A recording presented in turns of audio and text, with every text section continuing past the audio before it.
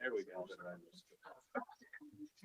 Okay, welcome everybody to the OHV Advisory Council meeting. It's April 23rd. It's 10:30 a.m. We'll go ahead and get this meeting started. We will first do attendance and introductions. So we'll go around the table and then introduce yourself and what you represent. And we can probably go around after that. And well, we'll do online after that and then around the room after that. So I'm Jason Blanknagel, chairman of the Advisory Council and member at large. And yeah, we'll go this way. Jason Curry, director of the Division of Outdoor Recreation. Jacob Hinton, lieutenant with Off-Highway Vehicle Program. Division of Outdoor Rec and Law Enforcement. Oh, Rachel Toker, Division of Outdoor Recreation. I manage and oversee the OHV Recreation grants. And I'm Patrick Morrison, I'm a Recreation Program Director with the Division of Outdoor Rec. Warren Casper, Compliance and Contracts Manager with the Division of Outdoor Recreation. Brody Johnson, ATV representative. Scott Wheeler, off-road motorcycle representative.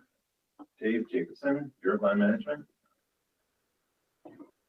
Eric Nelson, dealership representative. I'm a little complex, so I'll let Jason handle. You can skip me for a minute. Well, many of you have already heard the OHV Program Manager position. The process is being filled, and this is a good time as any to announce the selection. Wade Allenson was our top pick and has accepted. So welcome, Wade, and you can take it from there.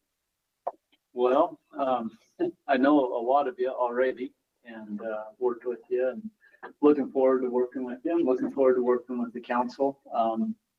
I sat down and met with Jason this last week, and he talked to me a lot about the goals he has in mind for me for the position, and I really appreciated that he shared with me what the goals were that he wanted me to work on. And I was really excited when he talked about being involved in travel plans and resource management plans. That seems to be one of my niches that I'm involved in. I've been involved extensively in those type of plans, so I'm kind of excited about that. I'm excited about working with the council. I know most of you here in one way or the other on the council. There's two of you on here that I encourage to be on the council, and you probably hate me now for it. I don't know. And you probably wish Scott Wheeler wouldn't talk as much as me. Yeah, my life has been a little bit interesting the last little bit with the new administration. I retired from law enforcement. I did a total of 32 years there between the Highway Patrol and corrections. In fact, this was my area down here. And I retired to go to work for the Forest Service.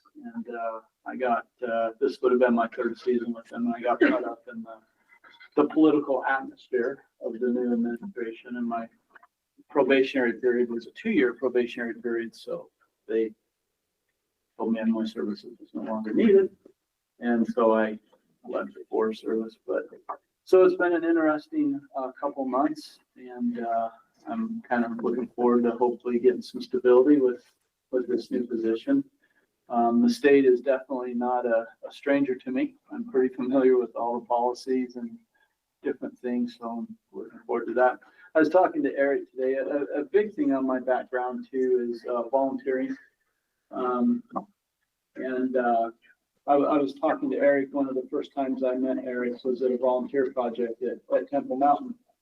We were working on the waterfall trail, and Eric showed up to work on it with us.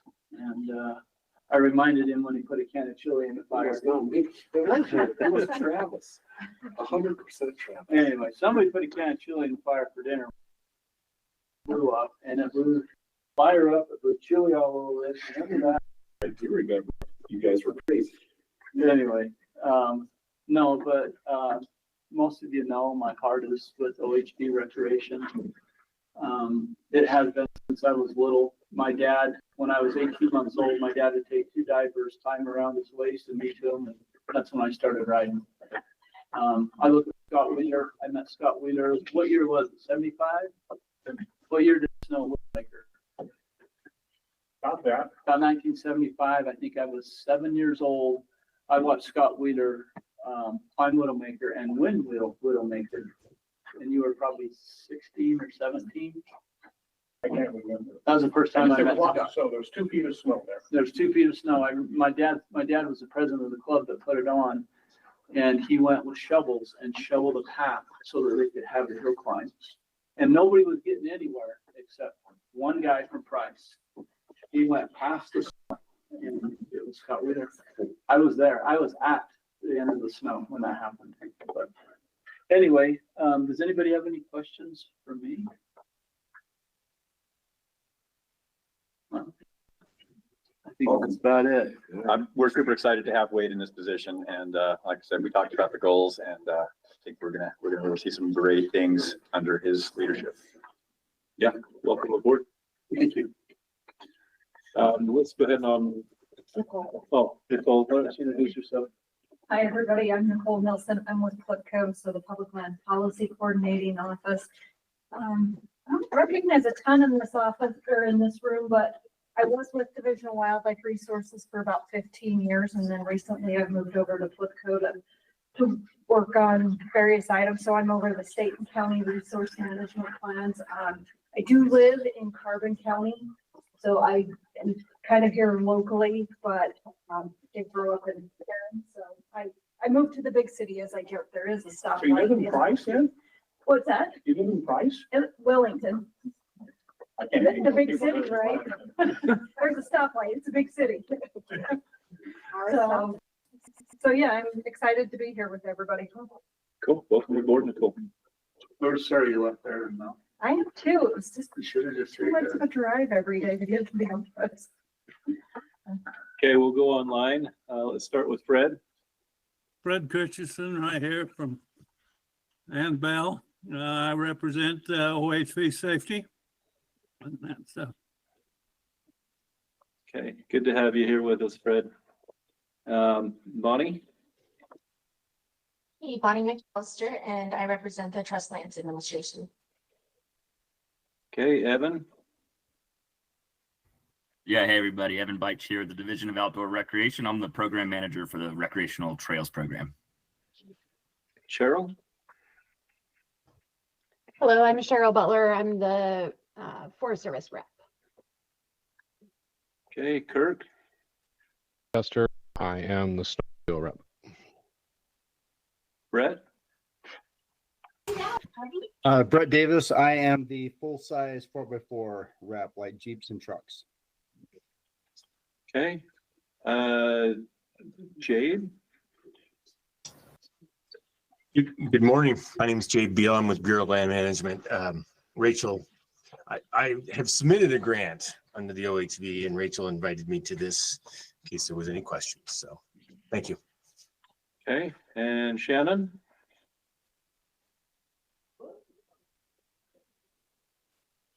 Hi, I'm Shannon Eberhard, and I'm also here because we submitted a grant application. We're invited. I'm with Southern Utah University and the Intergovernmental Internship Cooperative. Okay. Thanks for being on. Let's go ahead and go around the room real quick. Let's start on this end and go around. I'm Terry Nelson. I'm an outdoor recreation planner with the BLM here in the Moab field office. Scott Solly, Grant County Search and Rescue Vice Commander. I'm Shane Stroud. I'm the AAG that represents the Division of Outdoor Recreation. I'm Steve Bullock. I'm our natural resources major over our rangers. Law enforcement for the OHV program for the state. Brent Stewart, Utah OHV Advocates. Cliff Coons, I direct the nonprofit Ride with Respect in Moab. Scott Purcell, I'm the executive director of Western Single Track Alliance. I'm Lynn Jackson. I live here in Moab. I'm just here as a member of the public. Kent Green, here with Mark Peck with Red Rock Valley. Okay. I'm Mark Pett with Red Rock Valley. Ellen Johnson, and I'm Brody's wife and Fred's daughter. Oh, welcome. I didn't Didn't even realize. Well, good. Thank you, everybody, for showing up and being a part of this. Let's go ahead with item number 1.3 on the agenda, the approval of the August 23 or August 23rd, 2024 meeting minutes. So everybody had a chance to look through those. Accept the motion if anybody would be willing to make one. Brody? Make the motion that we accept the minutes from August 23rd, 2024 as written. Okay, we've got a motion. And I second that. Seconded by Scott. All in favor? Aye. Aye. Anybody opposed? Okay, hearing none, we'll move on to the next item. Open Public Meetings Act training. And we've got Shane here to help us with our public meetings.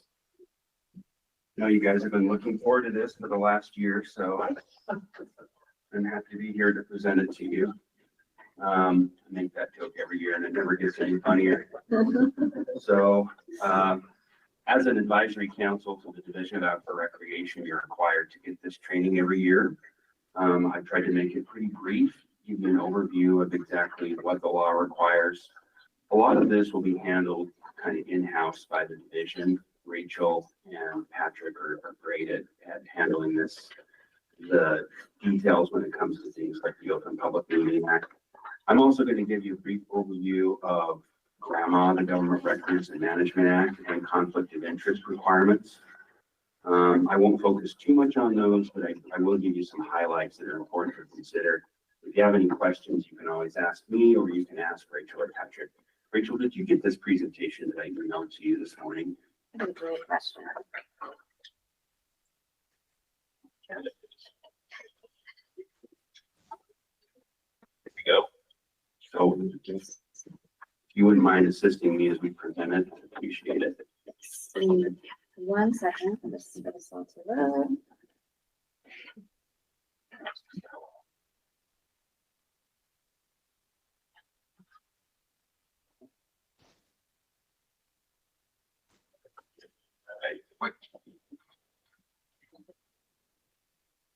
Great, thank you. Okay, so next slide, please. Okay, so what is OPMA? OPMA is the acronym for the Open Public Meetings Act. This act applies to certain meetings of state government committees, commissions, and councils, including you. So any meeting you have is subject to OPMA in one way or the other. OPMA advances a policy that the state should conduct its business in an open manner and deliberate in an open manner. And that's what you guys do when you consider the grant applications and you talk amongst yourselves in these open meetings. As you know, it's open to the public, either online or here at the actual physical location. And that's the entire purpose of the act, is to make sure that stays in the public eye.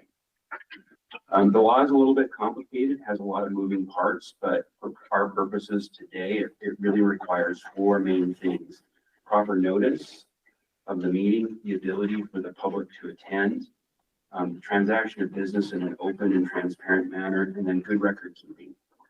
So as to the notice and the record keeping requirements, and allowing the public to attend, Rachel, Patrick, Maureen, everybody on the DOR side of the equation really take care of that for us. They make sure it's posted on the public notice side. They make sure we have accommodations for the public.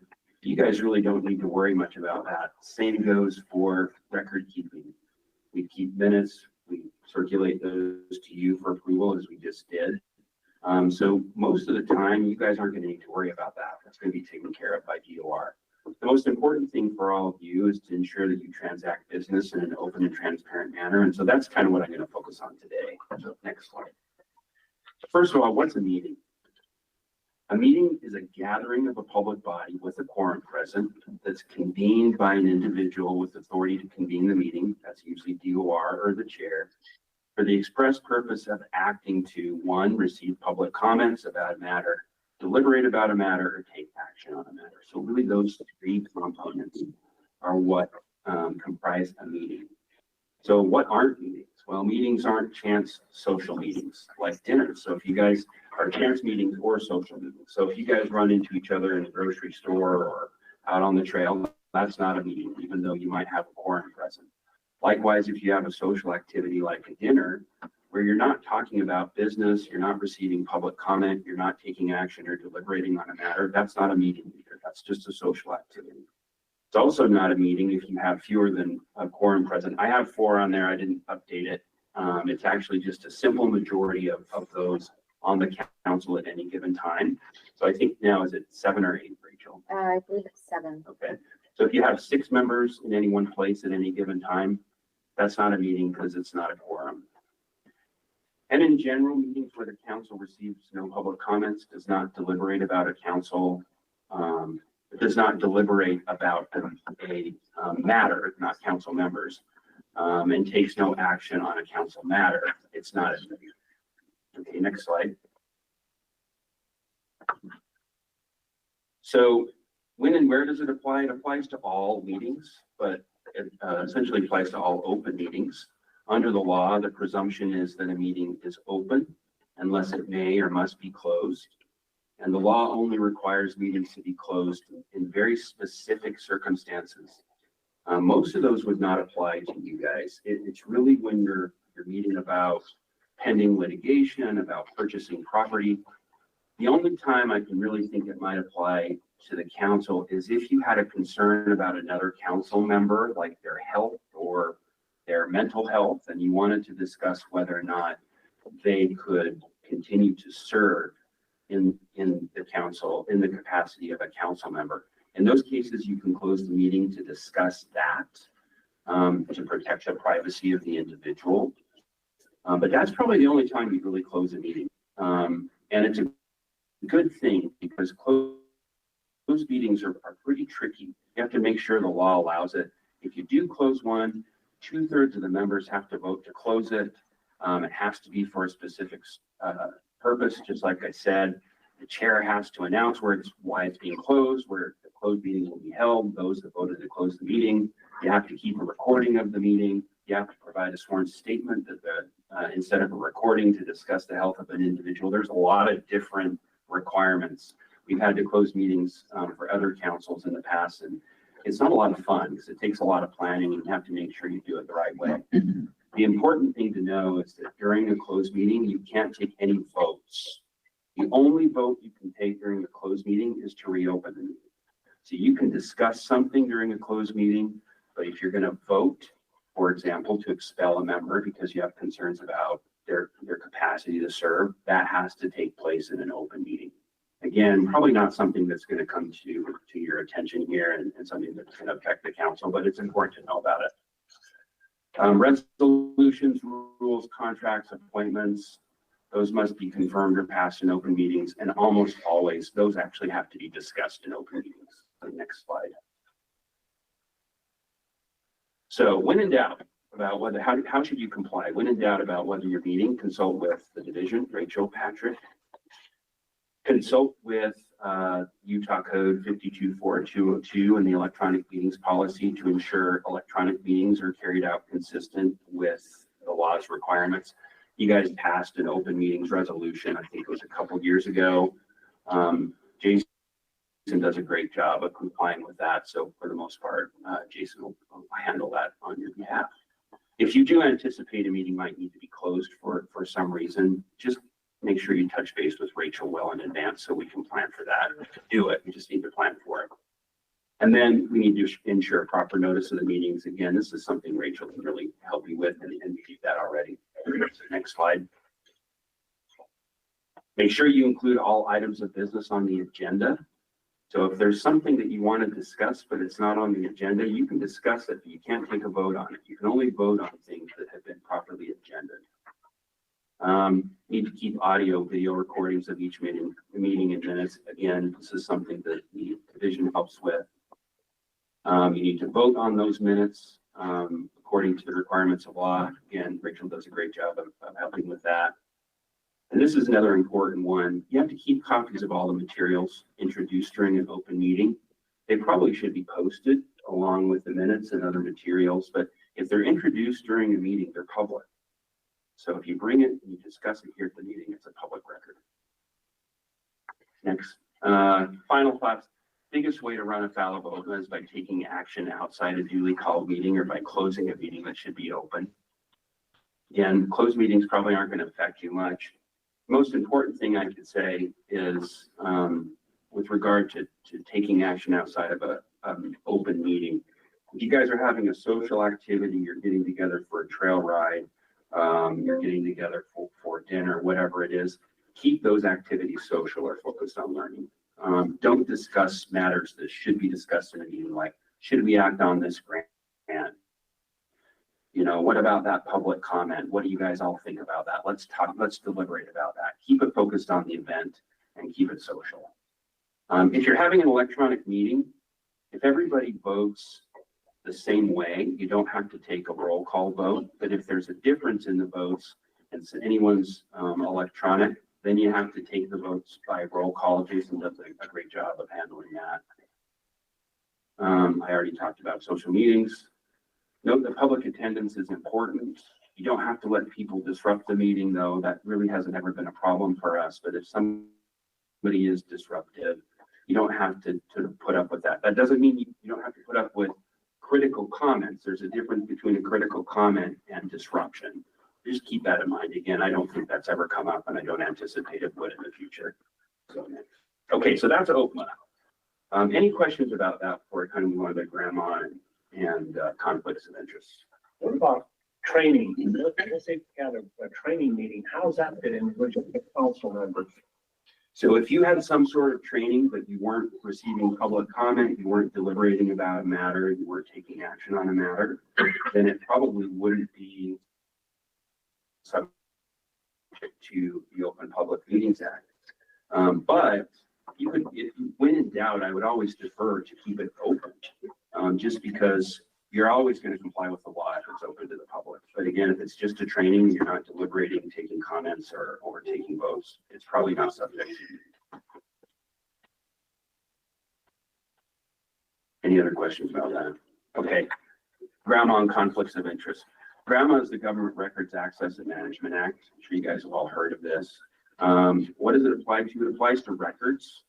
What are records? Records are books, letters, documents, papers, maps, emails, texts, any other type of documentary material, regardless of its physical form. Could be a voicemail, could be a recording, that is prepared, owned, received, or retained by a government entity. So who does it apply to? It applies to government entities, including advisory councils. That's you. And all records prepared, owned, received, or retained by the council and council members in connection with the council's work are subject to GRAMA. Doesn't mean they're necessarily records. Sometimes they're not records. So for example, if you're taking your own notes during the meeting and you're not introducing them to the meeting, those generally aren't records.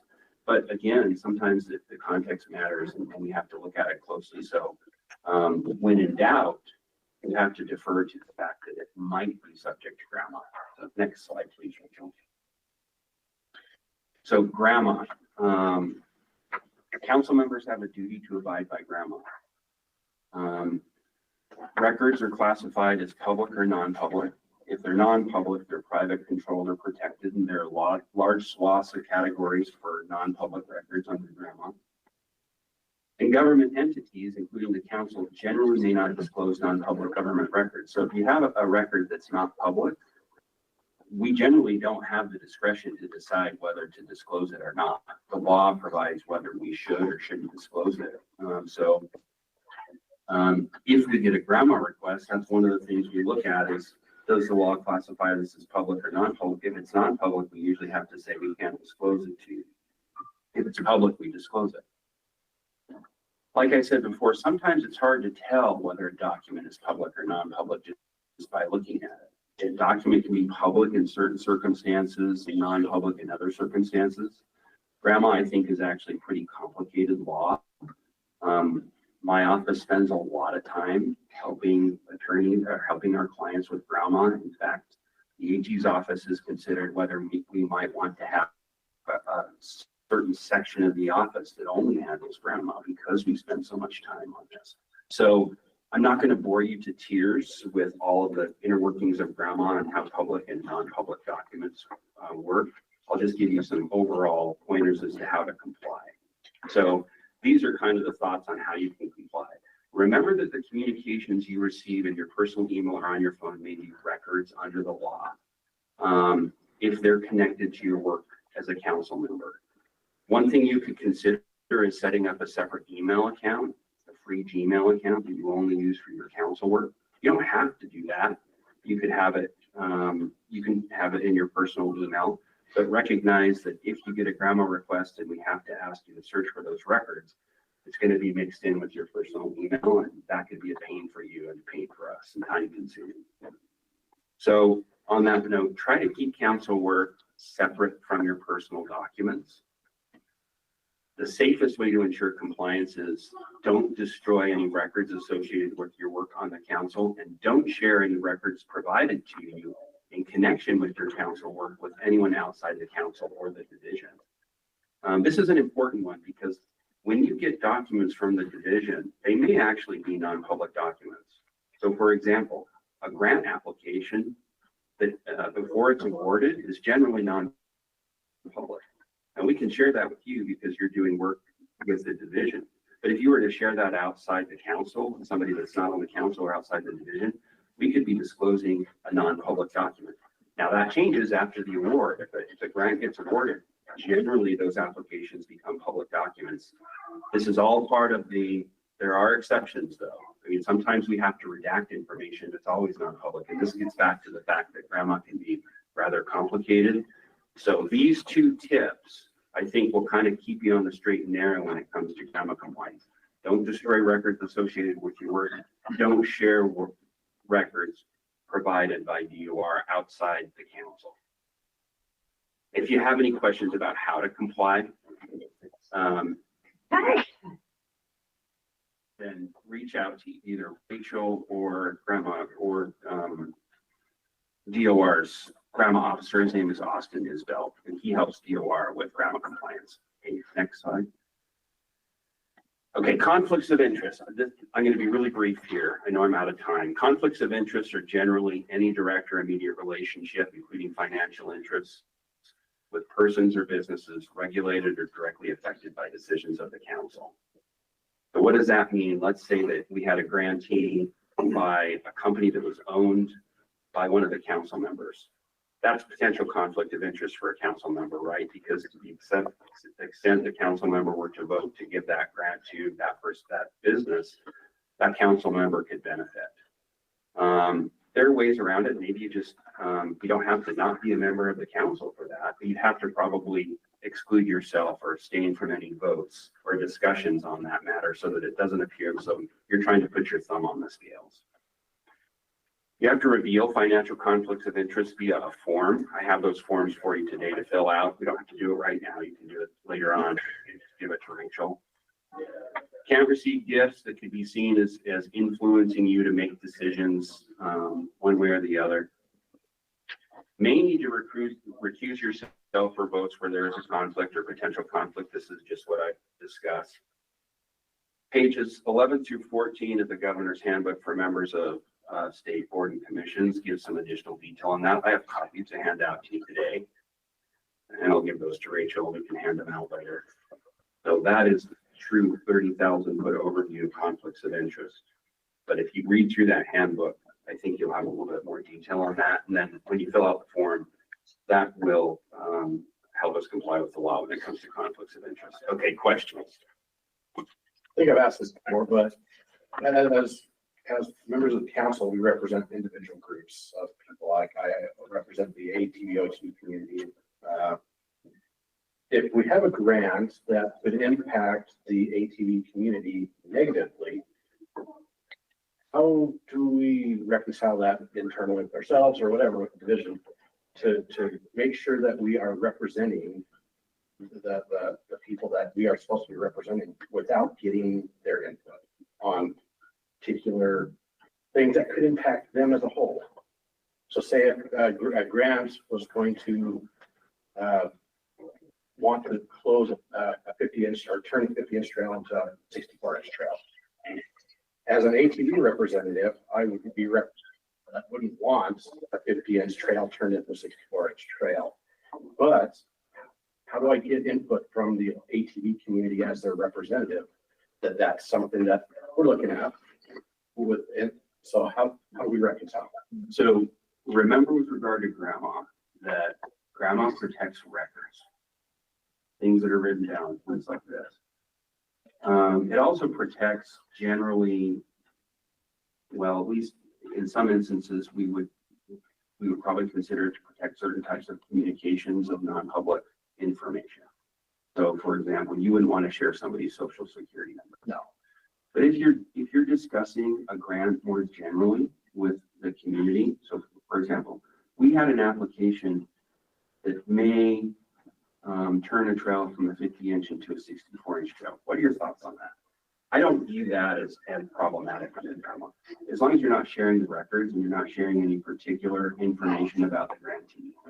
So, and we could also assume that maybe the ATV community knows what is going on, and so they may already know, but even if they don't, we need to be able to get their input as representatives. And so, yeah, just as long as we're not going to jail for asking some questions. No, I think you can ask questions in a more broad, general manner. I would just recommend against sharing personal information, actual information you kind of see from the application. Not the name of the group putting in the grants or their contact Contact. or how much they're asking for. But that there we could say, hey, there is a movement afoot to close this particular trail or turn it into a bigger trail. What are your thoughts? I think that's perfectly appropriate.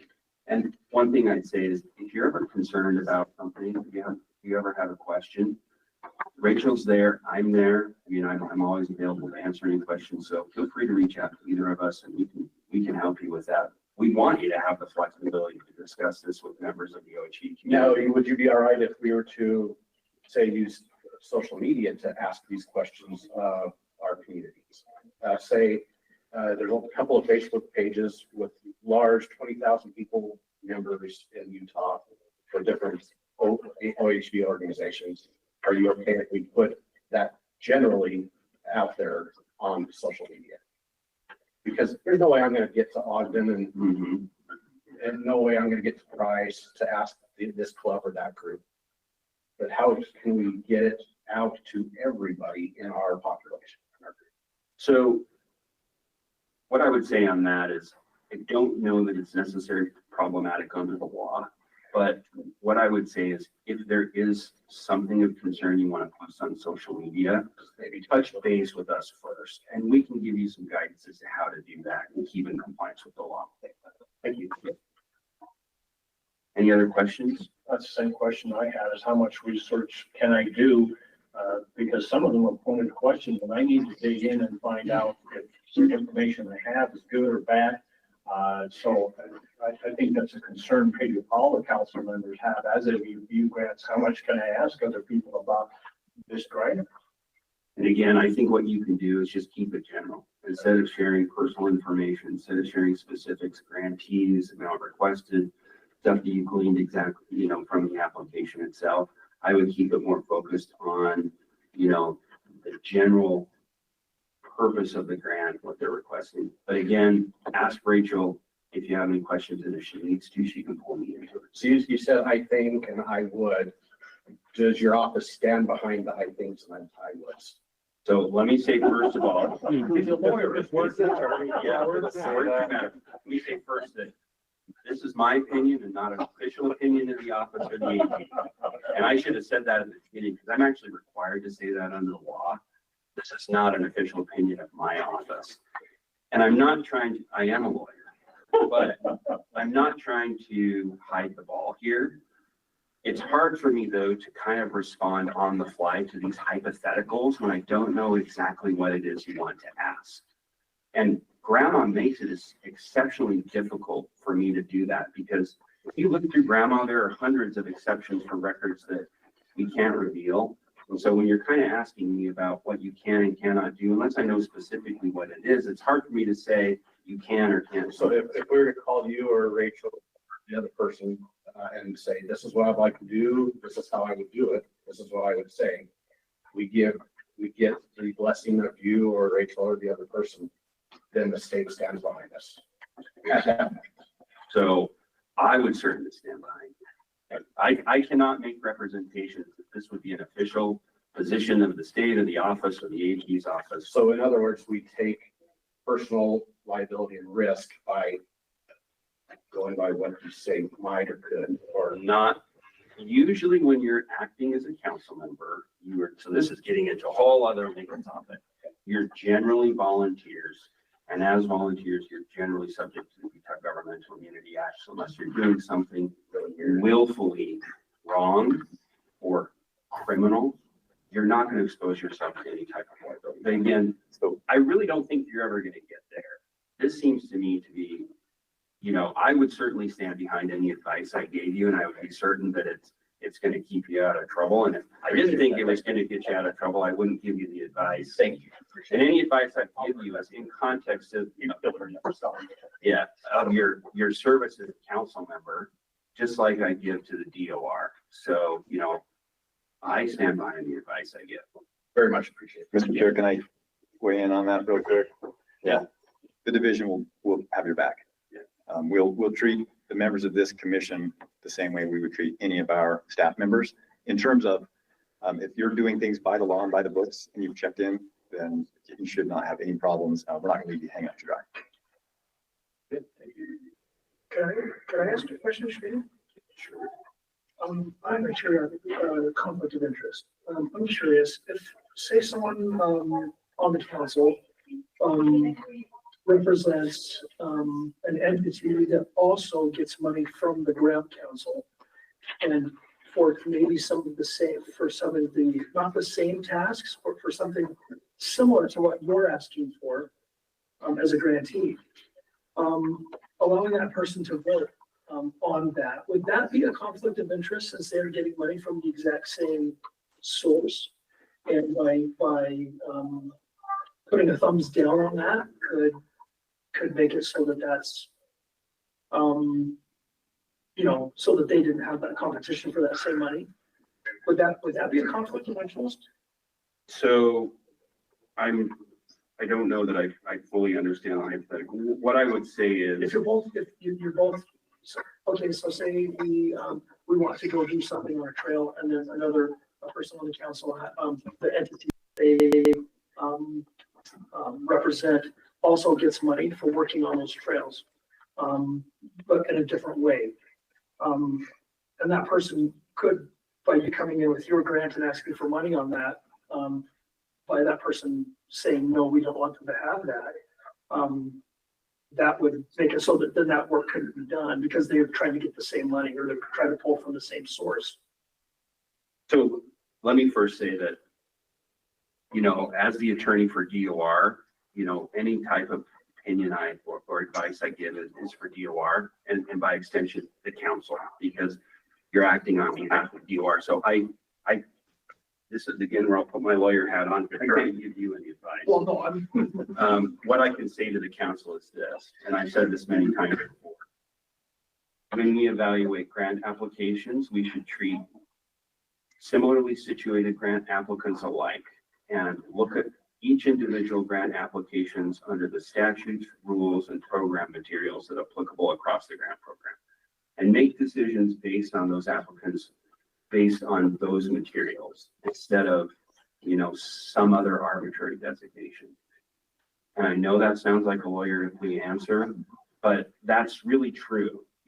One of the jobs we have in government is to treat similarly situated people alike under the laws and the rules, so that when people know what's expected of them and people know how we're going to treat them. So I guess that's what I would say when it comes to evaluating grant applications. As to conflicts of interest, if any of the council members have any specific questions about conflicts of interest, I am happy to talk to you about it. And I think that, again, that handbook will provide you some good detail, but maybe that's the best answer I can give on that issue. All right, anything else? I'll let you guys get back to that. Thank you, Chen. Yep. All right, consider yourselves trained. Let's move on to the next item. Jason Curry is going to give us a legislative update and discuss the OHV restricted account. Take it away, Jason. All right. Rachel, slides up. I just have a few slides, and while she's getting those up, though, I just want to say thanks to the members of the council. Appreciate you being here. Thanks for putting in the work that it takes to score grants. And thanks for the public too that are showing up. It's important we have members of the public that are here and listening. I've been on a lot of advisory councils, or over a lot of advisory councils, and participation is mixed. So with the more public engagement we have and the more engagement we have from the members, the more success we're going to have overall. The division can't make decisions on their own with any real effectiveness. If we were trying to do all of the things, many things that we do, from on the water to dirt, snow, and even the human powered stuff too, we have groups that advise us on all of these things. As a matter of fact, as a reminder, let's go to the next slide, and probably just some context. And also just a little tag on to the grandma conversation. My personal philosophy and the philosophy that we have in the division is we don't ever want to do anything that makes us afraid of grandma or the Open Public Meetings Act. If we're doing it so that we are never afraid of it, people can ask for as much information as they want, and we'll never have to deal with the consequences that people have had to deal with that made those laws necessary in the first place. So that's my philosophy. So this is a list of the different councils and committees that I'm part of and that the division has under its supervision. There's the Outdoor Adventure Commission, OHV Advisory Council. There's the Outdoor Recreation Advisory Council, the Outdoor Recreation Infrastructure Advisory Council, the Boating Advisory Council, the Tourism Outdoor Recreation Caucus, and now we have a new one starting here at the beginning of the fiscal year, the Outdoor Recreation Mitigation Board. So we now have an actual board. It's our first one. And then we also have subcommittees under some of those that call for additional meeting and coordination. So it's a lot of work. And so what I'm teeing up is kind of the bottom line up front for this group. I have some updates for you that I want to provide, and then also more or less an acknowledgement of the work that you've done in the past, and also probably the underutilized nature of this group up to this point. I want to engage more with the advisory council and have our division use you and get your expertise, your skills, and your knowledge into our decision-making processes, so that we, at the end of the day, can say that we had good communication and good transparency and public involvement. So let's see, next one. And then more context. There are 227,000 plus registered OHVs in the state, between side-by-sides, ATVs, motorcycles, and snowmobiles. There are also 67,000 registered boats. So you can see there's a lot of OHVs out there. It's our biggest group in terms of the revenue that comes into the division and the users out there. Jason, how many out-of-state registrations do you have in addition to that? That's not including the out-of-state ones. This year, about Yeah. Do you have those numbers, Jacob? about 33,000 just last year. Yeah. How many 33,000 outside of? as of last Non-resident permits? Okay. And that wouldn't be included in that? Correct. Okay. Yep. Yeah, those are all in addition to. So these are registered, Utah registered. Okay. Do you have a breakdown of the individual type groups? Yeah, I'll get to those here in just a little bit. Okay. And then our fleet, what we have, the division does maintain, own, and repair 160 OHVs roughly, and about 68 boats. So we have a lot of equipment. Most of those are used by the rangers that are under Steve's direction, or on the water patrol and on the dirt and on the snow. So, all right, again, 227,195 OHVs plus our fleet. So here's the breakdown. There are 127 snowmobiles that's our fleet. 127 snowmobiles, ATVs, motorcycles, and side-by-sides, plus 14 snowcasts that we use for our grooming. I'm going to talk a little bit more about grants. Our snow grooming program is one that goes up and down, and some years we spend more than the proportionate amount on snow grooming, and some years we spend less. So, but on average, our objective is to keep that kind of commensurate with the amount of registered snowmobiles there are in relation to the big picture in off-highway vehicles. A lot of effort on OHV education and outreach. Our trail crew Sork, it's supposed to say work, but everybody gets spelling error. And then community events, a lot of community events. Go to the next one. So a little bit of history on the grant. And you guys probably know this, but I think it's important to acknowledge. $6.3 million awarded to 66 different projects. So that's significant. And in a couple of slides here, we'll get to see the growth in this grant and how much money and effort and results we've been able to put on the ground, thanks to your help. And then as far as trail crew, just a few bullets there. I'll have more on that in just a second. Go to the next one. So in 2020, when the big appropriation was made into the grant, because the OHV restricted account is the big pile of money in the sky or at the Capitol that the legislature has control over. And so $35 registration fees, as well as the non-resident permit fees, the fuel tax formula that feeds into that as well. We get a lot of money. And so part of that was appropriated in 2020 as available funds to use for grants that you guys are scoring here today. So in 2020, just a little over 100,000 in 2021, almost 200,000 in 2022. We jumped up to 3 million, 23, almost 600,000, or I mean 6 million. And then in 24, again, over 6 million. So incredible growth. And so for Rachel and Chase and Jacob and this group, huge credit. Did you have something to clarify? I was going to say, so every year we get appropriated around 3.5 million. You know, some of employee time comes out of that, and there's other expenses that come out of it. But so what you see here is in the past years, when it first started, we weren't spending all the funding, so it rolled. So we have an influx, and that's why it's increased. This go around, we still have a little bit of an influx, but it won't be as high as that 6 million because we're still annually receiving the allocation of 3.5 million. Yep. So 3.5 million is the annual appropriation that we have been authorized to use for grants from that big bucket of money in the sky.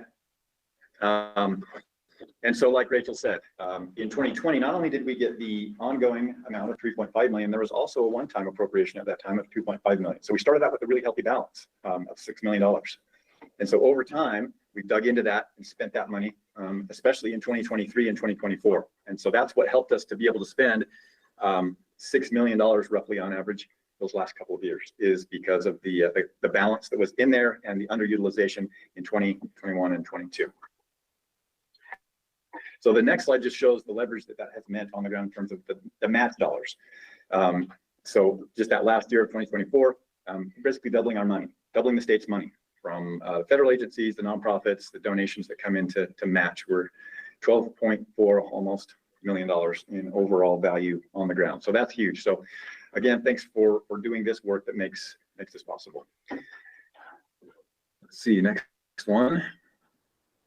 And this is stuff that I always hear the saying about assumptions, what happens when you assume. And I don't think all assumptions are bad, but I made a bad assumption early on that many of these points and all this information was being shared to this council on a regular basis.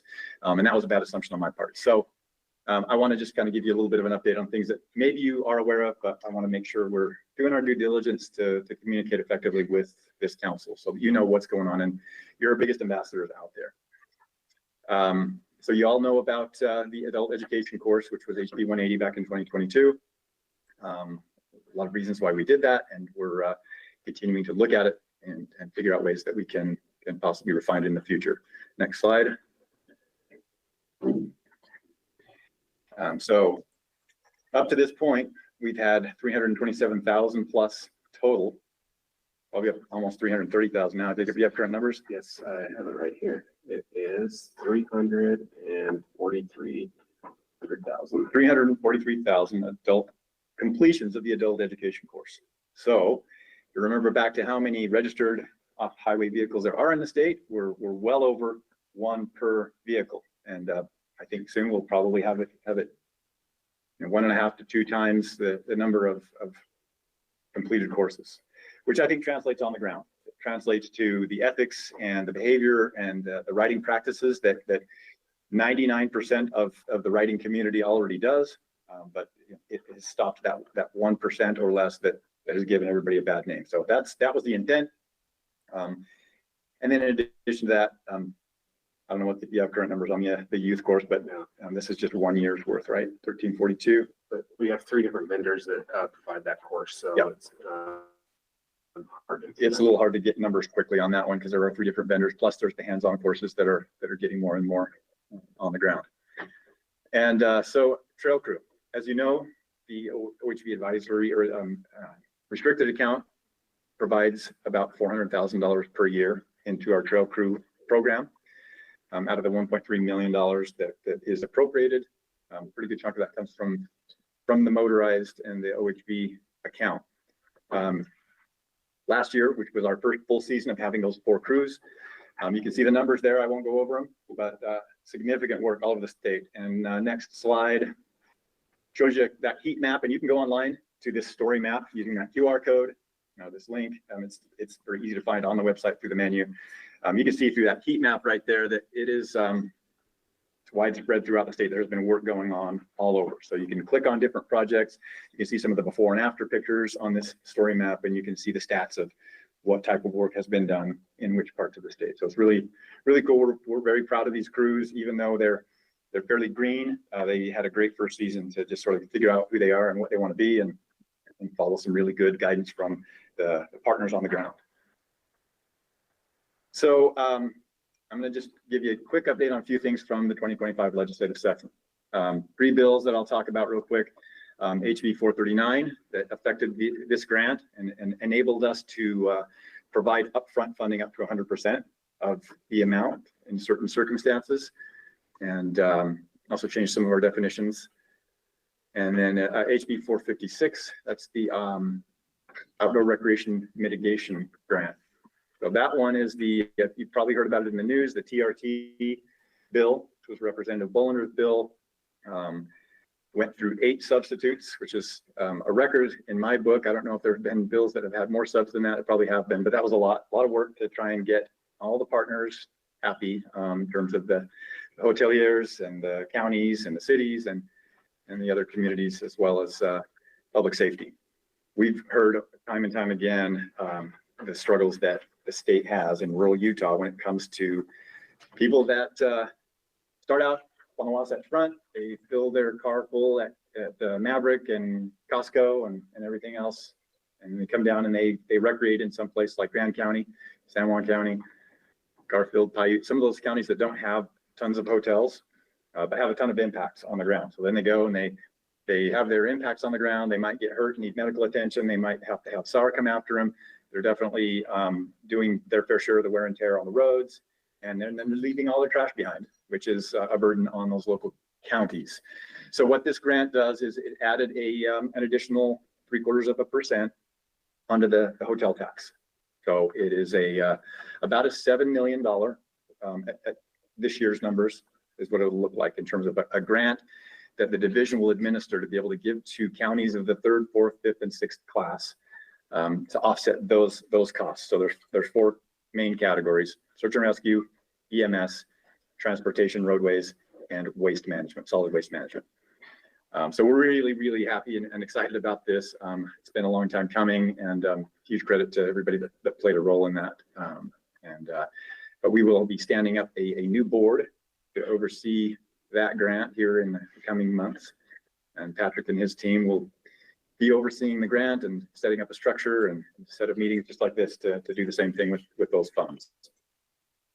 And then SB 52 was a vehicle registration bill. This was Senator McKay trying to solve the problem of people who buy equipment and vehicles in the state of Utah, but they pretend they're buying them in the state of Montana, and then they register them in the state of Montana to bypass property taxes, to bypass sales tax, and to bypass the state registration fees that are taking away from all of us. So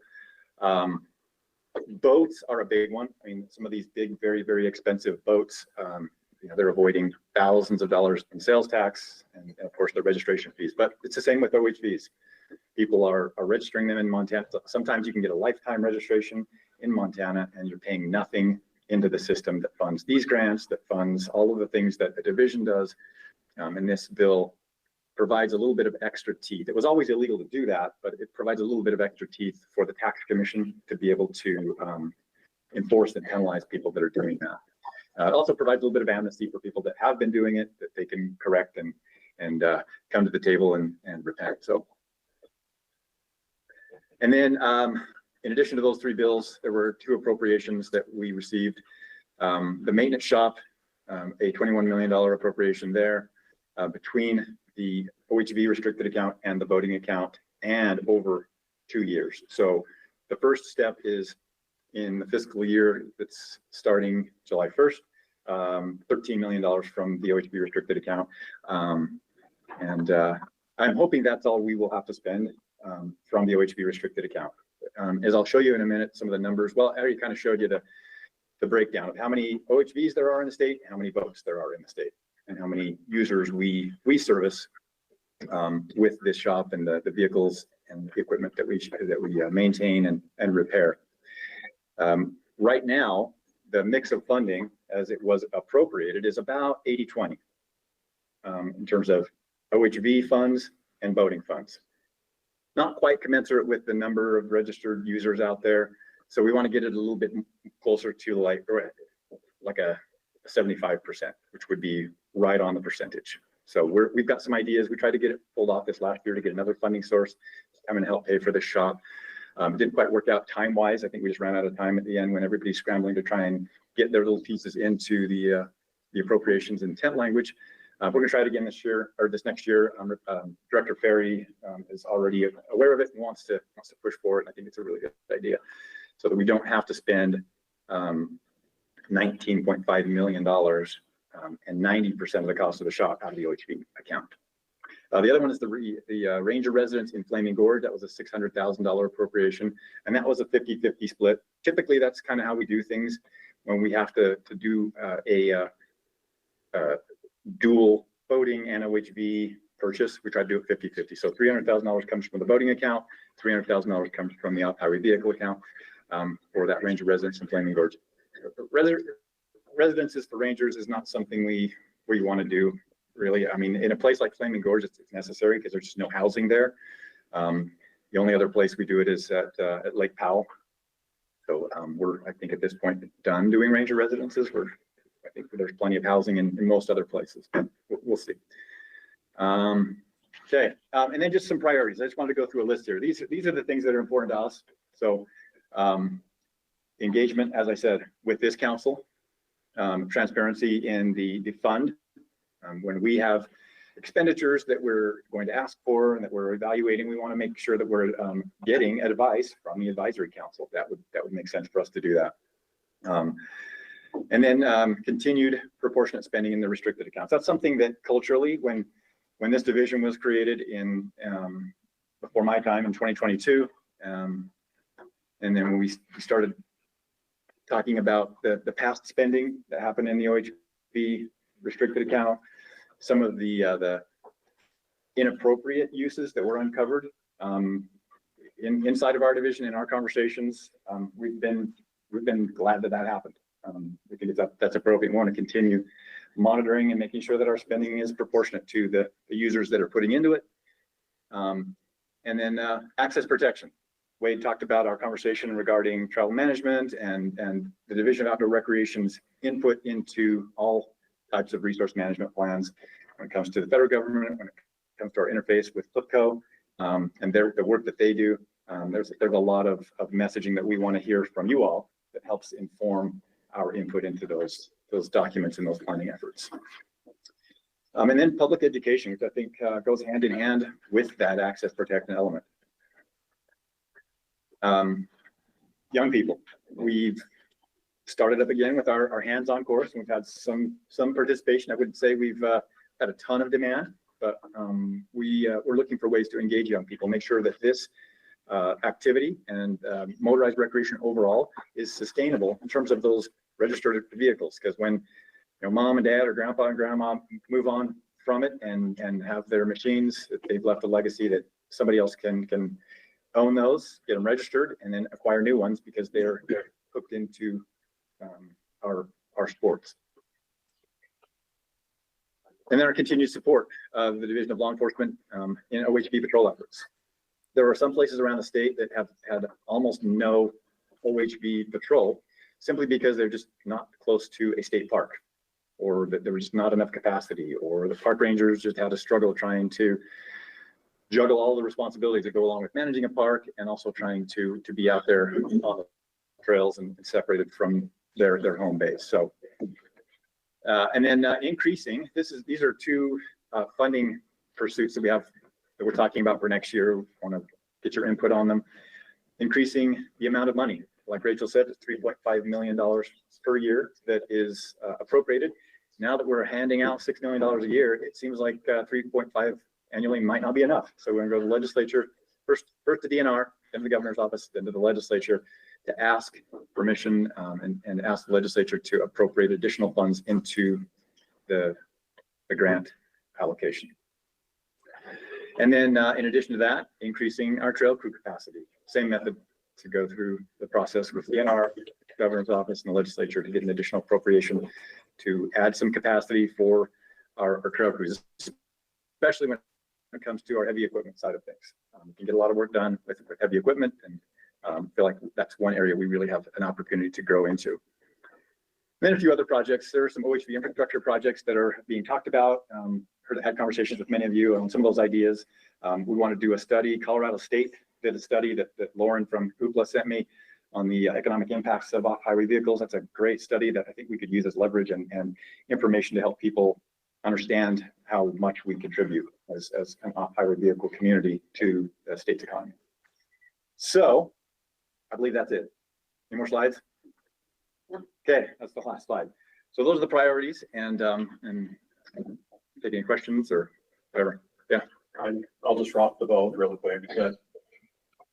In 3 ATV clubs that I have gone to talk about OHV type stuff, the biggest question is when the state puts in, or anybody else puts in grants that are kind of intended for OHV use, mountain bikers and other people are always using these trails too, but they don't seem to put anything into those trails.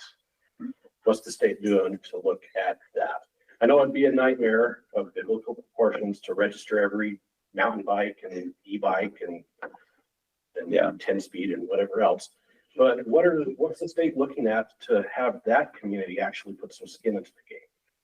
Well, and that's the first question. Second question is, and this is right from the website state, and take the glasses off, it says the OHV Advisory Council exists to represent various user groups as decisions are made regarding OHV laws, rules, and programs. At no point that I recall when the online training course was being developed, did anybody come to the OHV Council as a whole to ask our thoughts on that. No legislature, members of the legislature came and asked, nobody came and talked to us. I could be wrong. Am I wrong? I don't recall anybody asking us what our thoughts were on that online course. So what's the state doing to make sure that we are being utilized in such a way that even their website says is our role? Okay, great questions. I'll answer that question number 2 really quickly. Kind of goes back to that first priority that I listed up there. There are big changes ahead for how much this council is used in decisions that we're making. Okay. Is that trust you that something's happening? Wade, back me up on this? Yeah, Jason and I have had this conversation that I intend on using the council a lot. You'll probably have a lot of stuff coming from me. It might be what you ask for. You will. Thanks for putting it that way. You come to us and even ask our thoughts on other ways that we as a council can be used. Here's my thoughts on it. And Jason, jump in. I'm technically not employed by the DNR. Yeah, Like, just say what I want. My thoughts is this is your program. You are the experts. You're the OHV expert. You're the motorcycle expert. You're the dealer expert. We should be coming to you and getting your input because, the state has its policy and guidelines, but also I want to give you guys ownership of the program as well. Because it's a community. It's all of us. It's just not, the DNR doesn't own OHV Recreation. There's partners. But I want to give you skin in the game by getting your input on it. And granted, there's things that can be done and can't be done. So I've learned from the state government, but nonetheless, input is important because that's the first step and then things happen. And that's the way I see this council. I see this council as giving it back to you. So that way, when somebody comes to you and says, hey, why did my trail just get changed to 66? Well, I knew about it. And this is the reason why the council approved it or did not approve it. And the ownership goes back to you because that's what you're on this council for.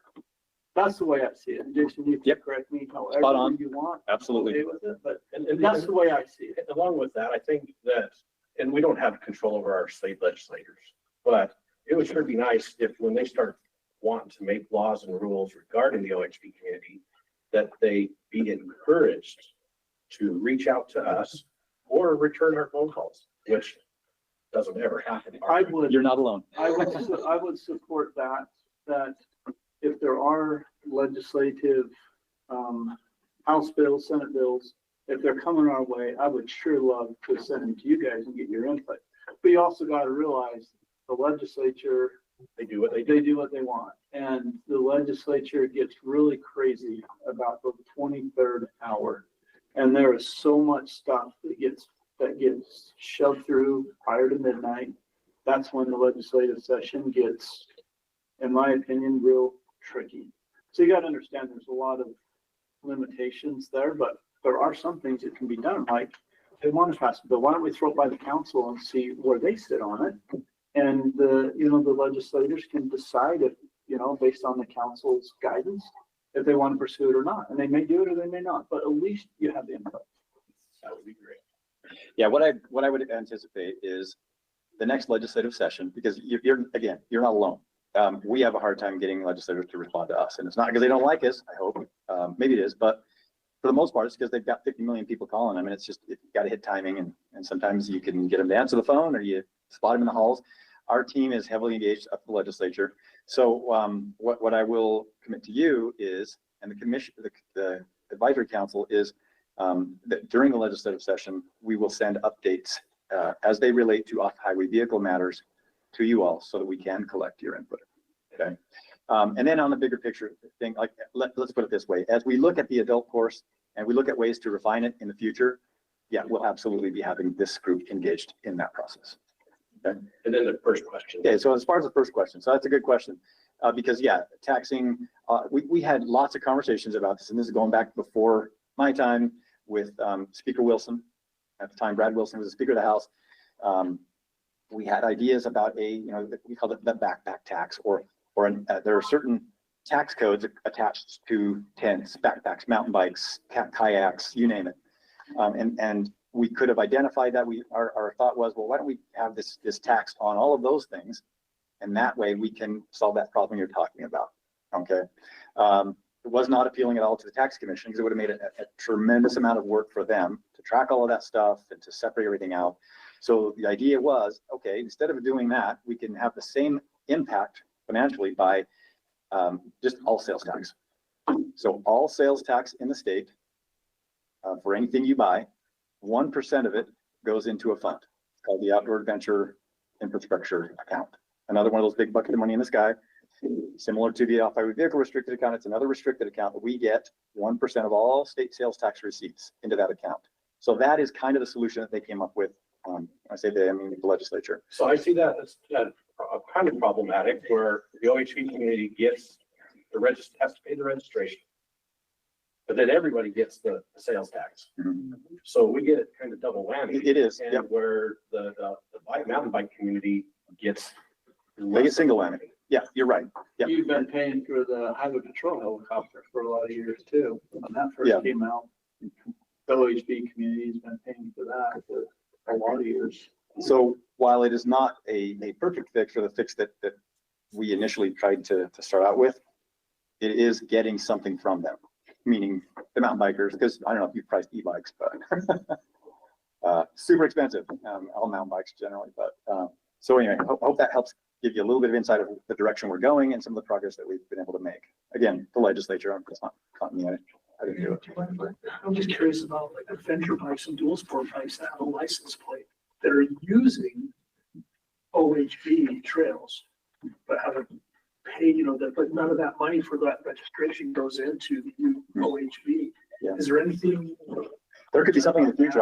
It's not something that we've spent time on. This is one Prorated amount of fuel taxes. True. That's a good point, Steve. Yeah, the fuel tax is intended to offset some of that. Okay, let's keep going on. Fred, you had one question. Do you still have a question for Jason? Well, I was gonna say on the education program, I think I took the test about 8 times and sent all the changes in to have the videos changed to add more stuff to it on training and that stuff for kids and adults. Yeah, because I've trained over 10,000 people through the ATV class. Yeah. Yeah, I know there was public engagement with the designing that course for So sure. I think the but council maybe not was the involved. advisory council itself. The council was involved, only they was involving me as safety. Since I represent ATV safety. And I helped put together the video of that with Chase. And Brett, I know you have in giving feedback and information to help craft that course. So we kept Fred in the loop because of what his track record was. We asked him for advice. He was part of a small committee that when we created the course. And then also through social media, there was a lot of, hey, what do you think of this? What do you think of that? There was a lot of debates, a lot of opposing. And I'm sure that Brody's seen a lot of that. Right, but that's all gone in the wind now. So I would prefer to do it here in this type of forum where it's all on the record. We get a well-rounded set of comments and input on it. So yeah. Okay. Thank you, everybody. And thank you, Jason, for that update. That's very helpful for us as members of this council. Along with that, we'll kind of move on to public comments and input, and going with the public and comments and input, we've been made aware of the granting requests that have been made by the public, and regarding a lot of these items that Jason talked about too.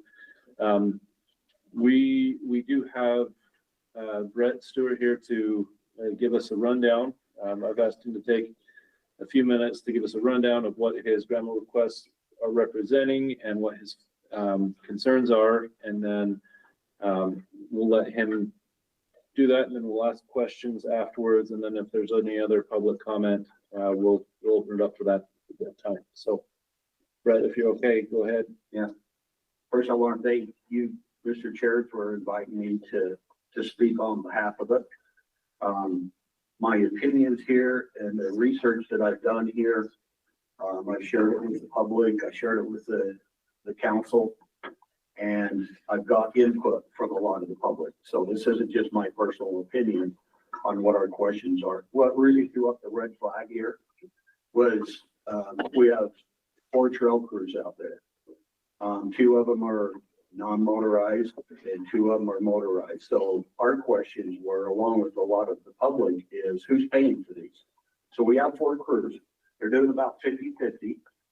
But the way I look at it, there's only 2 crews. Who's paying for the non-motorized? So those were the questions that threw up the red flag. Well, there's one way to find out exactly what the answer is, and that's through a grammar. So through the grammar request, Utah OHV Advocates is the one that filed it. So that's myself. But the questions were from UPLA, several other groups. I've asked a lot of people, these questions and what would they like to see on. If Rachel's got, she's got number 1 up there. These go 1 through 8, and I just got a couple little topics on each one of them. Brody asked about the advisory council not being too involved, and I've heard that from several members of the council. They're supposed to be looking at grants and policies. You haven't seen a lot of policies. Back when, for an example, Chris Howler was there, I think everything, we had the rules committee that myself, Cliff, Tommy George, and Chris Howler sat on, because when I worked on this bill in HB 143 in the very beginning, it started bringing in a lot of money to the existing restricted account. So we created these categories. And so through the categories, we tried to do the legwork on it, and then we handed it to the advisory council for their approval, and that's what we've been working off of. In the recent few years, I don't see that the advisory council has been engaged in policy. Basically grants, I've even had them say, what are we doing here? We're doing very little. So I think that we're going to see change there.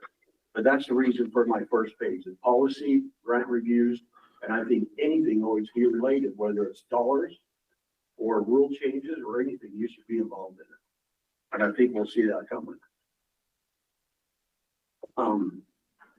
I ran a bill in HB 143 in 2018 that increased the funds available for the OHV program.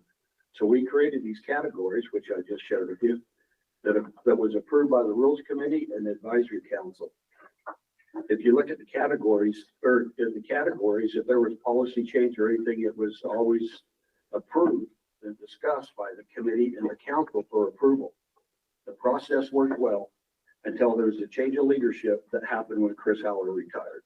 I believe in 2022, major changes were changed without bringing it to the attention of the council or the committee for approval.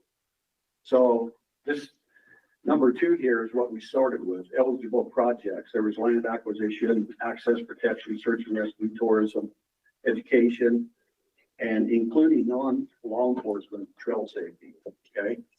Other uses. If you notice there is not a snowmobile category. It was adopted later, that contributes roughly around $350,000 per year, yet they're spending millions. And I'll come across another topic on that further down the road here. Did you know that we're funding 17 to 19 law enforcement rangers that are being funded out of our OHV restrictive account? That was never brought to the attention of the advisory council or the rules committee, to the best of my knowledge. Did any of you know that we were funding 17 to 19 law enforcement that are in the range of $200,000 a year? Right there. This is out of the ground. Why are we paying for the ranger program when we already fund $1 per registration to the highway patrol?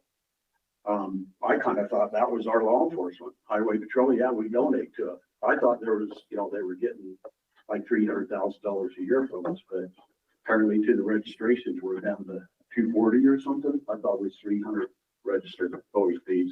So anyway, we donate, we have for a long time. They get paid before we get our money for the grants, okay? So that's been a rule or law. Why are we paying, let's see. After doing some research, I found that Highway Patrol Unified are making a maximum of $110,000 a year. So why is the OHV program paying rangers in the $200,000 a year? If you look at the chart here, Jacob, and I love to see people make money. The only reason I brought this is to the attention because it doesn't make sense that they're making double what a Highway Patrol or Unified is making. Jacob's in the range of 200,000, real close to that. I believe probably in 2025. We'd love to see Jason make money. He's well worth it. He's at 223,000 a year. I love that. He deserves it. The guy works his butt off, but still we're double what Unified. And I never did hear what a sheriff is paid. So I even made a comment. This is my personal opinion, that we could hire 2 managers for the price that we're paying for 1 law enforcer. Why is law enforcement even involved in a program? I just don't quite get it. Let's go to page 4. And we can come back to these if you have any questions. Write down what page it is. And I just want to hurry and get this over so I don't hold you up. But we can come back and ask questions if you want. Page 4, we got personal listing, top 10 positions funded by the OHV neighborhood account in 2024. 9 out of 10 are law enforcement.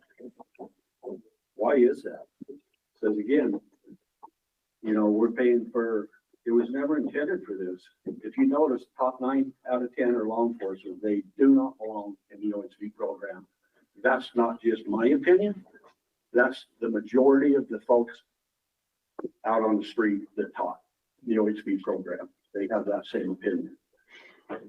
If you go to page 5, I think the general fund is where the law enforcement should come from, not the OHV restricted account. This is a bill that had something to do with the split of all this is HB 469. If you notice, this is a fiscal note and they asked for $0 for law enforcement. Why is that? Why is all the money coming out of the OHV program? I feel like we're a GoFundMe for law enforcement. It just doesn't seem right. I've been saying for years, when we was on the rules committee with Cliff, we wanted to have trail crews from one end of the state to the other. There's a lot we could be doing here, but it hasn't grown. It hasn't done anything. But if you look at this, the top 9 out of 10 are law enforcement, you know.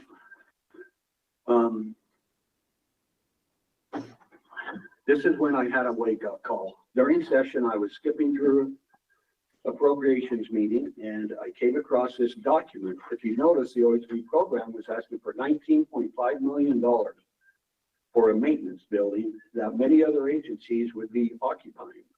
During one of the meetings of Jason Curry's presentations, he spoke about the maintenance building along with wanting to fund a ranger station in Dutch John for the amount of $600,000. During the meeting, I texted a friend who was a representative that sat on the committee, and I says, ask Jason how much this account makes.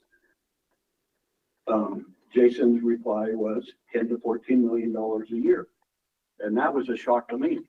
I've got the original fiscal note from when I ran this bill of how it would progress, and I thought it was around $5 million a year that we were making. So that was a shock to me. I didn't even know it made this kind of money. Sure, somebody could have added up, but I think it ought to be aware to the committee here, the advisory council, of how much money is in that account, not just $3.5 million that we get to use for grants. Did any of you know that we're making $10, $14 million a year? This needs to be shared with this council right here. We have the rules committee. I don't even care if that exists, but you guys are the professionals. You need to know all this. And I think we'll see that in the future. So anyway, maybe that's the money that maybe the reason we don't know is because he was saying for the $19.5 million building. I don't know, but that's just an assumption and I'm not going to get myself in trouble. If you go to the next page, again, snowmobile registrations only contribute, I think, around $350,000 to the restricted account, yet they're spending millions of dollars on snowmobiles, snowcaps, snow groomers, trailers, and so forth. Didn't we have a sort of a discussion about the categories when it used to be in percentages like 10% per category, that snowmobile couldn't go over 350,000? If I remember right, I think it was a topic that they had to stay within that percentage. But yet, if you look at this chart down here, we got 4 snowmobiles, and this is only a partial chart. I don't know why I didn't get the full thing through the graphic. But we got a snowcat groomer, that's $398,000. We got 4 snowmobiles. The OHV, you know, we're spending millions on something that we, you know, just because they're a part of it now doesn't mean they get to spend all their money. I think they should stay within their range. And like I say, that's the snowmobile was agreed on and it was added later. Okay, so now we're on page 8. All I can say about this info is how did we ever get to this point? If you look at this, OHV law enforcement, they received $1.43 million, $1.4 million, 2023, 1.9 in 24, and they're asking for $3.3 million in 2025 for law enforcement. OHV equipment, $1.7 million. Well, they just got $1.6 million last year and 1.8 the year before. Did anybody in here know that? I don't think so. Chalk facility. We got $400,000 they're asking for this year, yet we're building a $19.5 million building on top of it. That's $26 million. You go to OHV trail crew, $400,000, whoop-de-doo. That should be the one that's in the millions, not the $400,000. We should have 20 trails crews from one end of the state to the other, in my opinion. I mean, this is ugly right here. 3.3 million for law enforcement. What did we become the collector for law enforcement? I didn't know what was happening, but it is. And then you look down here a little bit further and it's Dutch John Ranger residents and OHV registration or recreation maintenance, you know? Again, I'll give you my final opinion. I'm not a lobbyist or paid to monitor anything or anybody. I'm just an advocate that is trying to protect the OHV program for us and future generations. We worked hard to get it to this point and become 100% satisfied. And this is what happens when we put trust into the leadership that thinks it's their program. We are not we are the investors of through our registration fees, and they are using our money in a way that I don't believe we approve. We should be hiring trail crews, building restrooms, trailheads, OHV parks, motocross tracks,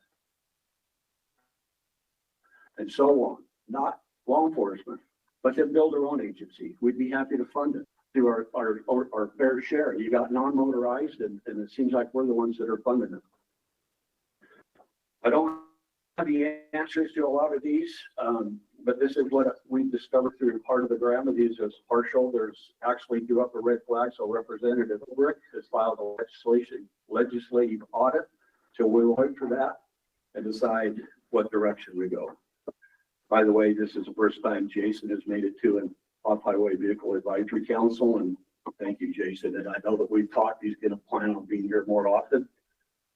I've been involved in a lot of, I probably ran 8 bills that we've talked about. And I think it'd be good to have a representative from the OHV council to be the, keep an eye on everything that's going on because it moves fast. I've committed my life to doing it since I ran this original bill because I learned how to do it.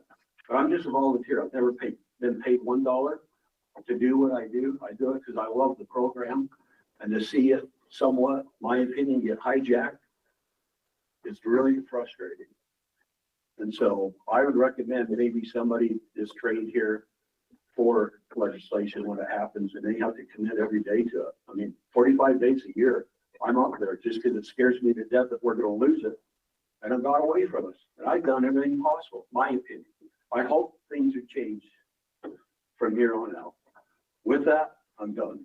But thanks for letting me spend the time and thanks for asking me to share it with you. Thanks, Brett. Is there any of those that you would like clarification on from me or any of our staff? Because there's some very good explanations and clarifications and corrections. Just building. So, I've heard about it and kind of a hot topic of late. How much is this maintenance facility, the total cost of the maintenance facility? Well, the DFCM, who is the entity responsible for determining that stuff, they told us their first stab at this, they said $27 million. So we're not spending $27 million on this. We would like to spend somewhere around 10. And they said, okay, we'll rework it. Okay, well, we think we can make it happen for 21 million. So that's why the $21 million figure is there. We made an effort last year to try and run legislation that would make us independent from DFCM in this process because we feel like that makes it more expensive. We want to make this an efficiently priced and built, effective building for far less than what DFCM is telling us that we need. So the building right now is about 19.5 million. They were donating 19.5, and then boats were donating 2 million. Yeah. So and what like you said, multiple agencies or groups are using it. Okay, so 99% of the work they do is OHVs and boats. There are sometimes when other agencies will bring work and they'll prioritize that according to our needs, but we charge them money for it. Okay, so and this is like a repair shop. Yeah, it's a repair and maintenance shop. So the recreation since 1970. So if a trail crew that's working in St. George has a machine breakdown, they have to flip it all the way up to Salt Lake to be repaired. Not necessarily. Sometimes we have mobile units that will go and do a lot of these repairs. They come down here, and then we've got a shop at Sand Hollow that they work out of at the park. Yeah, not multiple agencies on that shop, and again, there's 2 sources. We want it to be commensurate with the number of registered things out there, whether it's OHVs and boats, so that the percentage-wise that it matches up, and that's our intent. We're still working. We just had a meeting earlier this week that wasn't able to make it there, but our staff that's over this project is continuing to hammer DFCM, get it to a reasonable place, and we're open to all options. I don't want to spend $20 million on this facility. My hope is that we don't have to. Prices and tariffs and all that stuff has really blown up this whole conversation, but yeah, I think there is that whole thing about many other agencies in that It's shop. located at the state park, so you can't tell me state parks isn't gonna use it. No, they don't. Non-motorized is gonna use it. Nope. There's multiple agencies that will be using it. Nope. No, that's not. When it's located at a state park on It's not state located. land. Yeah, well, it will be built at the Jordan River Off-Road Park, but it'll be ours. They don't use it. They don't get All I'm to. saying is let Let me them tell you donate this. to the building. I've been asked by the state parks director if we can do a level of work for them, and I've declined that. It's just not, it's Let not. the committee know. Hmm? Let the committee know, not me. Yeah, I think I'm answering your question, but yeah, okay. Or council, sorry. And there are 3 different funding sources that go into paying for rangers. Off-highway vehicle is one of them, the voting account is one of them, and then state parks. Because there's really only 3 things that these rangers spend their time on for the most part. Patrolling OHV trails, patrolling on the water, and patrolling and dealing with crimes that happen inside of state parks. If they're dealing with a crime that happens on the water, or they're patrolling on the water, that comes out of the boating account. If they're dealing with an incident inside of the park, that comes from the park account. So the restricted account, which has always paid for law enforcement ever since the beginning of time, the first language way back in the 80s gave the Division of State Parks and Recreation the authority to use those funds for the administration and enforcement of the chapter. So it's not something new. Now, the other thing is that one thing that you had up there about the ask, because you said it, Brett, should be general fund. We asked for that. DNR asked for that. That's the way we feel as well. General fund would be. The outdoor rec could fund it because everybody uses. No, the rangers aren't out there patrolling non-motorized trails. They're not out there doing things that are not related to OHV, boating, and state parks. So we're willing to pay our fair share. Yeah, and I know. But again, this right here does not represent what we asked for. Why didn't you ask? We did. Enforcement. We did. We asked for it. But again, this document right here is not our document. We asked for, and DNR asked for funding from the general fund to fund the Division of Law Enforcement. And why is it 0 on the fiscal note or on the? That is not our number, because that's what they said. They said, you can ask. Who's law enforcement? You can ask, but we'll tell you what we're going to give you, and that is 0. We would love to have It's just one general. of the flags. I don't have the answers to anything. I just found the. Well, and I appreciate it. This is important stuff that we want to make sure that is out in the So public. go on page 8.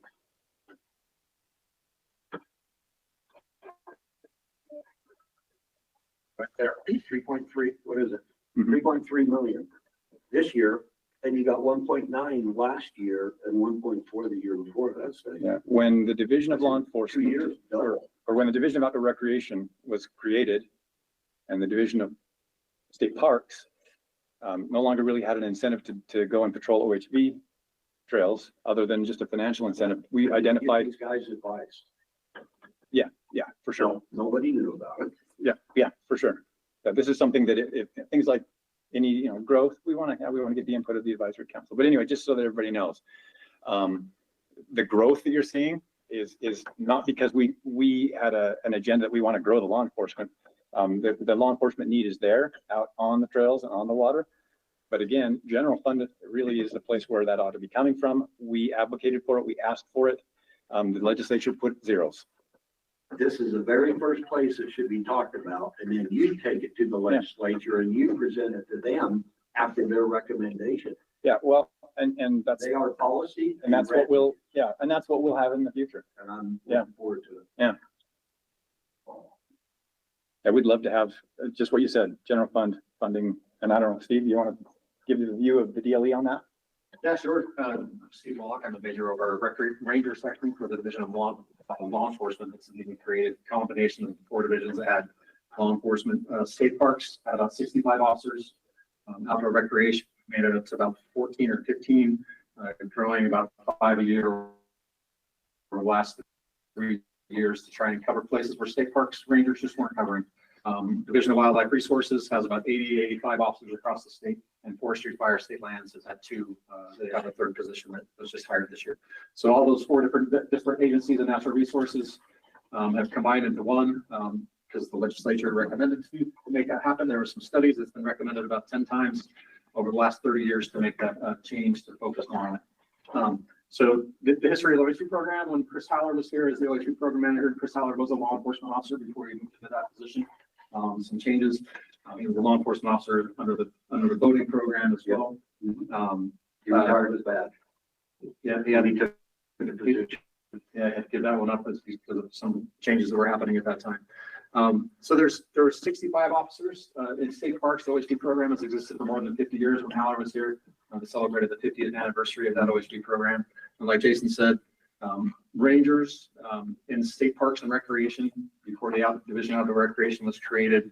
And I worked as a ranger at Antelope Island, Hiram State Park, and Deer Creek State Park. Had a variety of duties. They focused on managing the state parks. They also did off-highway vehicle enforcement and education and patrol, and also did boating education, enforcement, and patrol. So the state parks motto was basically 1/3 of each state park budget was managed. 1/3 came from parks revenue, 1/3 came from the OHV restricted account, and 1/3 came from the voting restricted account. As a general model is how they funded those efforts and patrols. So for my 17-year career, I've spent hundreds and thousands of hours on the trails. I've spent every Easter weekend at Little Sahara dealing with OHV accidents, drunk drivers, people crashing into each other, and death. That's what our rangers do, right? Is we're out there educating the public, trying to keep those trails open and safe, and making sure that the public is trying to keep their access so that our federal agencies know that, that the resources aren't degraded, and we serve as that partnership. We're the only agency in the state that really does that. BLM has 5 or 6 officers, 7 officers through the state that try to do enforcement on their lands. There's about 10 to 15 federal Forest Service officers that do that. And some national park areas, there's a few more, but there's generally not a lot of OHV activity that happens in those national parks. We've been meeting with the county sheriffs through the state. They're appreciative of our efforts through the state and what we can bring into that. And I'll just say, if rangers aren't performing those duties, the troopers definitely don't. I'm sorry, the money that goes that dollar, like, I'm sorry, totally forgetting your first name again. Wait, thanks, Wade. That goes to the Aero Bureau, the program that happened a few years ago. That goes into Yeah, that's just the helicopter. the helicopter. That's not Helicopters. their enforcement efforts. So the history of of rangers and law enforcement is long. There's been rangers at Lake Powell since like 1972 consistently enforcing and educating and responding to accidents and taking accident investigations in those areas. So there's a long history of DNR law enforcement and as rangers through the state. So it's nothing new. But I think the newness is the transitions that happened when state parks and recreation was divided into 2 separate things. The state parks have become inwardly focused because they're so busy only in the state parks. And the first director of outdoor recreation, Vic Gruey, and the department decided that they needed a law enforcement presence, not just in the state parks, but to expand that into other areas. And that's where we had that. And then it's been recombined. So we're currently about 42 officers spread throughout the entire 29 counties of Utah. There's some areas that are busier. Wasatch County has multiple because there's 3 big state parks happening there, multiple bodies of water and rivers. Just a really busy recreation. Here in Moab, we have 2 law enforcement officers, maybe Brody Young, Lucas McTaggart that have been here, and they split their time on the river and on the OHV trails and are a real asset to the county sheriffs and to the BLM, to the other agencies that are here as they respond to it. Sorry, looked like you had a question. I have a question. Okay, do you get any federal funding on this? Because it sounds like you're doing management on a lot of federal property. Sure, yeah, 4122, that's the Off-Highway Vehicle Act for the state of Utah, has existed for a long time. The OHV program has existed a long time. Utah has its own set of laws and rules. Brett's helping involved in influencing some of the creation of those laws, like the OHV education course, the requirement to register your machine, the requirement to stay on designated routes for kids to wear helmets. Well, what I'm asking, So is those state laws apply. any federal money into, Those state doing laws law apply enforcement on across the federal entire ground? state. We do not receive any funding. That's a Okay. state program. So it's all, the state's funding your program to do enforcement on federal grant. All public lands. all Yeah, public and it's the same with trail crews. Okay. And it's like, because in my opinion, that's an investment. And if we look at it as land jurisdiction, to me, I can see where you're coming from. It looks weird, it looks ski, like, why are we spending all this money on federal ground when the federal agents should be doing that? We're not, I don't view this as we're spending money on federal ground. We're 70% of Utah is federal ground. We're spending it on the people and the program. And I think that's important. I guess what I'm seeing is I'm getting a mix of different things. It'd be nice if I seen a budget up here and then a flow chart coming down where all this went to, because over the years, I have been under the understanding that there was more money in this fund than we were utilizing, and I didn't know where it was going. And right now, I still don't know. It sounds to me like we need a flow chart of some sort. Earlier presentation outlined what the OHV program does, right? You had about 10 different points of all the different focuses of that, law enforcement being one component of that. Let me say this. We do have to wrap this conversation up, but I've taken a lot of notes, and it's a longer conversation. We need to continue this. Oh, yeah, good question. Okay, and just in just a second, because I want to just make sure that we're moving along. I do not want to end this conversation, but unfortunately we have to. But we can continue it, pick it up next time, and we can go into as much detail as y'all want when we don't have quite so much business to attend to with the grants. I'm not afraid of any of these questions. There's really, really good backstory to every single bit of this, and input that I want from you on how we proceed in some of this stuff. So see a doodle poll for May and June for some dates. Two other quick things. We lapse money back to the account every year. We never spend all of it. And nobody in this whole outfit makes $200,000 a year. Those numbers are not correct. So your grammar's not correct?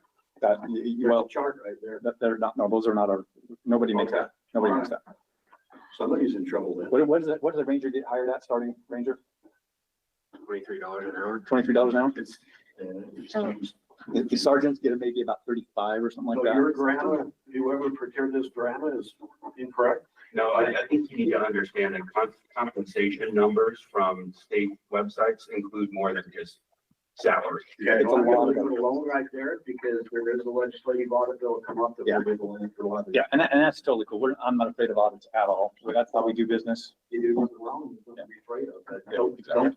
That's interesting when you say that the grammar request is incorrect. Yeah, it's misinterpreted as well. So let's pick this up again. I want to finish all of these conversations, but Rachel's going to send a doodle poll to find out when everybody's available, and we can take as much time as you guys want to talk about on all this stuff. And I'm not afraid of these questions, and I'm not afraid to be told that I'm wrong. But also, I need to explain how some of this is framed. So anyway.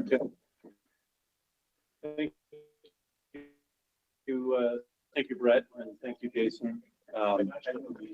Definitely, the conversation is worth having. Are we at the point where we need to break for lunch, or what's? they're picking up lunch. Okay. I'd say that we continue on because right now we're Okay. Let's go on to the RTP grants. Evan, you've got a few minutes.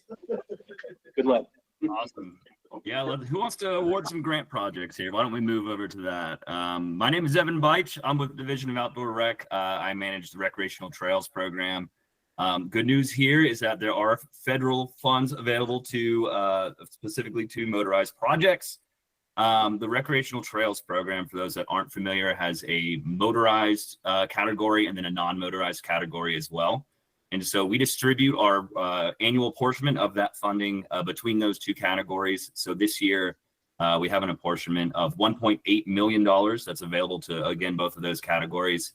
So we have $682,000 total dollars in asks this year for the motorized portion of the RTP.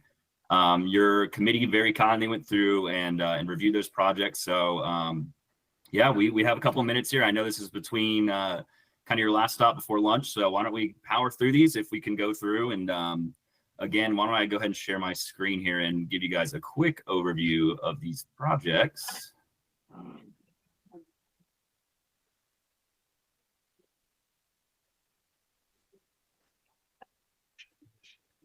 Okay.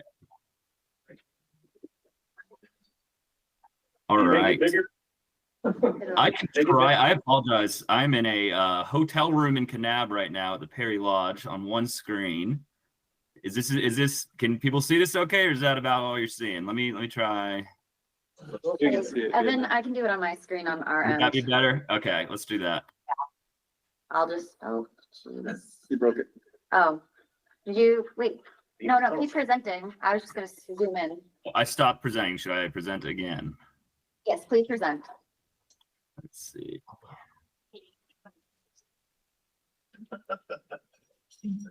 Sorry, guys. All right. Here we go. All right. So again, we have 5 applications for a total of 682,986. Traditionally in the past, we've quite frequently seen all of our motorized RTP projects get really like a blanket award. But I want to give you guys the opportunity to discuss these. They are somewhat unique this year. There are some more complex budgets than we've typically seen. I'll give you really the option as a committee, if you'd prefer to potentially make a motion to approve above a certain threshold of scores, or if you want to go through these individually, that is up to you guys. There's only 5 of these, so that's really your decision. Evan, do you have the scores? I have the scores right here, yes. So these 5 projects that I have here are actually ranked by score right in front of me. But if you look, so our first project, or our highest ranking project, received a score of 87.1. And that's for the virtual kiosk expansion, which is through the Utah Avalanche Center. So that's funding for their some of their forecasting, as well as helping out with some of their kind of like avalanche kiosk information desks and things like that. There's a couple different funding line items I can go through there. But that scored the highest, again, at that 87%. Scoring at 82.9% is the BLM Moab's office's application for advancing motorized recreation, trailhead mapping and marking out in the Grand County region. And again, that scored an 82.9%. We have an 80% score for Southern Utah University, who has a Dixie National Forest Trail Crew focused project. And then we get down a little bit lower here to a score of 70 for the Buffalo Soldier Heritage Trail Continued Education opportunity, which is a application through the State Historic Preservation Office for mapping out the Buffalo Heritage Trail. And then finally, our last project receiving a score of 47.9 is for the Grand Staircase Escalante Partnership for a motorized trails maintenance and restoration application. So again, you're more than welcome to make a motion to approve a number of these above a certain threshold, or we can go through one by one and discuss these. Any thoughts from the council after I reviewing would some of suppose these? that we accept the first 2. We're in the, what was the percentage? Yeah, so that top one, those first 2 were 87 and 87.1 for that first application from the Utah Avalanche Center, and then an 82.9 from the Moab BLM office. I'll second that motion. I have a question before you accept those. The question I have is on the avalanche deal, there's a lot of tech work involved. Can we translate that over from the snow end to the OHV end and use the tech information they put together on the OHV side? I don't know if anybody tech here that would know that, but there's quite a bit of this grant is going into software work. Yeah, and it looked like that a lot of that was for the avalanche. Yes, I just wonder if they reporting could cross website over itself. whatever they're doing. Can we utilize that on the OHV end? I mean, on the dirt end. I don't know. That was just a question, and I'm okay with the deal, but do you have an answer for that? Yeah, my sense is that no, it is all avalanche and snowpack related computer science. So what it will eventually do is reduce their costs to have in-person avalanche forecasters have to go a lot of different places while also increasing safety. They'll use computer modeling, so it's not going to translate into dirt. In the front end, but maybe they could, oh yeah, we could add to that really easy by pulling this out and doing this to tech people. So What are you that's all hoping it will do? question in there. You're talking about the website and the app aspect of it? Yes. Somehow integrating that together. Yeah, I do not see, I don't know. I don't see a path for that now. Okay. Because it's all back end stuff. Are folks able to see the budget that I have pulled up here? Yes. Okay, great. Okay, sure. Nicole? Just a quick question on that second one. It looked like when I was reading it, it's not for the travel management area. It would be all trails and stuff outside of that. Is that kind of correct? Do we have? Correct, Carrie? It's not for implementing any travel management plan decisions. It's all for any trail needs and trailhead needs that are outside of that decision. And you just travel management plan. Oh, okay. Okay, so we've got a motion and a second. Who seconded? Or- Kirk did? Yeah, Brett, or Brent. Okay, thanks, Brent. either. All those in favor of approving the first two on the RTP list, say aye. Aye. Aye. Any opposed? Okay, any other discussion on the remaining three? We have SUU online, I think. Somebody from Southern Utah University. Maybe they can take 30 seconds to clarify that you ruled that. Well, That, I sorry, was that, gonna make a motion to approve the top four. So I'd like to make a motion to approve the number 3 and number 4. I would like to ask questions before we approve those. okay, we've got a motion from Brett to approve, the second two the third and fourth applications, as listed with priority. Before, is there a second to that? And we can discuss after a second, but, is there a second to that motion? I would second Bonham Callister. Okay, Bonnie seconds. Discussion. Yes, I would like to ask on the USU, what's that number? SUU. Excuse me, I'm sorry, SUU. There looks to me like I'm looking at the $66,000 of administrative cost in this grant. It blows me away how much money is getting spent in administrative costs. I realize this year is a bad year to not put trail work in, but there is a huge amount of administrative costs in there when you start looking at troop coordinators, and then you have F&A at the bottom, and then you have other fees that are pulled in by the university. It just concerns me how much money is getting spent in administrative costs on this grant.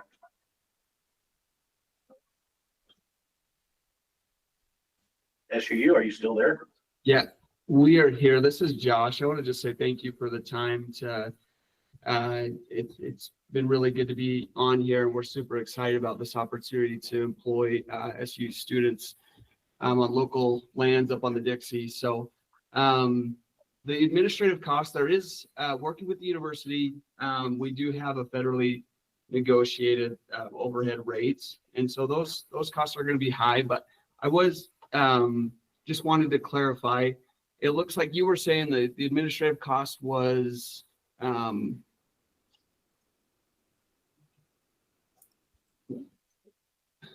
just looking at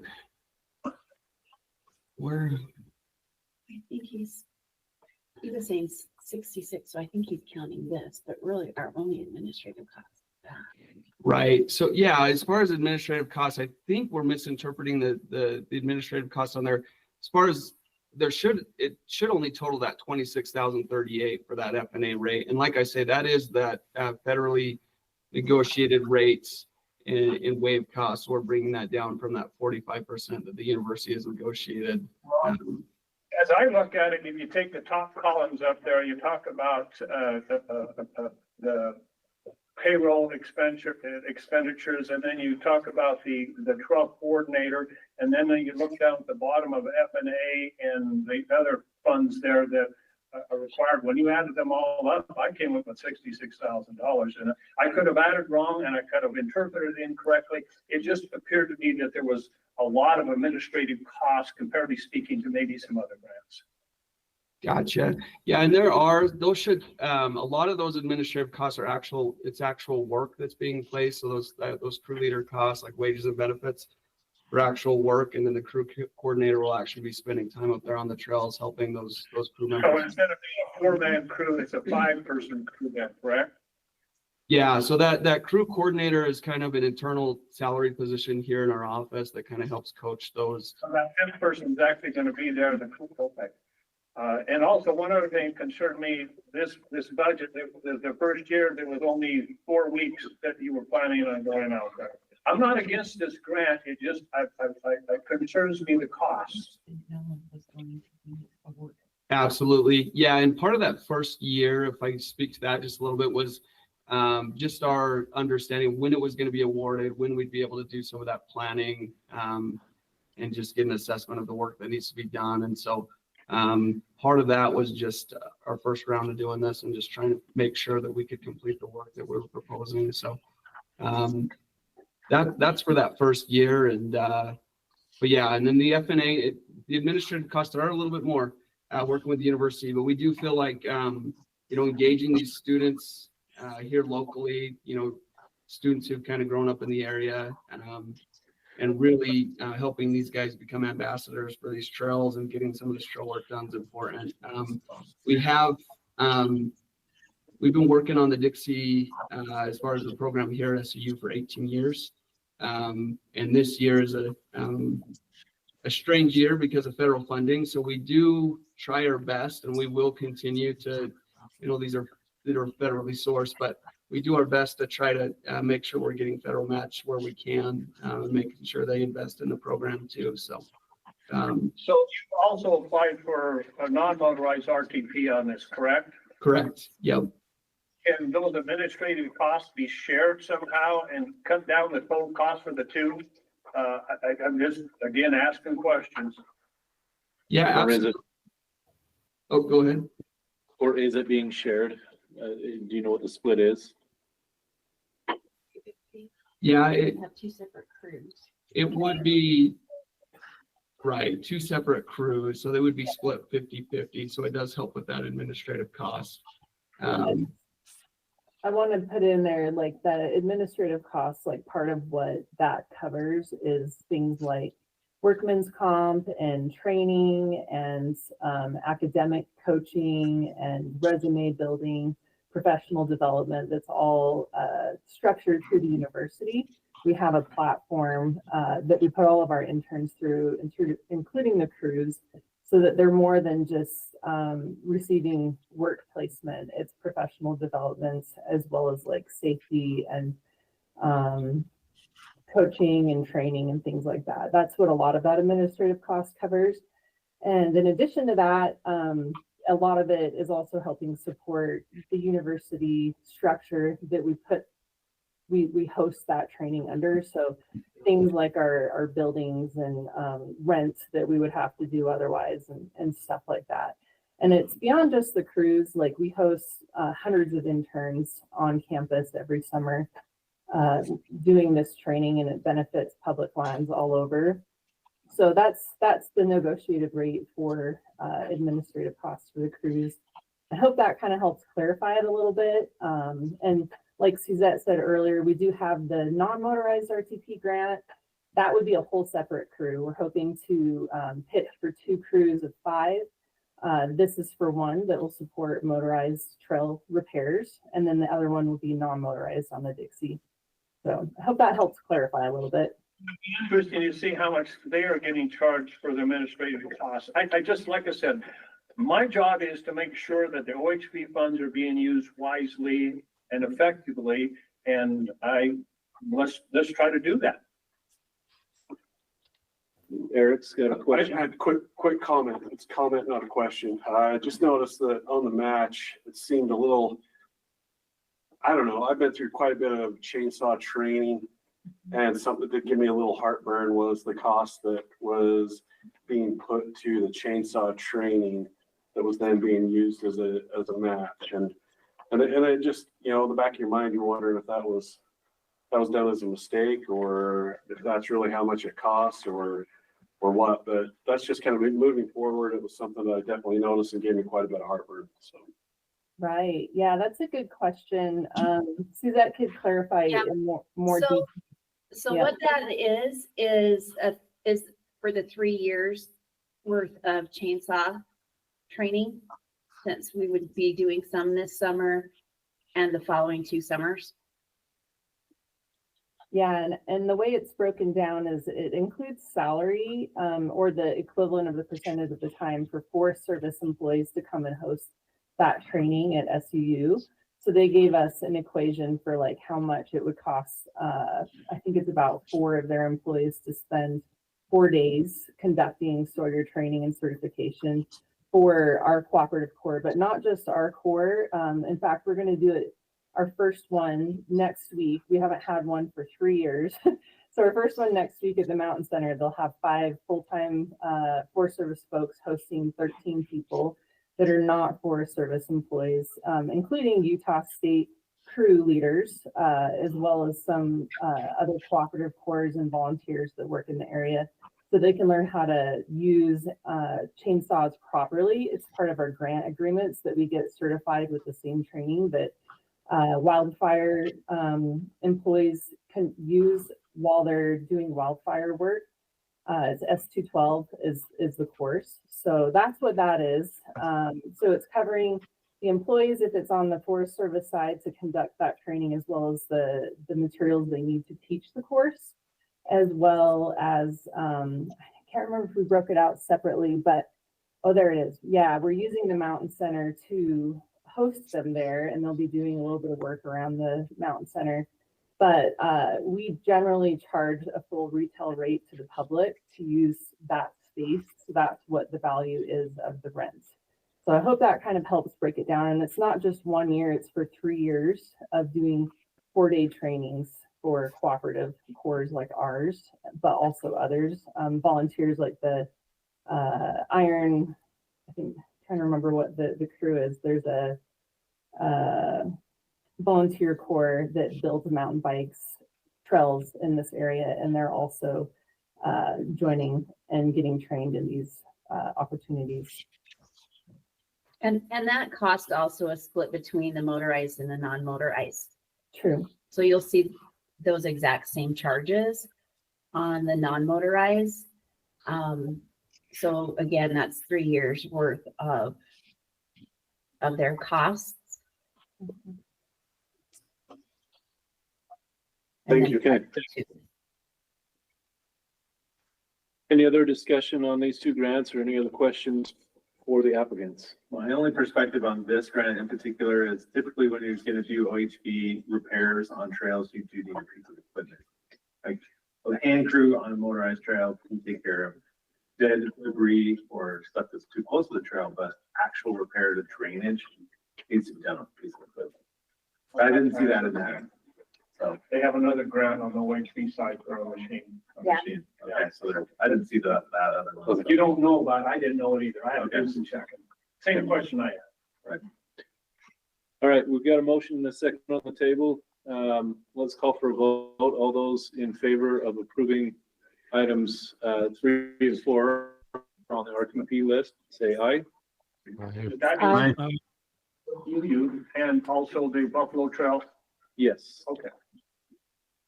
Yeah.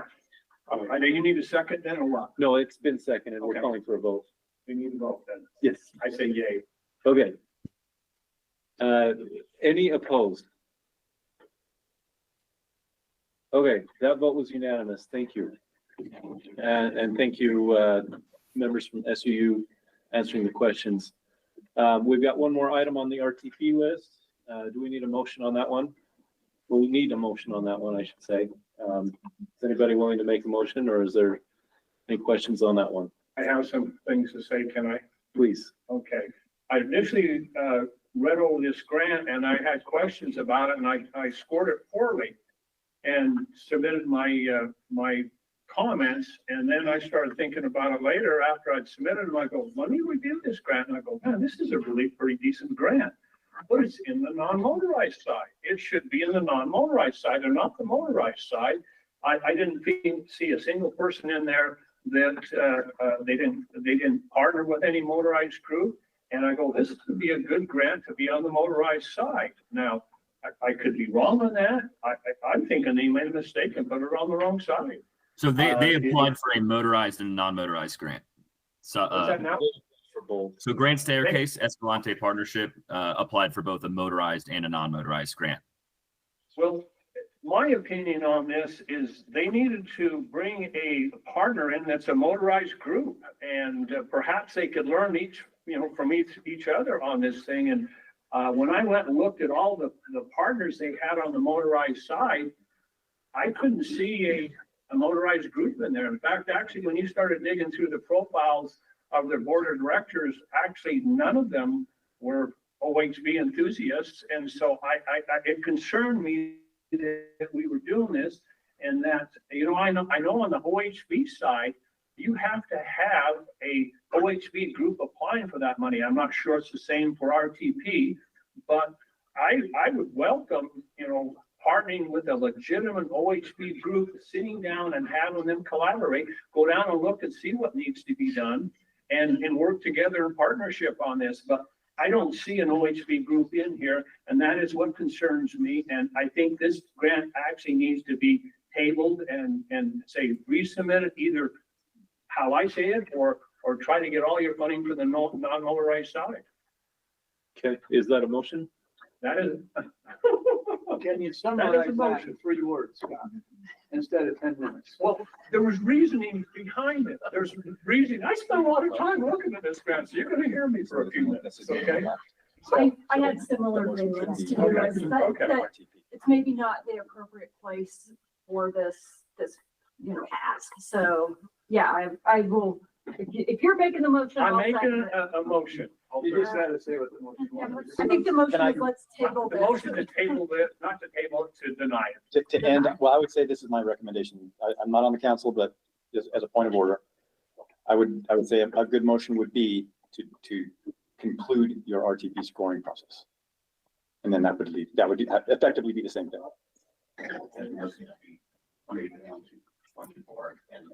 Just a suggestion. I don't know. It's up to you. So we need That we to just move, that we move on, is what he's suggesting, is that we move on, that we're done with RTP. Whatever I need to say, say it. Say, Can I ask a question? Sure, Cheryl's got a question.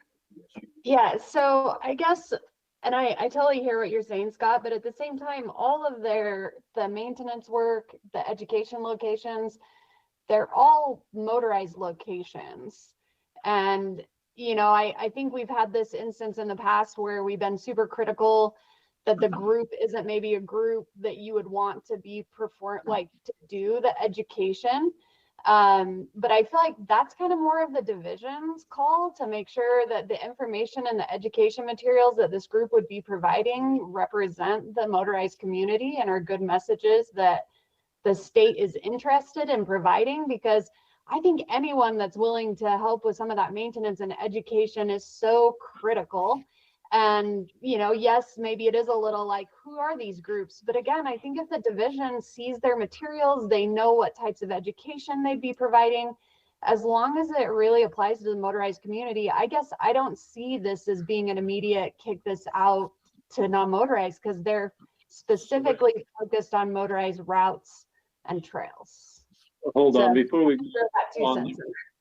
yeah, there was a motion on the table to essentially move on, denying this application. Is there, not denying, but just moving on, not awarding it. there's a second? Yeah, that we move on, Okay. that. Motion made by Scott and seconded by Nicole to move on from the RTP. Okay, now discussion. Thank you. Well, if let's vote on this and then we can move on. But if we're not gonna, if we're gonna have discussion, then bring up the list of all the partners and make it real big so everybody can see. But that's only if we're to vote on this. After discussion has concluded. Yeah. And we need to vote on this. After discussion has concluded. If there was no My discussion was only if we didn't vote on it or if it didn't pass. Okay. So, any other discussion? yeah, is there any other discussion, I guess? My thought on this was that it definitely didn't have a strong enough OHV nexus. It definitely is more non-motorized supporting. Okay. Anything else? I would support the same conversation that this is not a motorized grant. The Southern Utah Wilderness Alliance has litigated against motorized use multiple times in the past few years. They're not a partner in motorized. And there's discussion in restoration, and there is not to restore the OHV trails for OHV use. It's to restore the OHV trails or OHV impacts, to reclaim them back to natural. Which that's great if they're traveling those illegally, but people know that that's what the discussion was in their grant. Okay. Let's do it, Chair. Okay, let's call for the vote. All those in favor of Scott's motion, say aye. Aye. Aye. Any opposed? Okay, it's unanimous. Thank you. Thank you, Evan. Yeah, thank you guys. Appreciate it. All right, we'll move on to our next item, which is lunch. So take a 15-minute break. Okay, I will email people. Okay. Okay, Paul, we're gonna take a 15-minute break to do lunch, and then we'll be back on at, what is that, 12:55? Sounds great. Thank you. Pausing the record. 12:45 Great, return. thanks. I'll put the clock up. Thank you.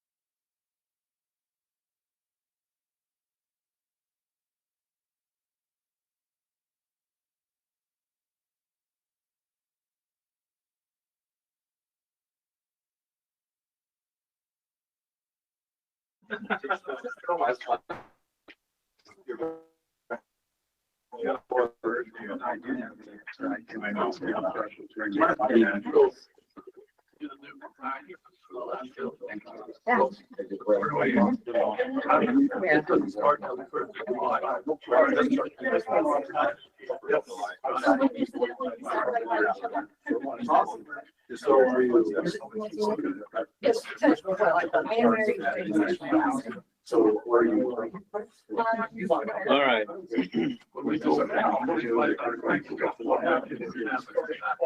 Get a gavel. Okay, we're about to get started, everybody. Let's get wrapped up and grab your seats.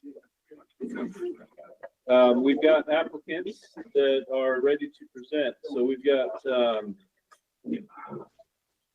we'll go ahead and start on that. We've got applicants that have asked for more than the $350,000 that was the cutoff to have to present at the council meeting. And so we're ready to hear the applicant presentations for starting with the Utah Snowmobile Association. And then we'll start with them, and then followed by Wayne County, Jordan River, and Emery County Sheriff Search and Rescue. So do we have somebody from Utah Snowmobile Association ready to go? JP, what page is it on this thing? It should be number 19, not for the exact page. Yeah.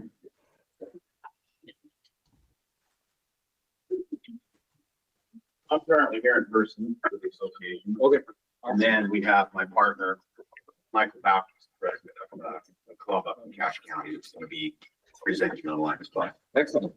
Does anybody, I printed off about 10 of these, it's just a brief overview of our ask, the bullet points surrounding it. Right here. Anybody like the page on these? Yes. Jacob. Vaughn. Anybody else? Right here. Okay. Okay. So we're giving applicants 10 minutes to present and then 5 minutes for Q&A, except for the last one. They've got 5 minutes for each. Thank you. It's number 19.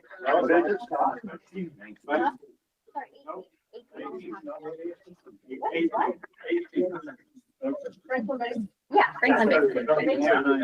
Okay, sorry, I have the wrong number written. That's fine. Great.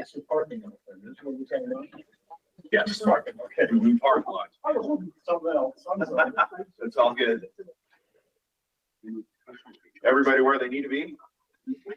Cool. My name is Michael Davis. I work in public lands with the Snowmobile Association. Underneath our umbrella, we're a state association, volunteers, just basically to provide a conduit for all of our users and members.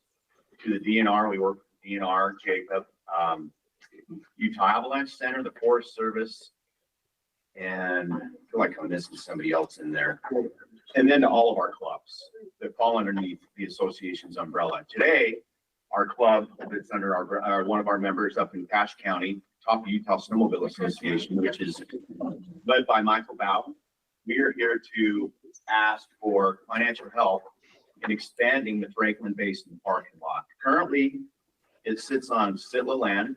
There's already been an easement done, which was done in 2009, and we'll show you an overview of that in a slide here as soon as Mike gets his share screen going. We have the proposal set up in two ways, phase 1 and phase 2. He's got the budget probably in the information in front of you as well as he'll present it online there, how much it's going to cost, and our plan to go forward with it if successful here today. We also have a committee mostly in place to oversee this project, again, if successful today. So with that being said, I can hand it over to Mike. He can begin with showing you the slide presentation that he has for you, giving you a little bit more information on how we plan to go for this project, why we want to do it. The biggest reason is safety. currently the parking lot is just a little too small to meet the demand, especially in the winter, but probably in the summer as well, that is needed in that current location to access the Franklin Basin Road and trailhead for snowmobile. It doesn't take much for that parking lot to fill up. When it does, people are overflowing down the road into the through highway, which goes up towards, for anybody that's not familiar, this trailhead sits just below Beaver Mountain City Resort up Logan Canyon. It's a through highway, busy highway, trucks, snow plows. So when people are overflowing and getting out, they're parking on the side of the highway. It kind of creates a dangerous situation. Are there any OHV trails accessing that parking lot? Yes, I believe so. I don't know the names of them. Mike's got more detail on that. But there is. Yes. I think stuff. There's some single track up there too. There's some stuff detailed in the slides coming up or in the bullet points there. So you there, Mike? I can speak that there's a lot of OHV access through the Franklin Basin parking lot. It accesses all the way up through Preston. Yeah, it goes all the way to Preston, Tub Basin, Tub River. It branches out in several different roads and access to that whole northern range all the way up into Idaho. Yeah, so can you guys hear me? Yes. Yeah. One of the biggest or most popular trails up there is called the Highline Trail, and it's probably about 65 miles long. And the south end of it begins right close to there, and it ends actually up in Soda Springs, Idaho. So it's a really neat trail. It has portions that are for 60-inch side by side. Some portions are down to as small as a single track, but it's a pretty popular trail. And then there's lots of others that are branch off of it.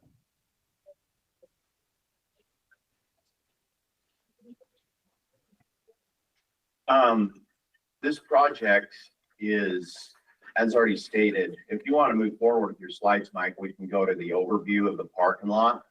We'll kind of give them a breakdown of where it's currently at, what the easement is allotted for, and then what we are hoping to ask for as well as far as expanding on that.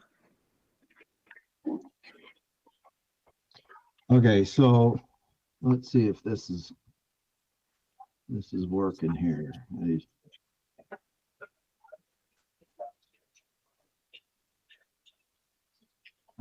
me While see. we're bringing that up, Okay. one of the, so go ahead, Mike. here's some of the landmarks in Franklin Basin, and then to go on to the some of the stuff that's used. It's a 45 square mile area, the Franklin Basin area, but it's also got areas on both sides of it. One's known as Beaver Creek and one's known as Tony Grove.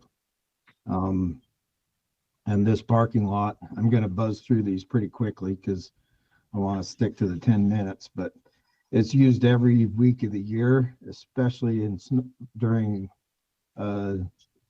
winter time.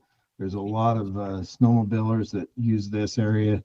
But one thing I want to kind of highlight here is that UAC uses it as a beacon training park, and has been pretty popular there. So the parking lot size right now is about not quite an acre, and overgrowth has kind of shrunk the edges of that. And here's a map that shows kind of how that is. There are parts of this parking lot. Mike mentioned the easement. So this is the current easement, and you can see here that it goes over into the trees quite a bit, especially on the south and the east part of it. And over on the right-hand side of this picture, if you go very much farther over, that's where the highway is. And we want to try to avoid cutting down any of these trees because they kind of seclude the parking lot from the highway. So our proposal is to expand into the unused easement. So that would be back on this previous slide, that would be this area right here. And then to adjust the easement to make it so that it's more usable area. And so that we don't have to remove the trees. So we've kind of divided this into phase 1 and 2. The first phase would be to utilize the easement as it exists in this area, to expand the parking lot into that area and to stay out of the treed area. And the second phase would be to adjust the easement to include this phase that you see here. And that would just make it so that it's actually, even though it's really close to the same size as the original easement, it's just better, more efficient use of the area, and we wouldn't have to remove any trees. So, and here's an overview of each of the 3 different configurations. The yellow outline is the parking lot as it is now. The red outline is what the easement is, and the blue outline is the proposed easement. So we've done some work in trying to figure out what the costs are going to be, and this pie chart shows that the biggest part of this cost is getting gravel up there to make a suitable parking spot. And then another significant portion is just getting that gravel laid out and graded. So, so here's kind of our summary of what we want to do. First off, we're going to grade and slope the existing parking area to match the new. We're going to put in a barrier fabric that helps to preserve the gravel that we bring in and support the parking lot. We're going to bring in 12 inches of pit run and as a base, and then we're going to bring in 6 inches of road base and put it over the whole lot, both the existing and the new lot, and then place boulders around the edges to make it so that we don't get traffic beyond the edges of the parking lot. And then, of course, to update the parking lot signage, and then to plant the disturbed area from construction back into grasses that were there before, and also watch the weed invasion to make sure that we don't get stuff that's not supposed to be there. And one other thing that we are glad to have the help of is we have formed a committee right now. This is most of the people, but not everybody, that has volunteered to help out. There's myself, there's the Top of Utah Vice President, who is a excavation contractor himself, and he agreed to be a consultant to help. And Gordon is also a club member. He does his line of work is working with large government contracts, and we look forward to having his help. And then some help from. We're just about out of time for your presentation, so if you can wrap it up. Wrap it up, essentially. Thanks. Okay. So, and then we've got these other guys that have got some great experience. This is the support we've got from a lot of private support and public support, and I'm ready for questions unless Mike has more comments. No, just one other thing I'd like to add with the support. This is a project that'll actually facilitate all off-highway vehicle recreation all season. It's not just a snowmobile ask. It's an ask for pretty much anybody that uses that trailhead year round. Brody, they have a phase 3 that includes a bathroom. There's already a bathroom there. You can't see it. See that group of trees, the long group of trees here? In fact, you can see part of the structure. sticking out right there. Okay, so there's, okay. There's a bathroom there. Great, yeah, that's awesome. Eric, go ahead. Is there, you talked about adjusting the easement. Where's the easement coming from, and is that gonna be a possible thing? Adjusting the easement. Mike, you want to take that one or you want me to Sure. take it? So the easement would have to come from, Sitla, and they're on board with it. We've been talking to them a bunch about it, and they're on board, so. We've also considered, going back to the committee members, bringing in somebody from Sitla to sit on the committee as well. And along with the Sitla, Sitla received some of the registration dollars from the state, and they have, and Bonnie can speak to this too, there is money available for OHV related projects from Sitla. Have you guys talked to them about that at all and tried to work out any support that way? That is something that I was not aware of. Maybe we spoke about it in our meetings with Rachel. Mike, We did. probably, go ahead. Yeah, we spoke about it in our meetings because, so Sitla, we actually are the ones who I believe own the easement. So they'd be doing work on technically like our land, but Sitla owns the property, but we own the easement. So yes, so I think that they have to go out and survey it. That cost they're going to be covering. So that's the portion that they'll be covering. So any like of the prep work, it's my understanding that they'll be doing the work and using that funding. Okay. So they are contributing. Is that there. listed in the application? It might not be, but we had multiple discussions Okay. about it with Sitla. And you talk about phases. Easement work is a lot of things, but fast is not one of them, especially when you're dealing with public lands. Are you guys open to splitting up this grant and getting phase one done on an existing easement, and then once you have the easement prepared, coming back for the second phase? To this real quick, just from Sitla's perspective, I manage the easements there, and this is something that we're supportive of. It would be a simple amendment to the existing easement. It would a time-consuming process. Okay. We have this done in a few weeks. Yeah, fast. Thanks for that. I guess, can you go back and answer that question about the phasing and what the plans are? Go ahead, Mike. I'll let you answer, unless you would like me to. I Yeah, already have.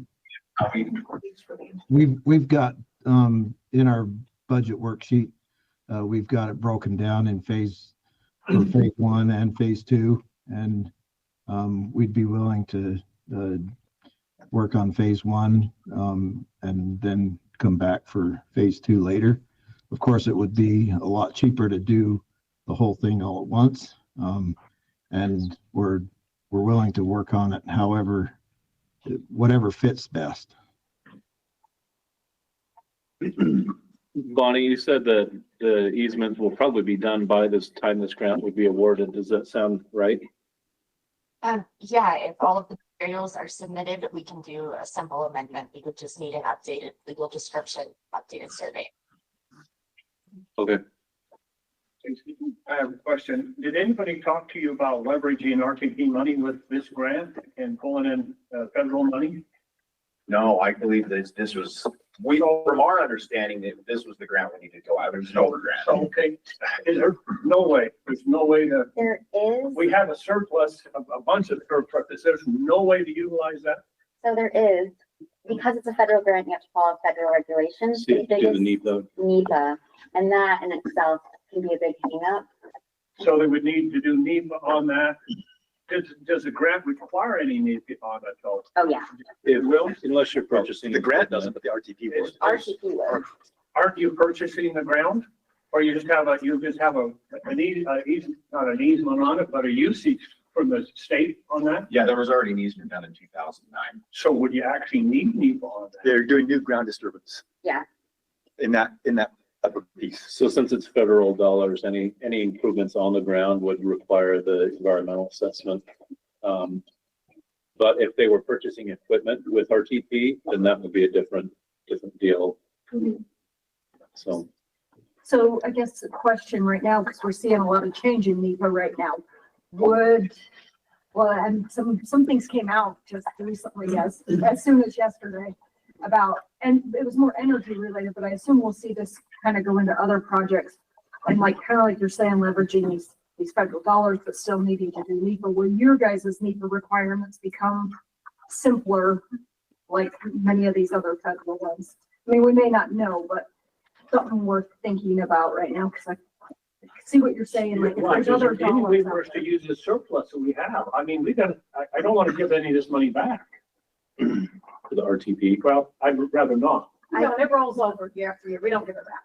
I think It what proves. ultimately be up to, I mean, so they applied for over, they didn't apply for RTP.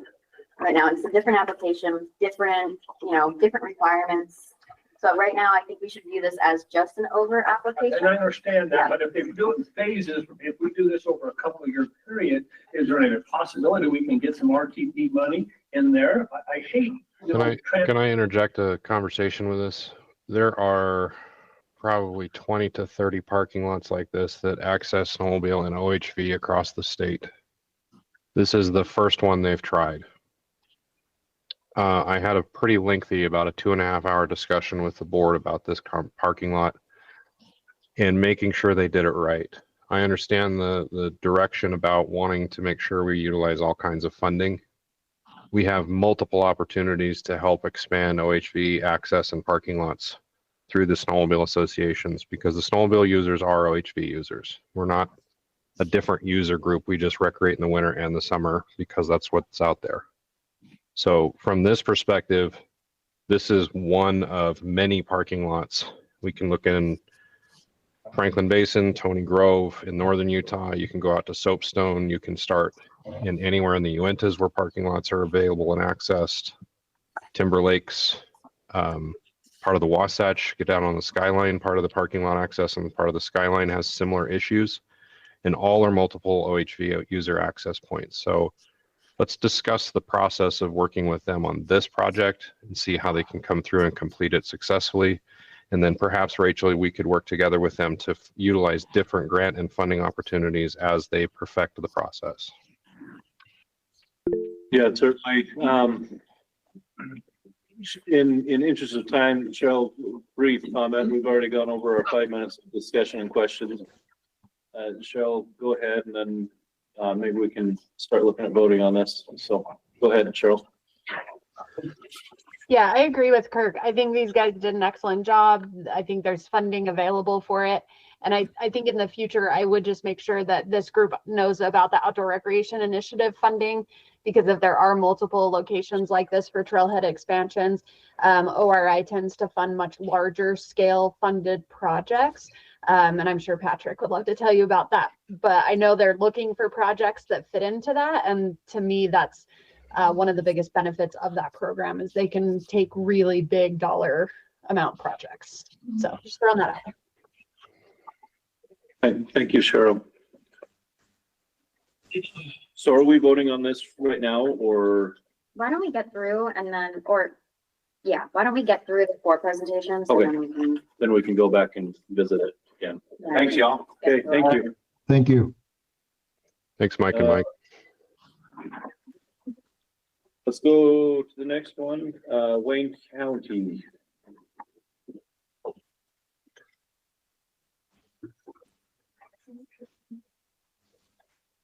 What number is this, Rachel? Okay, sorry, bear with me. This is number 13. So do you want me to give an overview? Let's let Wayne County go ahead and introduce it. Yeah, you're. I wasn't sure how the setup would go. So, Okay. and just as you know, it's very simple. That would be awesome. Thanks so much. Yeah. Okay. They have a.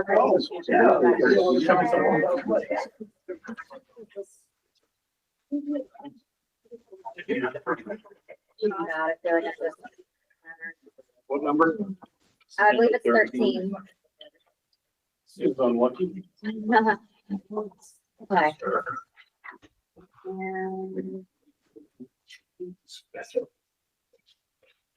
Okay. Let's see, just get this open and we ready? Got to be. Okay, Right. Cal or ready? Well, let me have those. We'll let Dennis take the floor. These are just what we're going over, and just another letter of support. Anyone else want them? Dennis, go on ahead. Thank you for lunch. Thank you for having us here. This is an amazing opportunity to learn about what's out there that's available for us. I don't, just a little bit of history about Wayne County.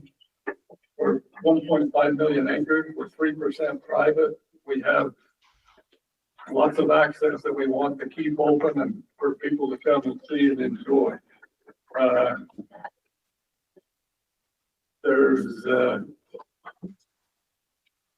There's lots of things to see. Anybody in here not been to Wayne County? All right. So that's good. This is a new, our Robert Roof Trail system. There's a committee put together. They're really excited to be out on the ground and to start working and to put this thing on the ground. There's part of them that want to be part of the trail committee are the crew, the trail crew are already helping in other counties with theirs, with Garfield and Paiute. We do need your help to get this on the ground. It's a big project. You want to go through this PowerPoint or? Sorry. One around. Is this the one you want? Oh, yeah. Everybody thinks when you get to Hanksville, you're through the county, but you're only halfway through.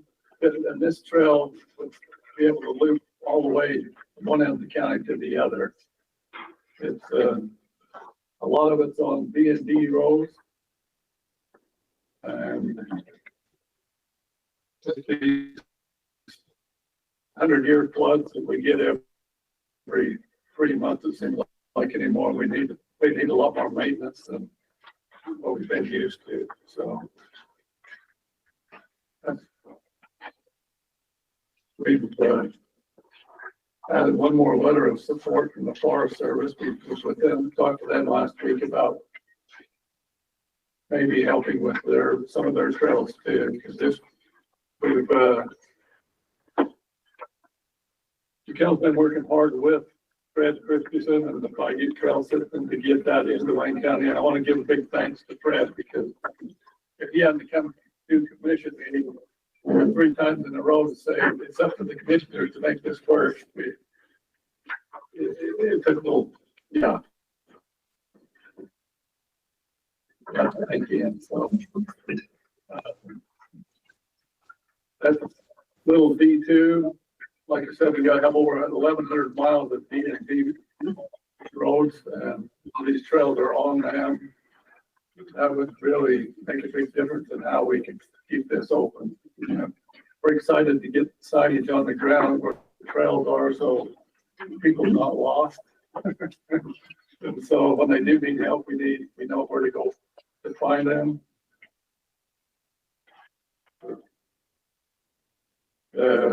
Other part of this is we just, CIB was real nice to us and helped us out to get this new building in Bignum. It's a fire, EMS, search and rescue. We want to put this lean-to on the side to put this trail crew equipment and stuff in. And we've got one, actually an office, a little bunkhouse in the building. That's part of the concept there. So, like I said, we've got this trail crew that we got in mind is one of them, well, 2 of them is already working with Garfield and Paiute trail system. The other one is these guys are all young. They're about my age. They're kind of retired and they're looking for something to do. I mean, one of them, Albert Brown, worked for Brown Brothers. He was Brown Brothers Construction forever. And then we got another guy that's been a diesel mechanic his whole life that wants to. we're just really excited to get this on the ground and all the enthusiasm that these guys have to make this happen. We do need materials. We do need the trailer to put the stuff in. This is all something we need to make this work, so.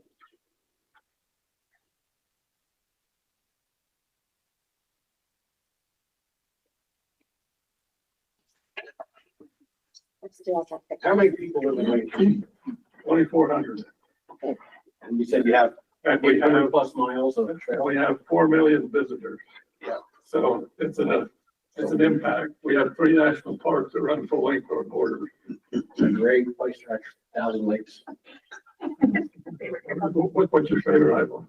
Don't tell. The one I do. She leads us on a 50-inch hair raising experience. It was it said it was beginners, and it's definitely not. Well worth it. Well worth it. Are we able to look at the budget for this one? Of course.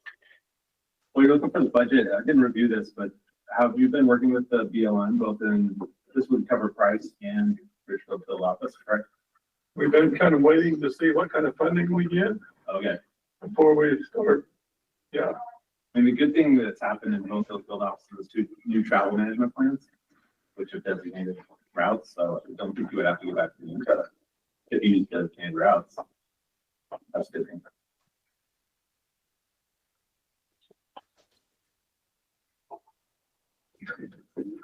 Questions?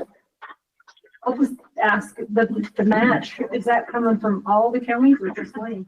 just Wayne County. Okay. You want to see the reviews? Rachel, I have a question. Yeah, go ahead. I see logos are in there. That's a piece of equipment. Is there any way we can use RTP funds for that this year? God. Don't talk to you anymore? Okay. I like that idea. I don't know what, I mean, I don't oversee RTP, but I would assume that they would have had to have submitted an application for RTP. So unfortunately with RTP right now, I think it's out of question. Next year, if they're like, we need 2 of them. Here's a thought. It could possibly be altered to do a rental for the first year and then an acquisition for ongoing through RTP. And that would How much reduce would the a rental cost, though? I don't know. Rental cost, lease costs are really high. Yeah, probably 12,000, 15,000, Probably way more than that. way more than that. I don't know. It might be $30,000. I don't know. You have an idea? I don't, we didn't look at the rental. I mean, One other thought on this, if they do that many miles with that cat, they need new tracks and they need a new undercarriage. That's not enough money. You need some maintenance with this piece of equipment. And you know what? I'm gung ho. If they're gonna be fixing up routes that I haven't been able to travel on for a while that are legitimate routes, I have thoroughly enjoyed going to Wayne County and the vistas and the routes out there are just fabulous. And so don't go down there, right? Just let me go right on there. So that was my biggest thing that popped out right off the bat. They don't have any money in here for maintenance. And if they use that bulldozer that much, they're going to wear it. It needs some maintenance, and tracks and undercarriage definitely need that much time. So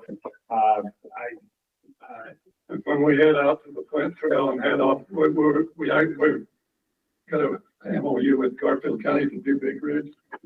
And you said it's a long ways out there. it is. I've been out there on my bike. That's a long ways, and I have no idea how far it is up. It's 50 miles just to get to it took him all day to walk in there last year to clean that trail. Any money that's spent on Big Ridge and the Simplot overlay is money well spent. Hey, Scott, I can tell you right now, that's why I started making the Parker Mountain Trail, so we could interconnect with all the other trails, and that way we could run you out of state. I'd come back though.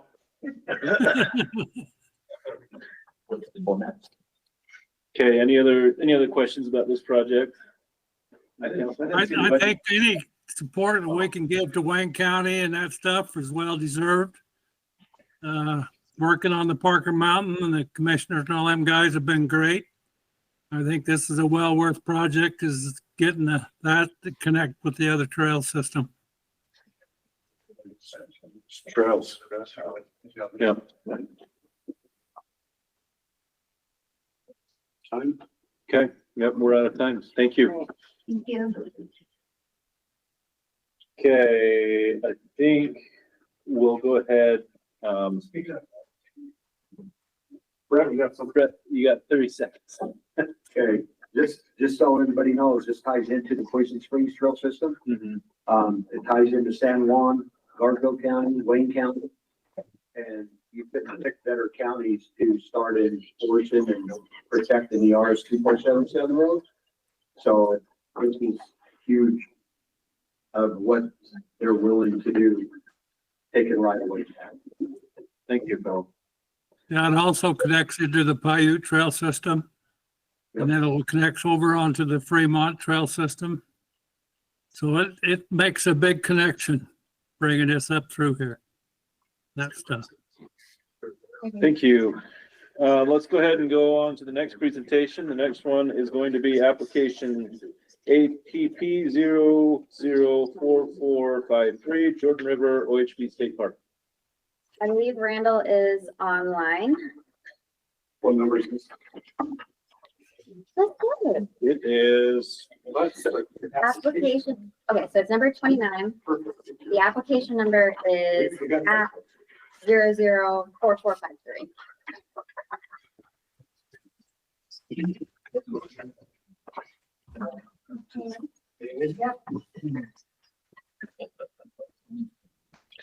Randall, are you available?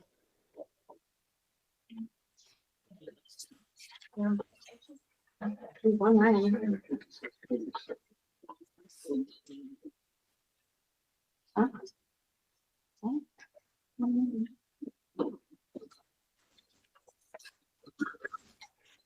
I can give him a call. Do we want Should we to? move on to the next one? Yes. Okay. Just Tom, Huh? you don't leave on, move on to another one? Sorry.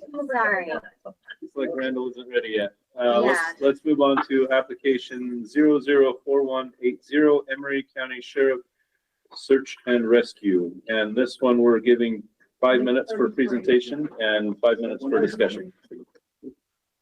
Hello, everybody. Appreciate your time today. So Emery County Search and Rescue, under the Sheriff's Office, is requesting, funding or assistance for purchase of 2 Polaris snowmobiles, along with, some of the safety gear, airbags, vehicle program shuttles. So, Emery County right now, does not have a lot of, snow rescue. As far as snowmobile enthusiasts, what we have is a lot of horn hunters, a lot of lion hunters. We have had in the past, and the citizens, the recreationists that use snowmobiles, we expect that when they're in Emery County, that we will respond. Okay, we do have the Miller's Flat Complex that's part of the Skyline Snowmobile Complex. That goes down through Middle Mountain, Joe's Valley, and all of that country. So there's a fair amount of country. There's a lot of snowmobiles or snowmobile recreations that use that area. So right now we have a few members, myself being one of them, that have snowmobiles. Right now we're using my snowmobiles and Troy's snowmobiles to take care of this team. So we're asking for funding for 2 snowmobiles. The machines we have now are 20-year-old Skidoos. They were great 20 years ago, but now everybody's going deeper and steeper, and you've got to be able to get to them. Those machines you would not get to a lot of these people that need help. So that's what we're asking for, is funding to help with that. Okay, excellent. Any questions? About the request. So the main reason you're here is because we're over the 50,000 flat rate, right? Yes. So right now I don't think you can buy one for under 15,000. So The average cost. So we went through with Sheriff Curtis and found the average cost of snowmobiles. There are some out there. There may be some out there, but the type of machines you need to get to these people are not those $15,000 machines. Folks. They're not. What machines are you looking at? So right now, we're looking at Polaris 9Rs. Okay. Okay, they're non-turbo, they're natural aspirated 900s. Those are the type of machines, 165 tracks, 3-inch lugs. Those are the type of machines you need for an average rider to access people who are going into these areas. And maybe you can explain to us the flat rate rules. Yeah. Because I don't think Yeah. we're all familiar with that, so. So, and I know I didn't share it with the entire advisory council, but I shared it with the people that are overseeing and scoring the search and rescue applications. Sorry, it's somewhere in here.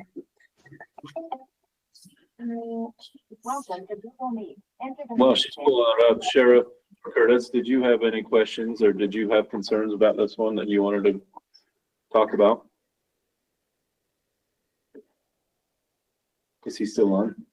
Should be Muted because a lot of people are on this call.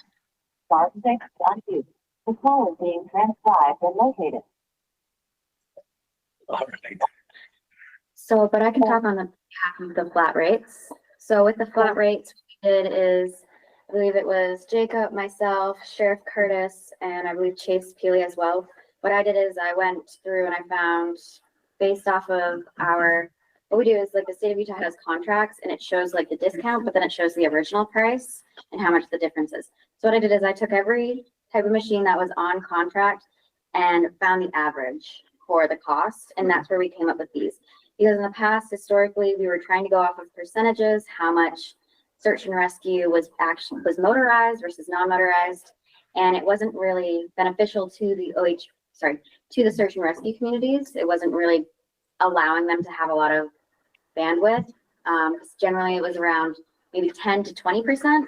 And we wanted to do something that would help a lot more people. So that's why this flat rate is created.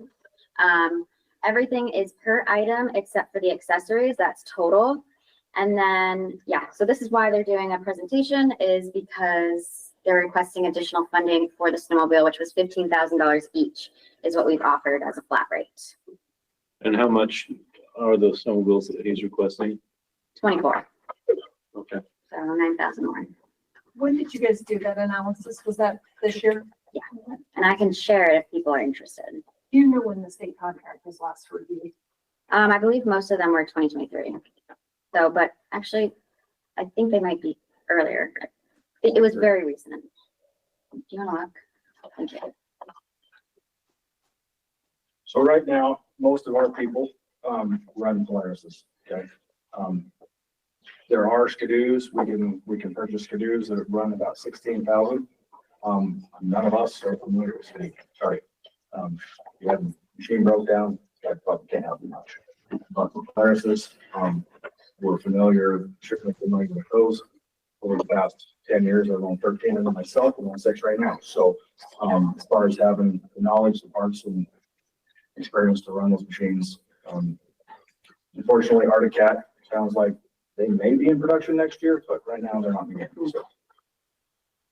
How much does Space help Sanpete on their search and rescue efforts? A fair amount. Sanpete's pretty self-sufficient, also severe, but we have gone up to Fair Reservoir, Duckwork. We've assisted them on the Skyline Complex. Probably the majority of our rescues are assisted with them. And we don't have snowcats.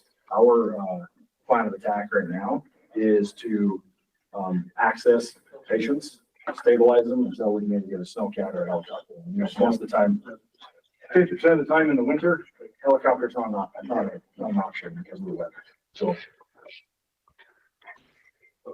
we do work with Sanpete and Severe with their snowcats and stuff. So.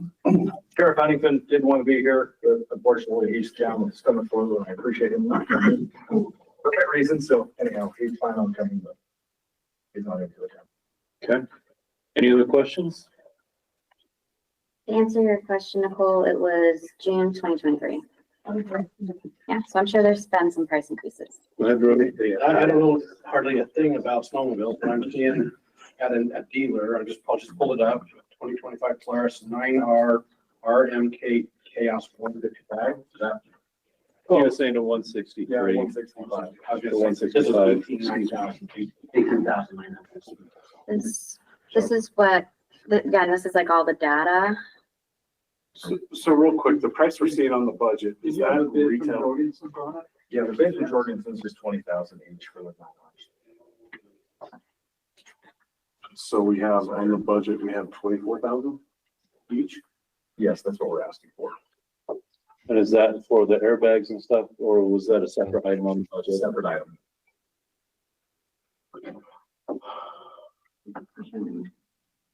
So if it's 21, why are you asking 24? Well, you found one for 21, 24 was the 9Rs, 165s, so. But what did Jorgensen's quoted you? How much for? I have an email on here that Jorgensen's quoted 20,000, and it's the exact thing you want. I'm assuming it is. That's good, okay. Oh my gosh. And, so then, and you're tax exempt, because you're under the sheriff's department, so you would have to. Or you asking 24 for a $20,000 machine. I hope the budget, Rich. Yeah. I think that's what people are asking. Yeah, and I didn't write this. Well, I can jump in, because I was more than at there, but that's the percentage of labor costs that's gonna happen by the time we get the grant. It's an over When you say over 10%. It's a contingency, and then they only end up getting reimbursed what they actually spend. Because I promise you, by the time that goes down, that machine's gonna be close to 24,000. If they have a bid, how long do that stick to that price? Well, these aren't bid quotes. A quote is different than a bid, because, and Well, usually a dealer will honor the quote for a period the of. snowmobile history, and I'll let Mike jump in, is very cutthroat. You buy when you got it, and when you Yeah, I don't don't know have much it, about it. it's a different animal. Am I right, Mike?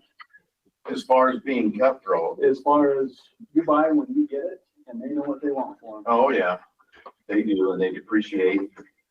I would say, yeah, there's no, like, you mean, there's no turning back once you get it. It's a tough deal. And are there good closeout sales right now, like the We could snowmobile? save this discussion for when we're voting.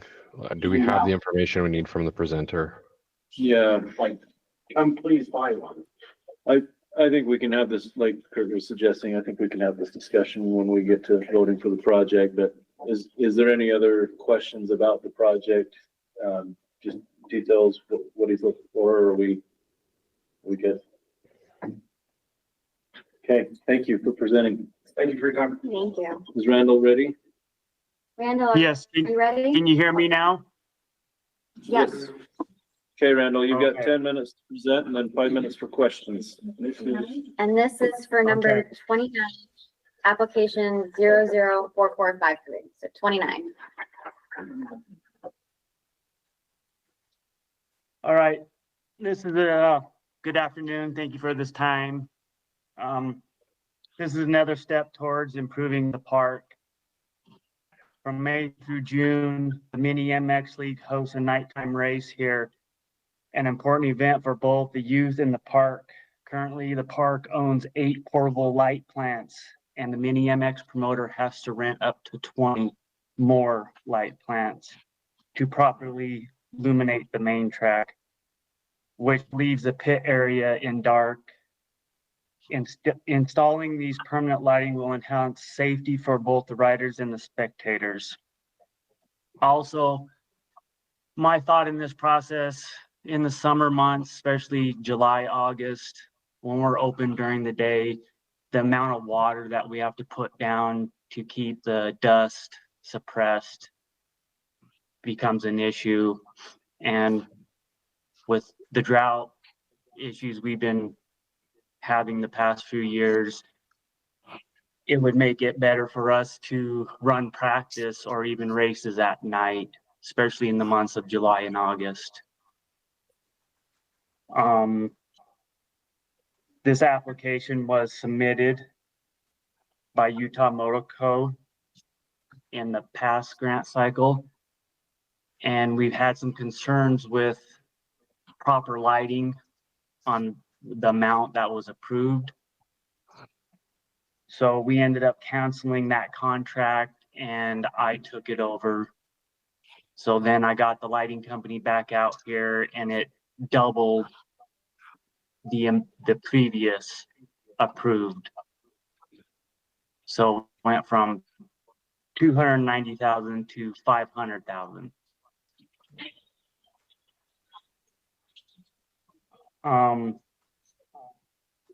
Like I said, installing these lights at the park will allow us to remain open at night when temperatures are cooler. Dust suppression is key priority, and holding practices or races at night will reduce water consumption.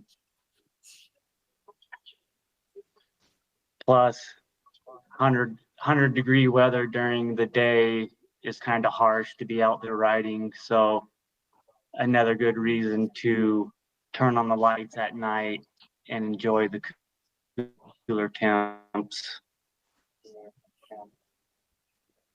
Also, things I've learned, we could install cameras on these light poles. Then we could monitor who's out on the track. If there's any accidents, we could go back and review. So that's future plans with these light poles that we could use also. And that's about all I have. Any questions?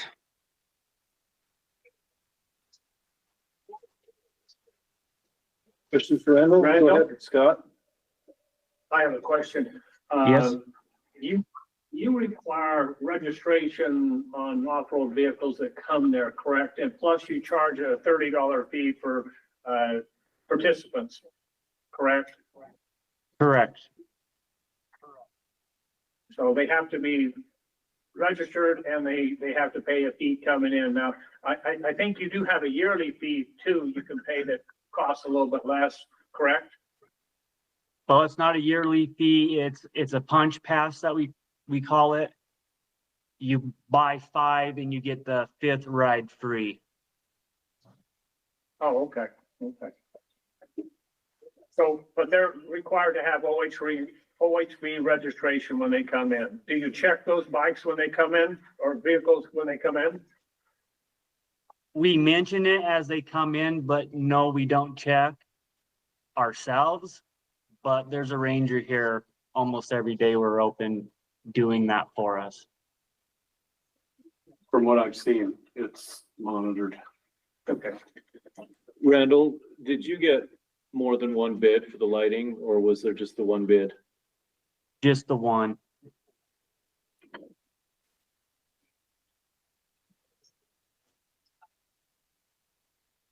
Any other questions? Okay. Thank you, Randall. We appreciate your time, and we'll get back to you as soon as we review this one. Okay, thank you. Okay. Moving along, let's go on to review the OHV recreation grants for fiscal year 25. We will plan on, what are we at? Oh, we're not too far off. We're 10 minutes behind. That's good. So we're hoping to do 4 minutes per grant. Is that right? A little bit, yeah, like 4.5 minutes. It did change because we did count on doing the other 4 before. Yeah, I think it's like 4.9. So basically we're gonna need to scoot through it. Yeah. Yeah. We've got a few hours here. Let's be efficient. And maybe it sounds like we do have members of the public here for their grants, and maybe we can move them up. And then after that, Rachel has organized these based on their scoring. So the highest are at the top of the list, high score at the top of the list, and then they go down from there. So that being said, let's go ahead and start with Wayne County. Oh, scoring? Yeah, Okay, yeah. if that's okay. Let me share my screen again. And remind us, which application was this on the list? Yes, Roberts Group. 13. Yep, number 13, application 00440. They requested almost $650,000, and it was reviewed by Fred, Scott, and Brody. And if we're interested in the reviews, we have them here.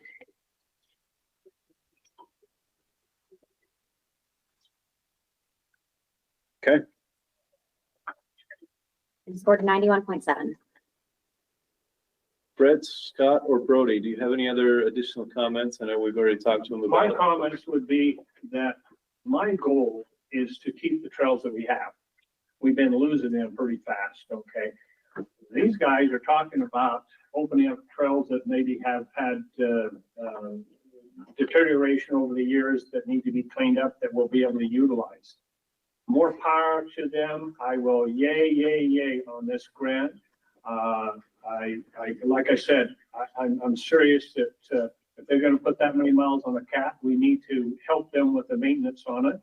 I'm full bore for this, and what I've seen Garfield and Wayne County do in the past, I have confidence that we'll do an excellent job in doing this, and so I stamp my approval on it. Okay. Any other thoughts? Yeah, my only concern here is they have not coordinated with the BLM yet. And Jay Beal, who I think is online, has not, he could give us some feedback on it as well, but it's a little bit hard before the horse scenario. Okay. Many of these are RS-2477s, right? Yep. Yeah. So many of them are there standing now. It's not the roads are inconsistent. It's just they just haven't coordinated. He indicated he wants you to put stickers on his poles. And I did a support letter for him, so he knows all about it. Oh, yeah, he said he didn't. Yeah, he does. Is Is he Jay, online? Is that what we heard? I think he's online. He might be still. yeah, Jay, were you there? Who, me? Yes, Yeah. I'm here. I'm on mute and just trying to find the buttons. So let me see if I can answer the question. I'm not sure I have all the questions. I am aware of the Robbers Roost Trail system. I have talked about that, and what I don't know is what the extent of that system is, and I don't think my staff does either for that. So, it would be great to do some coordination on that. I'm just talking about the Robbers Roost Trail system itself. As far as Wayne County and what they're doing, I wasn't aware of that, but it would be good to see what those roads are and what we're talking about.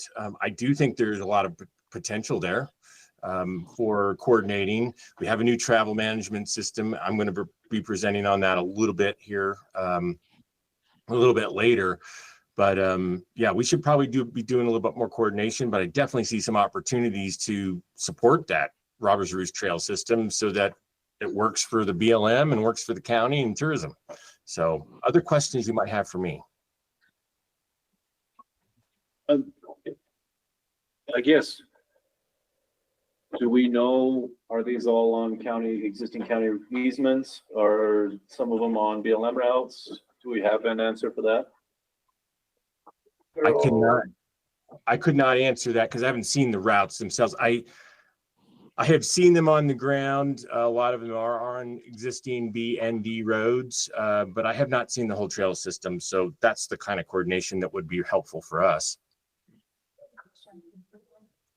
So we have already signed some of these and they're all on B and D roads. A lot of them are RS-2477 roads also. Nothing new. Now, on the Parker part, we put round poles.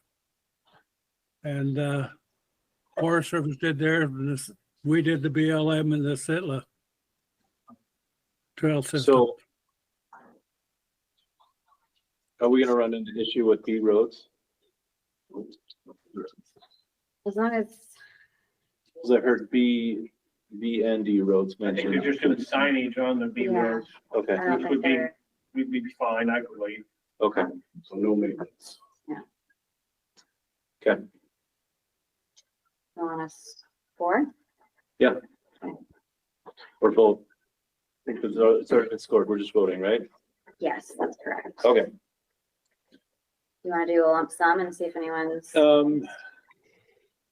Let's, yeah, let's do I guess, we don't need motions for these, do we? no, Okay, you just, all right. So we'll call for a vote. If there's any opposed, then we'll go through roll call. So, This is just a kind of like approve or not approve part of this, not. yes, it's if Yep. you, yeah, your vote, yay or nay. unless somebody needs to make a motion for a change in scope or funding or something like that, then we can discuss it. And then have that on the table. So let's call for a vote. All those in favor of funding this project, say aye. Aye. Aye. Aye. Aye. Anybody opposed? Okay, seeing none, this project passes unanimously. So. Great. Okay, thank you. Thank you for coming. Thank you. Yeah. Okay. Who else has this? We got Mike. Let's keep going around the room here. So let's do our Western Single Track Alliance application. Okay, Western single track. Yep. Some may say it's ruling, some may say it's an opinion. Okay, Western single track, What's the next one? Western single track is number 28, application 004051. It scored a 76.7. They're requesting $136,660. Trail work category.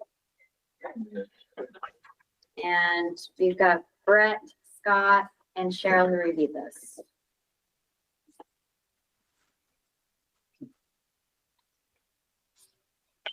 Wait for me to make noise? Yeah. Okay. We do anything else? I spent more time on this grant, waking up at 3 o'clock in the morning and thinking about it. I know, I lead a horrible life. But let me tell you what I think needs to be done with this grant. I've met with Scott, we talked. Scott has good intent. I really truly believe he has good intent. I know there's been some problems with his previous grants. But I think we should fund this grant maybe at a reduced cost. And let me tell you what I think needs to be done. He has 5 motorcycles in here. I would like to take them off right off the bat. Just take them off.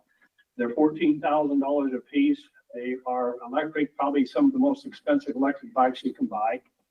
I think we need to look at some other mechanism to do this other than leasing equipment. We have to fix this. This is not a viable way of using equipment. There are OHV groups out there, nonprofits that need equipment out there, and we need to rethink this leasing project.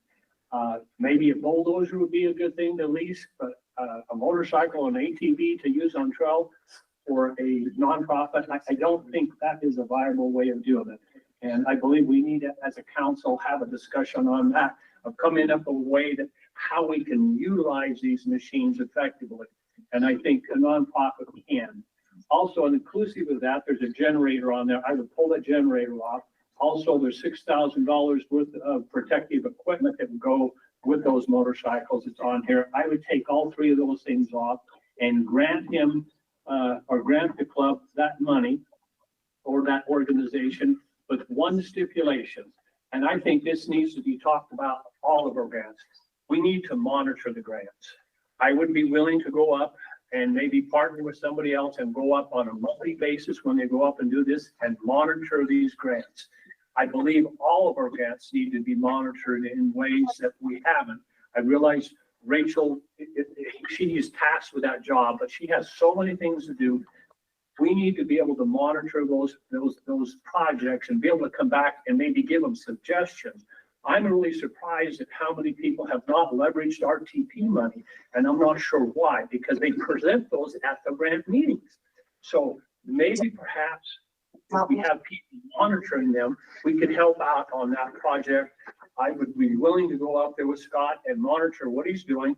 I've had some good input. I've had some concerned, conversations I've had with people, but I think he has good intent. I think he does some good things.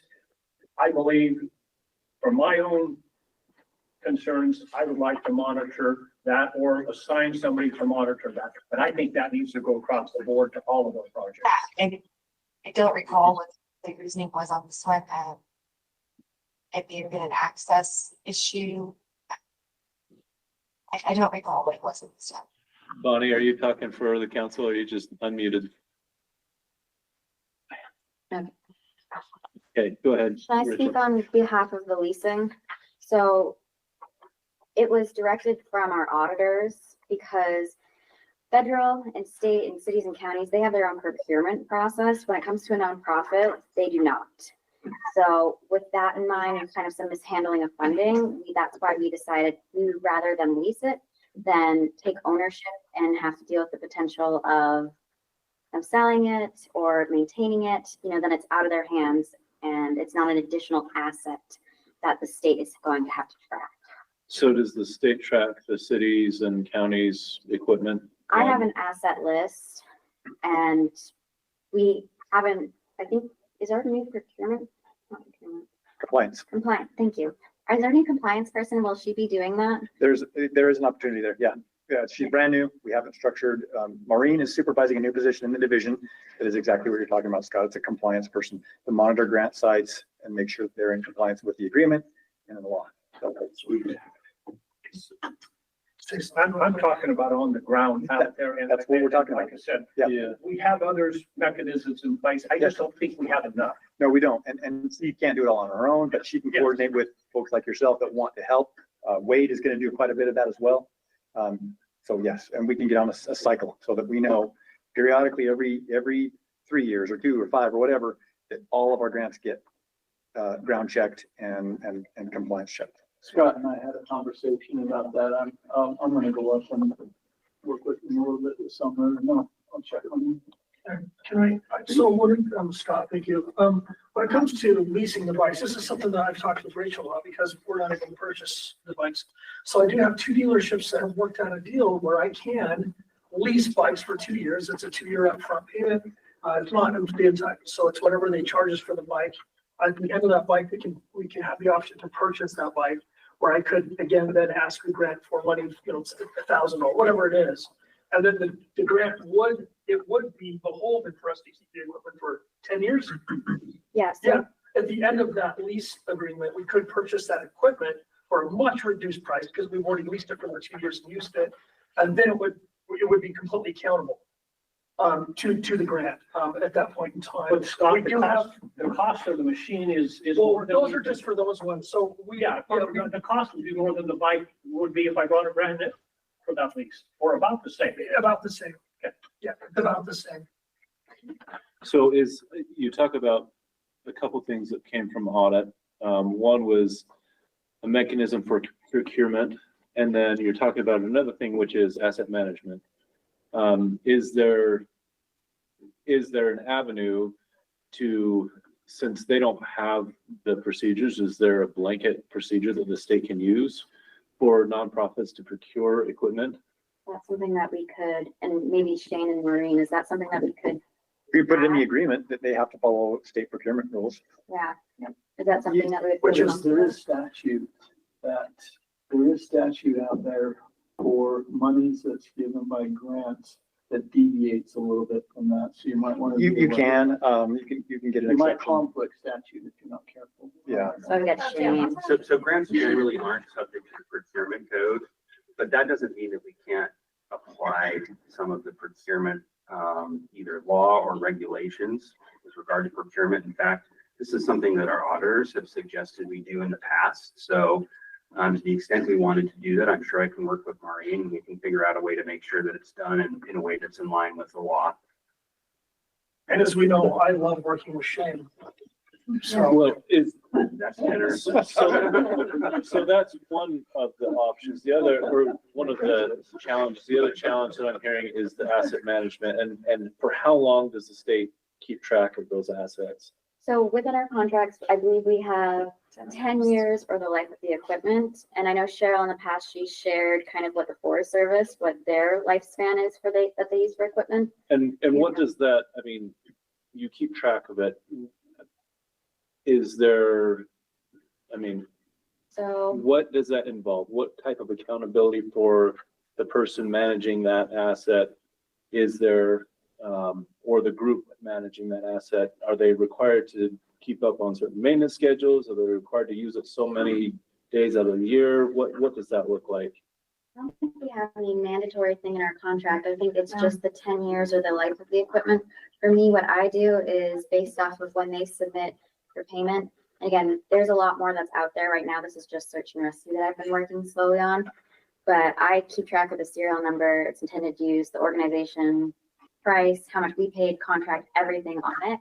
So that when it does come time for our new, I keep wanting to say procurement, compliance person, that she can kind of go in there and be like, hey, do you still have this equipment? And what if they sold it? Is there any repercussions for that, or is there any requirements for that? We can make a demand and they're accountable for it. Yeah. Okay. And we've done that. Yeah. Okay. Yeah. But the answer to your question, Jason, is how much checking on these assets? Not enough. Yeah. Okay. Not enough. But that's something that we have planned for to remedy. And Jason, I Yeah. have another couple thoughts here I'd like to throw out. First of all, we have the dedicated hunters. They put in 32 hours and they get anyway, they get privileges over that. Is there any way we could develop a dedicated OHV deal where we could somehow compensate people for using their own equipment?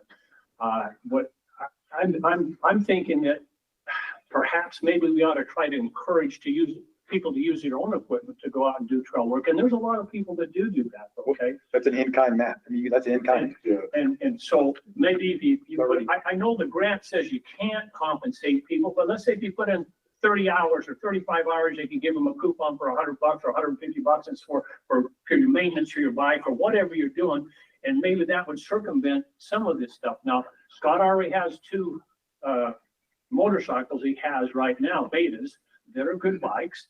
And if you don't have a bike, I don't believe you should be going up and doing maintenance on a tough trail with a new bike that somebody gives you to say, hey. I agree with that, Scott. No, but that's in kind. There's no new thing that needs to be invented. If you use your equipment for a grant, that's in kind match, does it at an hourly rate. I believe that's what we do. That's how we were able to do thousands of hours of in kind. But they're not getting any compensation. They're not getting any Oh, they're not getting compensation, but they're getting I'm talking benefit. about the user getting a stipend and saying, here, just like a dedicated hunter, there's incentive for a dedicated hunter to go out and do volunteer work. What if we gave them a $2 or $3 stipend and then maybe pay for fuel to get there, or maybe for tires for their bikes? I don't know, we'd have to rework the laws of this thing, but it's something to think about.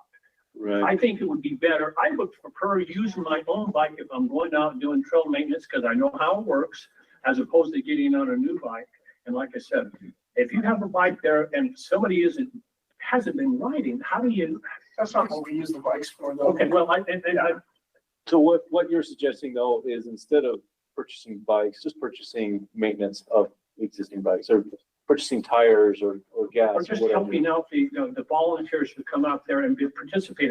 It's not a big deal if you only go out once or twice a month. I mean, every other month to go out and do some trail work. But if you're going twice or 3 times a week with your bike, then it becomes some maintenance issues, driving back and forth and fuel and stuff like that. You say, hey, wait a second, I can't afford to do this anymore.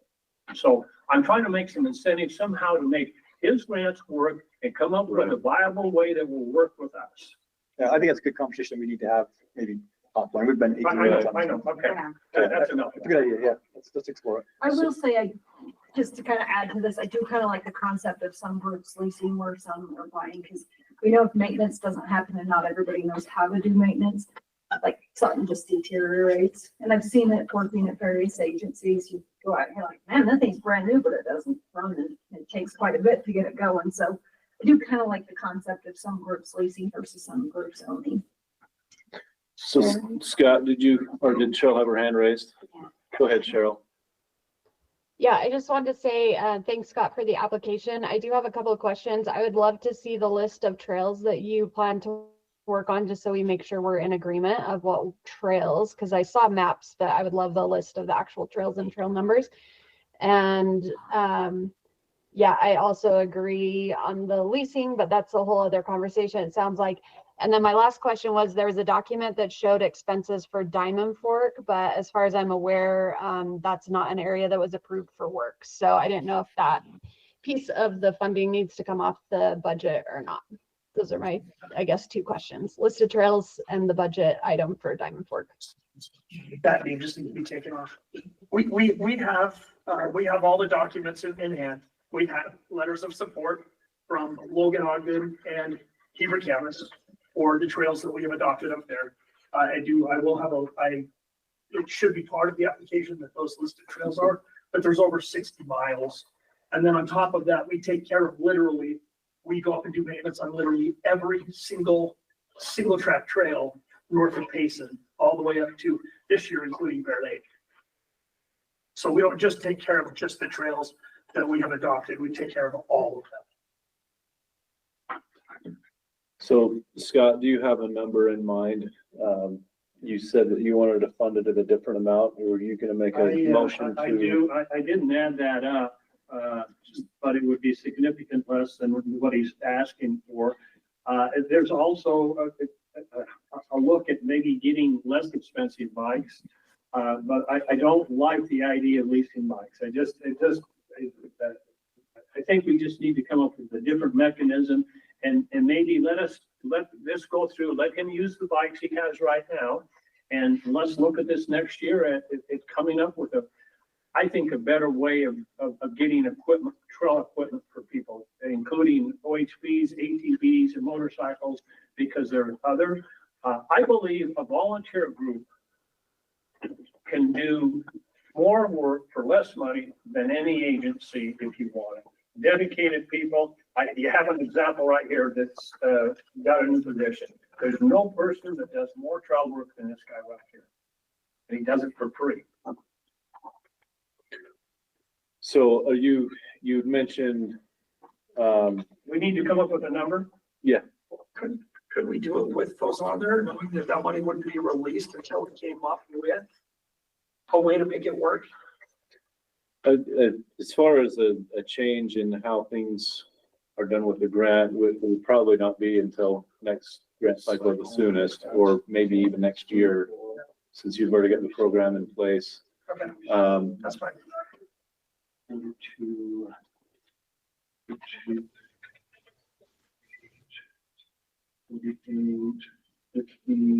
coming to 54,000. 54,000.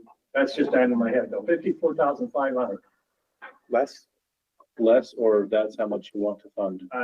That's what I have in my head without doing it with the calculator. Does he have his as a spreadsheet that we can total that real quick? And Yeah. Let me just. so you're talking about pulling bikes and riding equipment? The one's protective equipment, it's the equipment for the bikes, you like that. Okay, so The chain guards Oh, and okay. everything to protect the bike, so when it's thrown, it wouldn't fall off. That's the protection equipment. The generator, the 5 bikes, and the protection equipment. Okay. So we're removing these, is that correct? Yeah. 5 bikes, generator, and protective equipment. Generator, PPE, No, No, not is- PPE, just No, the, I should say protection equipment. bike for the protection bikes. parts? Yeah, yeah.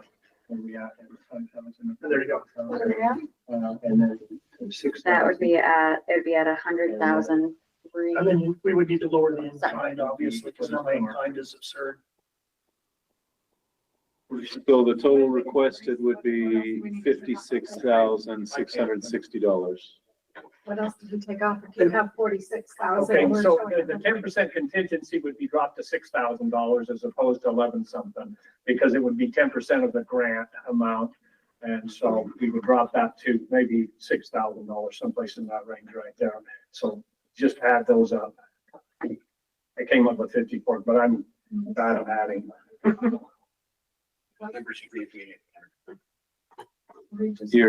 You're doing a loop. I know, I was just like, oh, just kidding. Okay. So for this one, Something's off there because What you're, about the bike maintenance? Does that need to come up? No, because that's what it's terrible. I'm just asking, because these guys are. oh, what did I do? So what you guys are, I have a comment. yeah, So what you guys are doing, Matt, just my comment would be, this conversation fascinated me a little bit because it has been. It's a fold out. Our goal, as far as I know, is to use these funds to maintain, build trails, have this awesome trail system for all these users. There's a big goal to disperse the use a little bit away from highly populated areas. The only way we're gonna do this is through active trail building and actively doing this. And so the trails program, so the state-funded trails program is great. We've got a trail crew, we've got a trail boss, and that's been fun watching this start and go. But you look at Idaho, their youth corps trail maintenance building crew is enormous. You look at Colorado and all the clubs that work together and they build all these trails and they maintain these trails.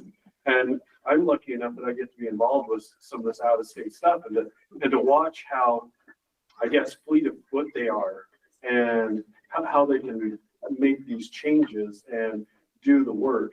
And it seems like our trails crew, yeah, 300 miles is great, but you know, we're involved with volunteer projects that we're doing 100 miles on a day with 5 people and we're cutting out over 100 trees.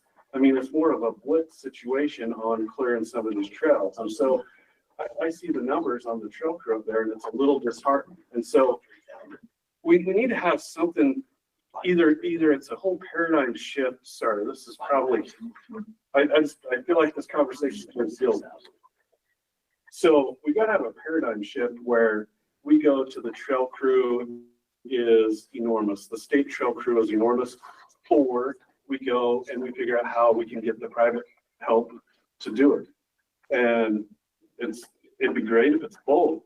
I think it's great if it's both. And so to this conversation and the whole idea of, is leasing the right thing for every project? Probably not. But we need to build these organizations. There's a lot of little nonprofit volunteer groups that's part of the idea. Yeah, we want to build trail, but we also want to build their capacity to do work. And there's a mechanism for us to do that. And we can probably, like Scott's out, you're trying to build. I'm trying to build it. Right. And I think there's a mechanism for this to play into that. So, yeah. Yeah, that was my did we get that figured out? yes. Okay, so Scott, your proposal is basically that we fund $50,050. Does that look right to you? What's the number?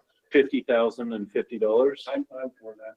That's my proposal, to drop it to 50,000, 100, whatever, what was the number, 50,000 even? $50,050. That's, Is that your motion? Okay, One more question, unless you're making that motion. Nope. Can you affect change with that amount? Can you do something?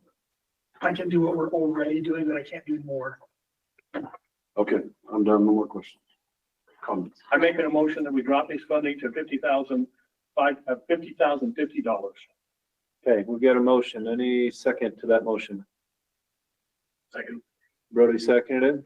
All those in favor to funding at the amount proposed, $50,050, say aye. Aye. Aye. Aye. Any opposed? Okay.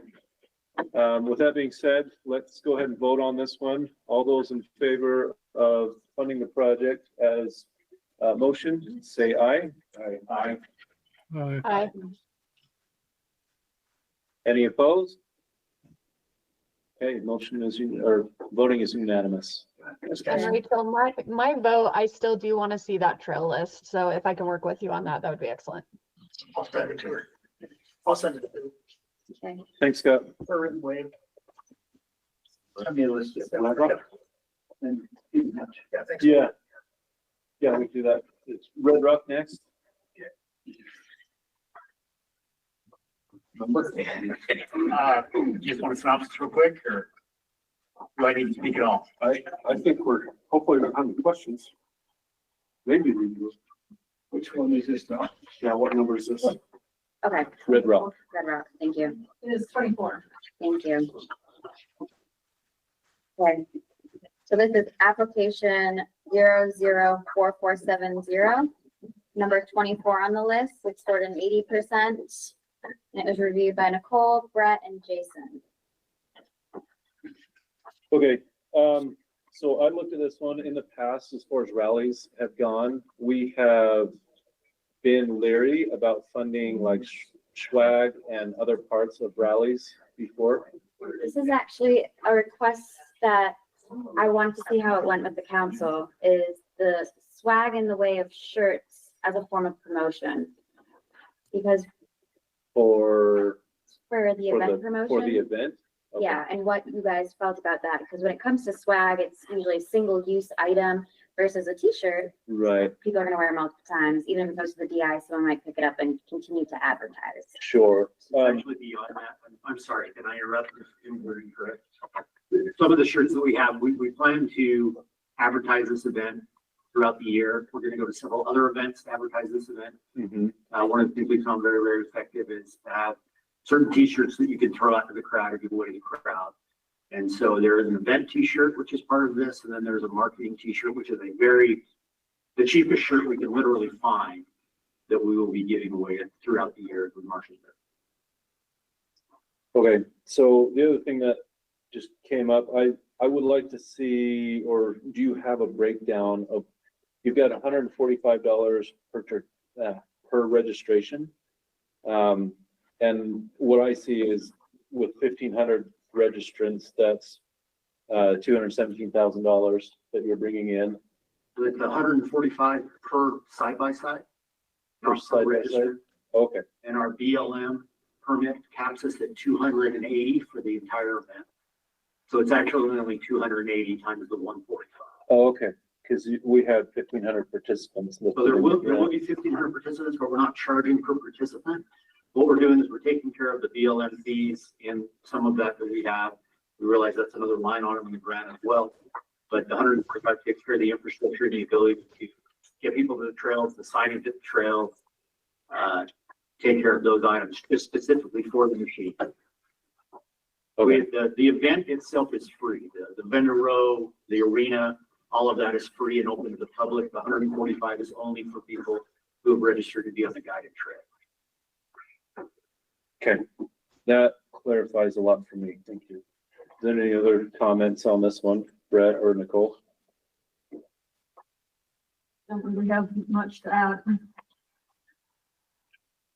So are we opening up to swag of all varieties, flavors, and definitions for all future? I thought we were just talking about t-shirts. Yeah. Yeah, t-shirts. And still, this swag, at the end of the day, it's still something you're giving out to somebody for free. Because it'll have our logo on it. Do you have their budget that you can pull up? Brett, did you have something that you wanted to say about it?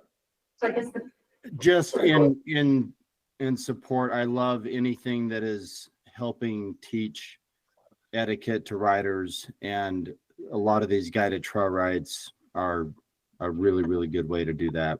But yeah, I like where the discussion is going about the swag. So we are opening up swag to other request, or the shirts to other requesters. Well, what I was saying is in the past, we have set a precedence that we won't fund the swag part of these type of events. And so that's what was in question. So now we're gonna have an influx in the future of people saying, oh, now we can get shirts. So they'll add that. Yeah, Is that the route we're going? that's a point of discussion. Nicole, what was your comment? Oh, I was just gonna say, you were talking about swag, and I think we have to be specific in saying that it's reuse swag, right? Yeah, but this reusable swag for future people that put in for grants is, if you open the door, you can't close it on the next person. So if you open the door today, it's open tomorrow. You can't just say, well, we're doing it just for them and not anybody else. So are we saying this is the new norm going forward. That's a question for the, yeah. And we can vote on it, or we can entertain a motion for an alternate on that as well. So if you wanted to make a motion I on it, make a motion that we take out the shirt. Because we're opening that 10th door that we don't want open. okay. There's a motion to fund without the swag on this project, so it would be, what is it, 9,900 and So they're requesting $10,000. You just deleted the trailer. Oh, no, you didn't. Thank you. Oh, there you are. I was like, wait. Oh, okay. That's why I was like, that's $25,000. no, it's up near the top. There's, I think it's Event number, T-shirt, correct? Oh, marketing T-shirt giveaway items. So there's two. so, Stickers, t-shirts, where do you draw the line? So So we have the event T-shirts, we have the marketing T-shirts, they're not even volunteer. We're talking about swag. We have the stickers as well. And we 100% understand your point. If that's something that is a problem going forward, So we'd be the- happy to remove those. The division, the department, whatever, they have a closet full of like pens and squeeze balls and little bags. That's where I would go. I wouldn't go for anything else. And make it standard across the board, or you're gonna have to do it for everybody and their dog. I'm sorry, Brody, can you explain that further? You're saying the squeezy balls are, Whatever, you know, like when you've given stuff to the Garfield Jamboree and the Beaver Jamboree. The little yeah, thing of, discussion. a little thing of sunscreen on a little lanyard type thing. With that kind of stuff that they just have a closet full somewhere. That But would be anything great else, discussion. we either, if we're doing it for them, we will do it for everybody else. Or for the city at the turn. so what, I guess, so I look at the drip swag, I mean, there's nothing for stickers. It's his match towards the grant. right. What the event material, let's see, what's the drip swag? Maybe you can clarify that. An Infinity promo. That's the company. Yeah, that's the vendor, intended vendor. Oh, okay. Flags, banners, arch, printed materials, table. Okay. Throw. So what we're looking at, that's not what we're looking at. What are we looking at specifically? We're looking at- Cutting out. The T-shirts, so the Just the ones that are t-shirts. in red here. Okay, so we're Well, taking is out- stickers, same as t-shirts. I mean, we're Stickers are really the just talking about things that we're just giving out to people, right? Yeah, so right now, there's stickers. We can take it all off, but their But, stickers I mean, it are looks like their, stickers, they're providing those cash. yeah, So we're not, that's, the grant's not really paying for the stickers. no, and that's why we only have the T-shirts highlighted Okay. right now. So is For that what, us to- is that what your motion is to Yeah. take those two items out? Take the Okay, t-shirts off. we have a motion to fund, Rachel has something. I have a clarifying question okay, before. If the motion passes, would you also like us to remove the event stickers and the T-shirts as your form of match towards the project? Otherwise, you're gonna have to Right? show I mean, if you're disqualifying I don't think, we'll still be above the required match. And so if we're not using those, this is a tourism thing, it's things we're using to promote.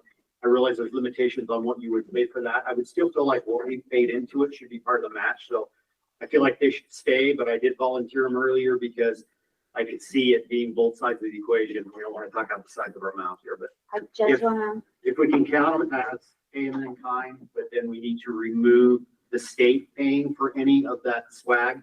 And I apologize, the name of the company is Drip Swag. Maybe that puts some, yeah, context on it. that threw me off a little bit, Yeah, sorry. that is actually the name of the company, the vendor. yeah. I'm gonna let them know, we're not gonna use that name going down the road. But removing and we've already paid for more than half of the T-shirts, you're happy to leave that in there. Removing the other portion that we need to pay for and the event T-shirts, yeah. I asked because if it stays on your budget, you're gonna have to show proof of it as your form of match. And also keep in mind that any purchases that take place, including matching funds currently, right now, is that any purchases that take place before a contract is in place cannot be put towards the project. Okay, then That's you probably need to pull them off. Thank you. Does this group pay for advertising for other events? Whether that's like Yeah. commercial space or billboards or whatever. We offer it, but we haven't really received a lot of requests for it. What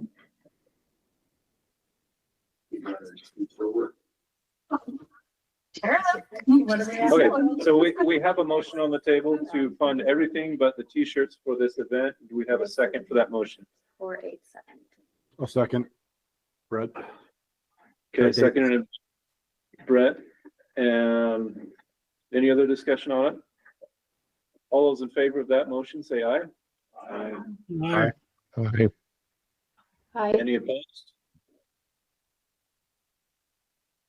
Okay, that motion passes. With that, let's go ahead and vote on funding this one as amended. All those in favor of funding this one as amended, say aye.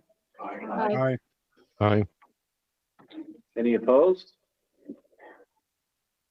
Okay, that one is unanimous. Thank you. Thank you. Thank you. Okay, what else do we have here that? Okay. We do have UPLA, the application, and Cliff is here to speak for UPLA. So do you know what number that one is? I believe it's the last. It's the last one? Okay. Oh, no, sorry, it's the second last. Number 35, Number 35. application 004454.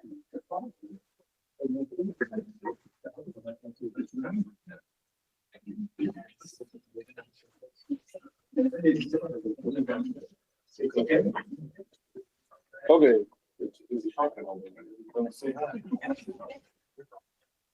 Eric, you had some comments on this one. Yeah, well, my comments are based on, did we decide if it's eligible? You want me to speak to it? Please. Might be easiest. So, Your comment. yeah, I discussed this with Rachel and with Patrick, and there are a few concerns. Let me tell you what they're under the rule. So the rule as it pertains to access protection grants provides a few things. One of what it provides is that it shouldn't go for overhead expenses. It doesn't define overhead expenses, but usually administrative costs are defined as overhead expenses, whereas other costs that directly advance the grant work are not considered overhead expenses. In this case, funding as an administrative position could be problematic under that provision of the rule.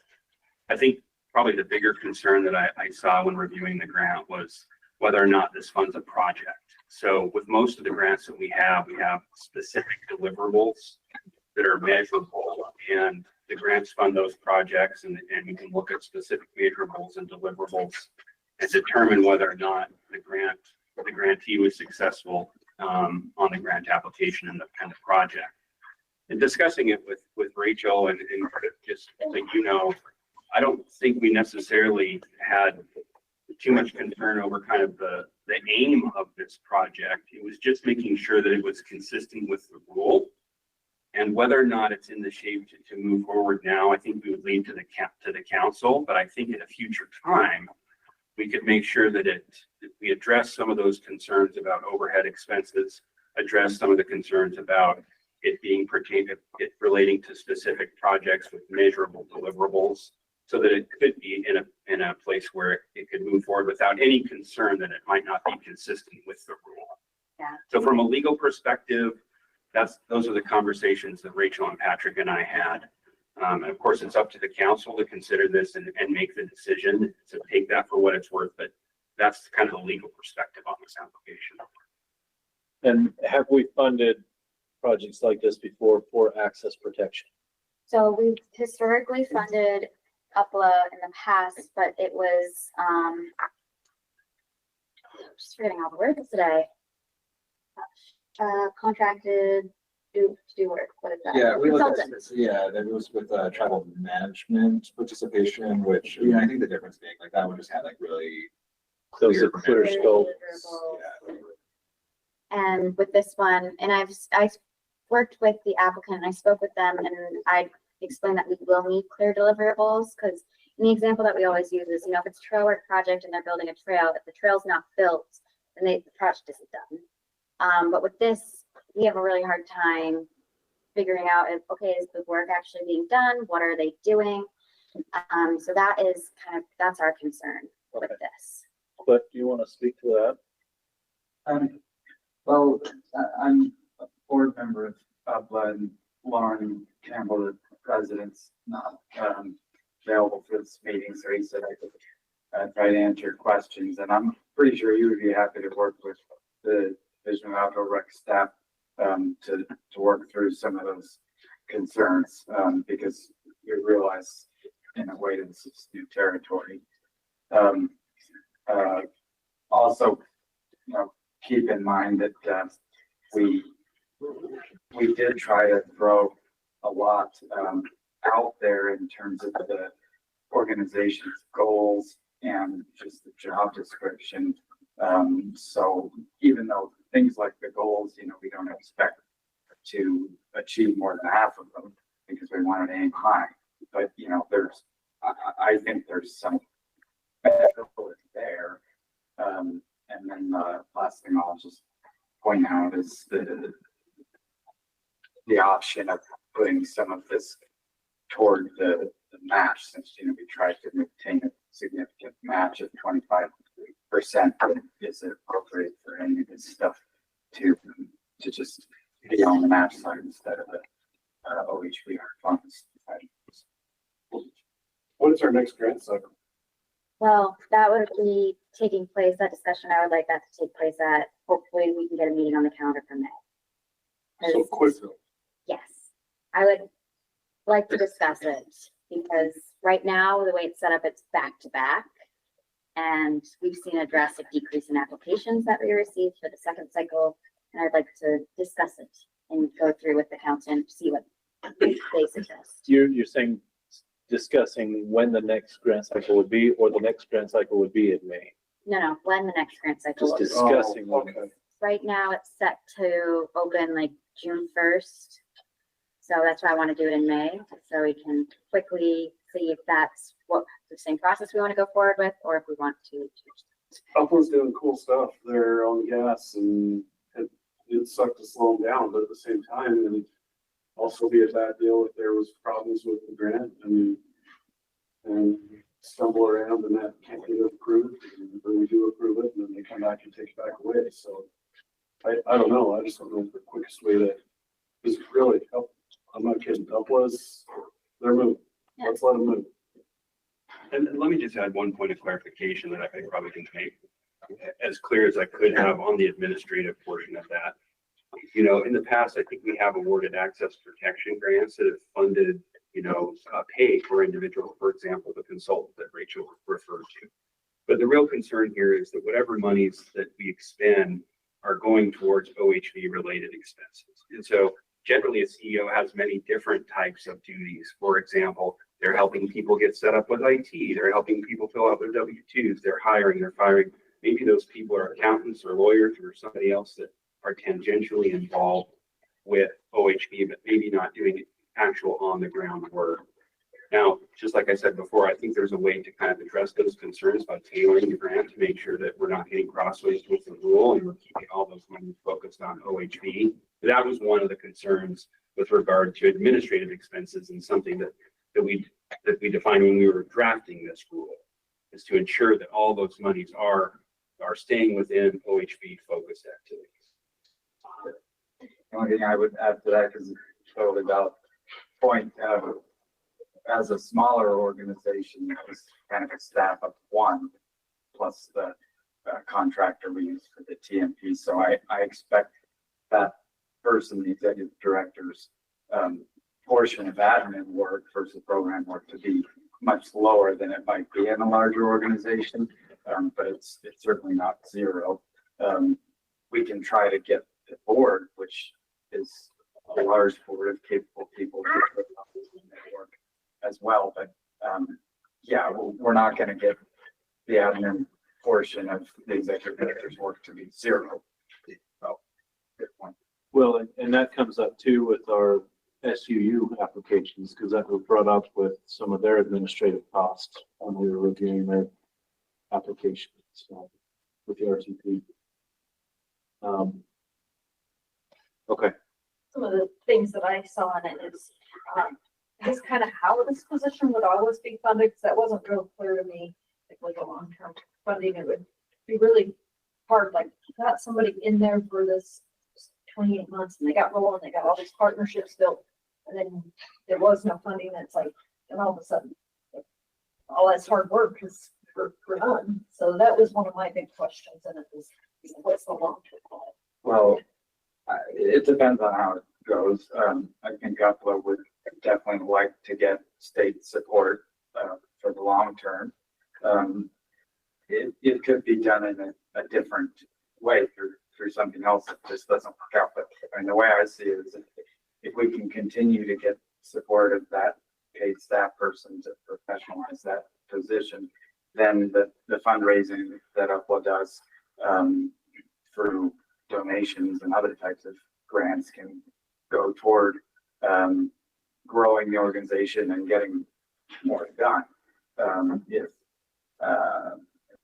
the funding then dries up, it doesn't, or on the executive director side from over, that doesn't mean that we have to fire our executive director, but it means that the additional fundraising sources that come in will probably have to then pick up the slack for the executive director. So it would just affect the overall growth and accomplishments of the organization. And frankly, part of the executive director's job would then become ensuring that the funding stays intact. So then they shop right now. I mean, Lauren's not here today, but I would guarantee you, he will be here every advisory council meeting from this point forward. If this funding happens, and that just becomes, it's a little bit of a snowball, so just keep that in mind as well. Is there any way this becomes self-sufficient then, Cliff? Yeah, I mean, these are good questions.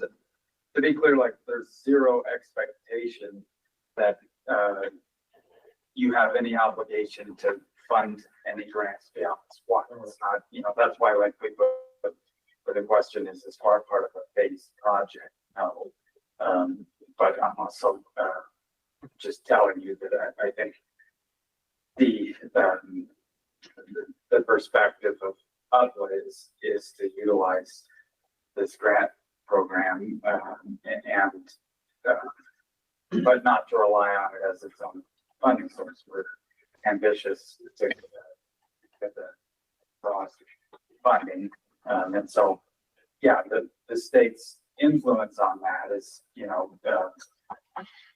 do we grow in a robust fashion, or do we just go piece by piece as we've done thus far since 2014 when it started? How many groups can we have that do advocacy and be able to maintain those groups? I'm just wondering, can we consolidate it somehow? And I realize this is, you really can't answer them. This is just rhetorical type questions. How many groups can we support? What do we need support on? And all I know is we keep losing trails. And so advocacy is important to me, and how do we do it? Yeah, I mean, that's kind of why I got involved in that book. As you know, I'm paid to work for Right with Respect, and I have plenty of other volunteer obligations like you all do with this very council, but I've always seen the need for a statewide group. There's just things that individual clubs throughout the state are not going to take on at the state level. Organizations like the BLM have a state office, and each club's not going to be on a first name basis with the people at the state office. And then you have the national groups that have 49 other things to worry about. And so we need a state group, and the reason why I joined UPLA was because they're ambitious, as Eric said, but also they're looking to partner with these other groups. So like, Slorex has the Utah Off-Road Alliance, and there's some things that they do that UPLA's not interested in taking on, but they do want to coordinate, where it's appropriate. And so that's very, and same with the snowmobile groups. I don't think UPLA has any idea of replacing the snowmobile groups, but they sure want to make sure that Upla's work is supporting the snowmobile interests. And so I'm guessing that to some degree there will be consolidation, you know, as these groups evolve. But to try to answer your question, because you're probably imagining like 1,000 applications from 1,000 groups asking for their extension. But it's that state level to me that's key, and that interest in really being an umbrella to the extent possible. They didn't have a dirt biking board member, so they brought me in, and they want to bring in more. So in that Can way, I ask you another question? Yeah. Do you think it's worth it? Do you think we're gonna get a worth out of what we're spending here? Is it a good investment? yeah, From you, you're telling me it'll be a yeah, good investment. I absolutely believe so. And for the record, I'm not going to be applying for this job. I'm going to keep the one I have. But I mean, it's one of those things because it's at a larger scale. It's harder to quantify, but you know, ever since USL went into hibernation, we need this, and there's been a lot of other groups, use up World Ride Association that have done things, and we need to keep them doing that. But this is the group that is interested in taking it to the next level, and so that's why I'm here. So Cliff, 6 of the 10 groups that they identify are non-motorized that they support. Sorry, where is that? It's on the website. So 4-wheel drive, ATV, UTV, dirt bike. Then it goes mountain bike, equestrian, rock climbing, canyoneering, photographers, and hikers. So majority of the percentage is non-motorized. We don't have like a photography board position or something. And that's interesting. I was looking more closely at just the accomplishments and goals document and the job description document, but we tried to speak to that in the question. Is it 100% motorized? And we put yes, because even though we do want to work with other groups like mountain bikers where we can, because it just makes sense at a high level to try to partner, come to consensus so the land managers don't have to pick between 2 different groups. It's all in the service of that multiple use recreation. And so it's things like making sure that the motorized trails work for people to enjoy through non-motorized recreation. So in that way, it's all serving the motorized interest.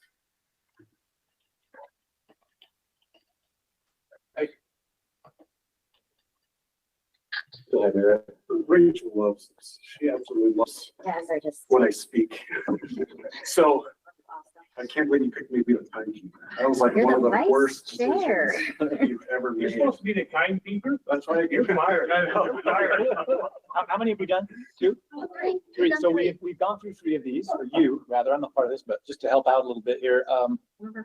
But there'll be several we can do that fast. Yeah, this one, you guys needed to take a longer time. I understand. That's totally understandable.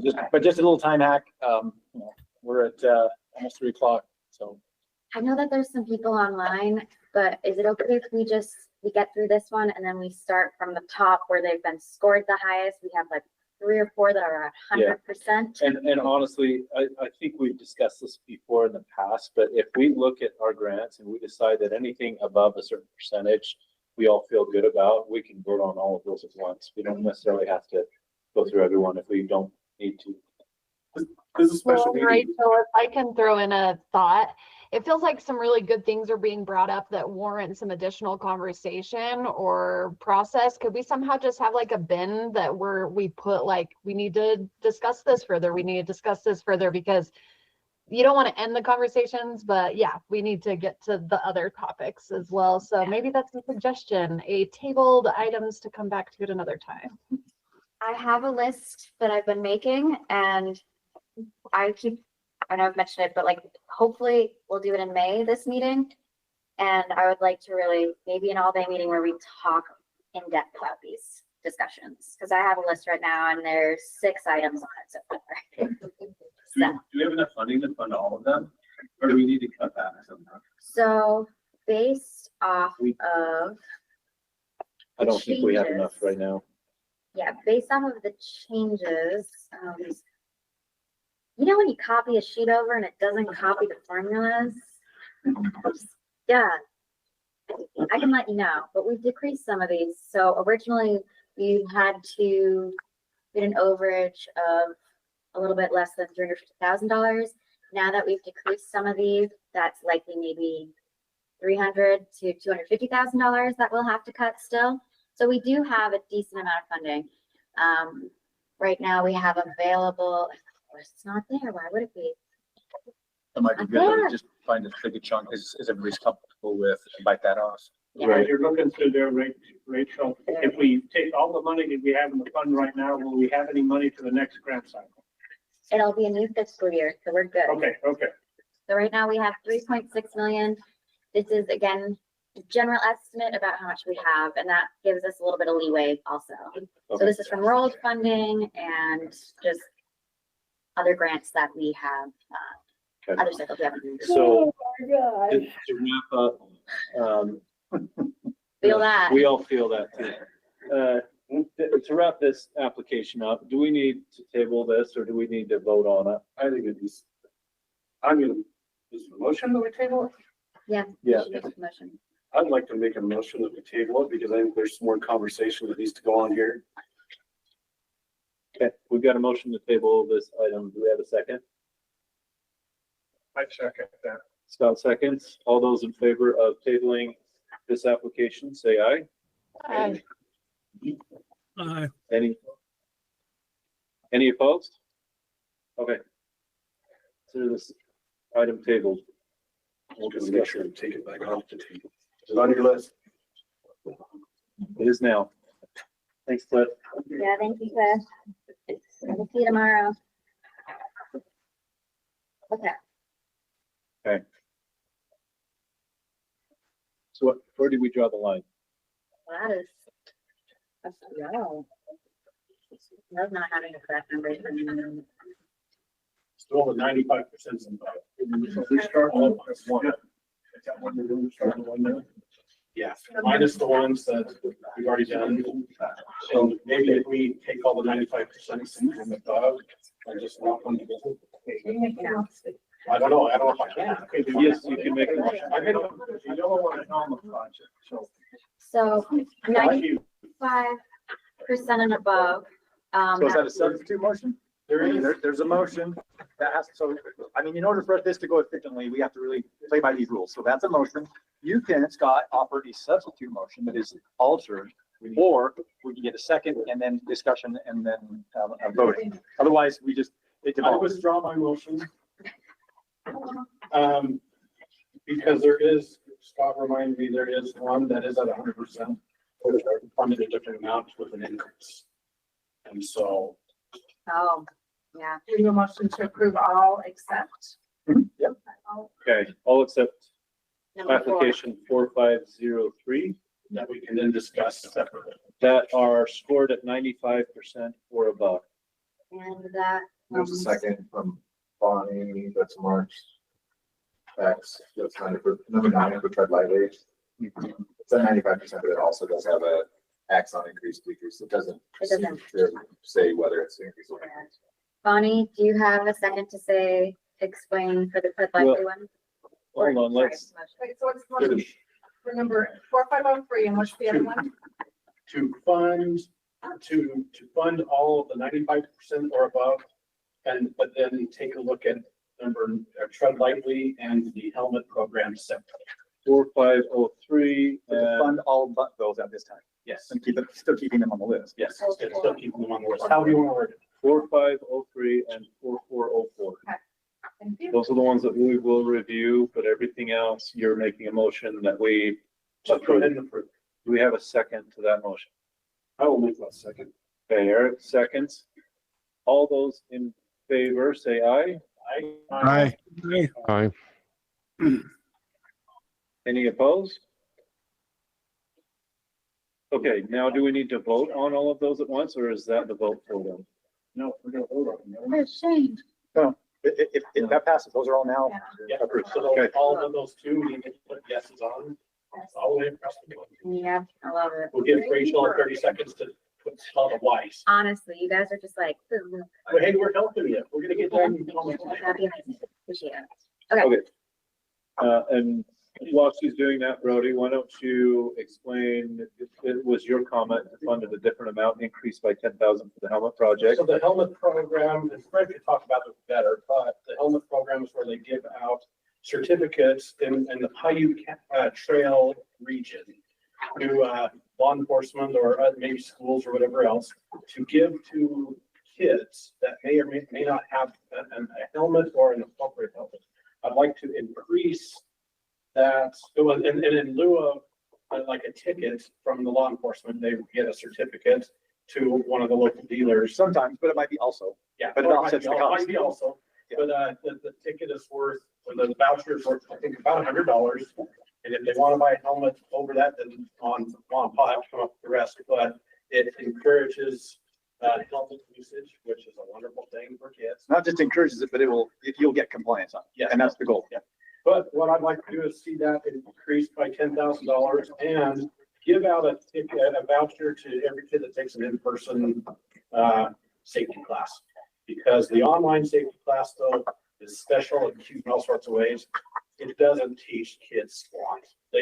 Mom and dad's probably taking the test for them, but an in-person test class, they're gonna actually learn some good skills and they're gonna maybe pick up some good habits and maybe a little bit of care and concern for the trail system versus watching a video and taking a test at mom and dad. So I'd like to increase that by $10,000. So you're increasing, was the scope just for the ticket program, and you're proposing a change in scope to also? Well, they have the ability to use these vouchers in all sorts of different ways. They could be at an OHV event in the Paiute Trail area. And so it doesn't have to necessarily be a law enforcement officer that does this. Schools can use these vouchers as well. And so it just adds a potential use for that. But even if they don't use it in that way, they would have more vouchers to give out to kids. Okay. And so the whole idea is get helmets on heads. And anything that we can do to make these kids, to help these kids be a little bit safer, that's great. I see it all the time in my front yard. Kids running up and down the street on their little quads, no parent supervision. The police department doesn't care, and there's no helmets on heads. And then inevitably the machine's on the side down the street. Kid picks his own helmet, they're more likely to wear it. Yes. Yep. So are you making a motion? I make a motion that we increase the amount that we give to this grant by $10,000. Okay, we have a motion on the table. Do we have a second? I'll second that. Seconded by Nicole. All those in favor? Aye. Aye. Hi. I can't vote. Aye. Yeah, he's part of that. Fred abstains. Okay, so we've got a motion to increase the funding by 10% or $10,000 on this one. All those in favor of approving this grant with the changed amount, say aye. Aye. Aye. Aye. Hi. Any opposed? And just as a side note, I would love to see this go statewide. If there is a way to make this go statewide, it would be wonderful. That would be. Get Wade and Jacob to figure out a way to make. Yeah, the biggest thing is all the rural dealerships, and it's nothing up north, so that'd be my. So it'd be a task for somebody to go and knock on doors. Or Rocky Mountain, one of the bigger dealers, so to be included in that, so, because there they can go, get access to it easier. So I love what you said about if they take the in-person course, like kind of a. Oh, yeah. You've got kids out on the trail right now that don't care about anything. They want to go fast and they want to test people out and be dangerous. In person, you learn some etiquettes and more etiquette than you do online. Every day, all day long. It may not solve that, but It may it's not, good. to But have it anything in you can do person. to increase They're modeling good behavior. Among their peers. Everybody's writing a certain If you way. don't teach these kids young, you lost them at that point. We're not gonna learn that etiquette later in life. Okay, grant passes unanimously. Yeah, unanimously. Let's go on to grant application 4404, number 9 on the list, tread lightly. Bonnie, you've had a statement about funding at a different amount. Can you elaborate on that? If I remember correctly, salaries seemed excessively high on this one, on the budget. I don't have it pulled up to where I can see that part right now. But Yeah, please.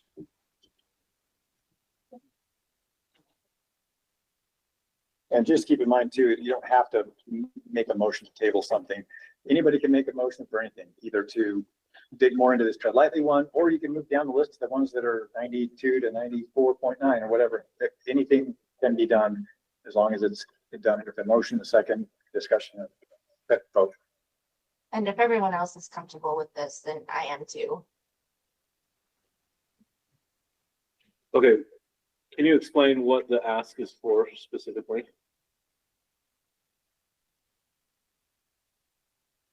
Anybody? Is this a one-person salary or is this multiple salary? I think it's multiple historically. It's quantity one. Yeah. Yeah, it's $249,000 for one person. Hey, more than park rangers.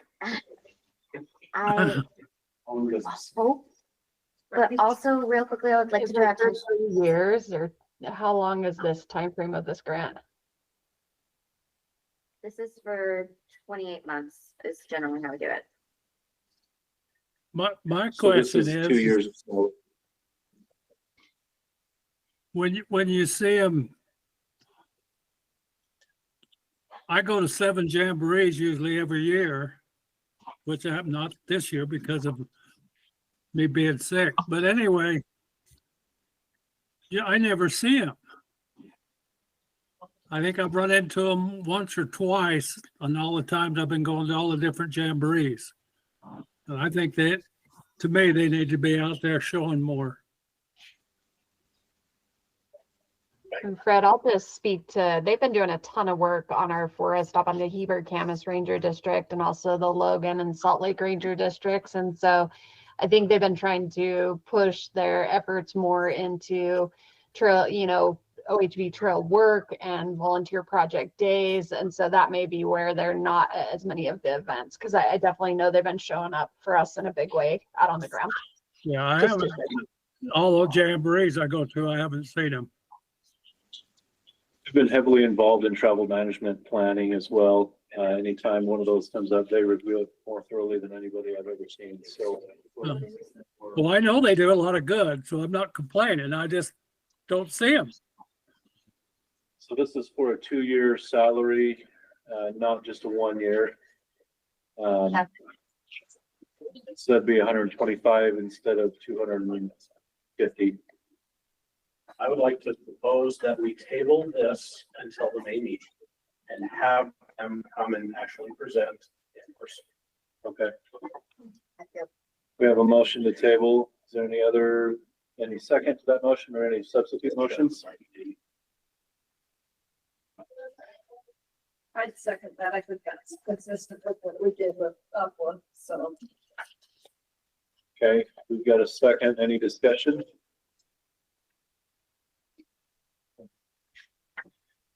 Okay, seeing none, we'll call for a vote on tabling this one. All those in favor of tabling application 4404, say aye.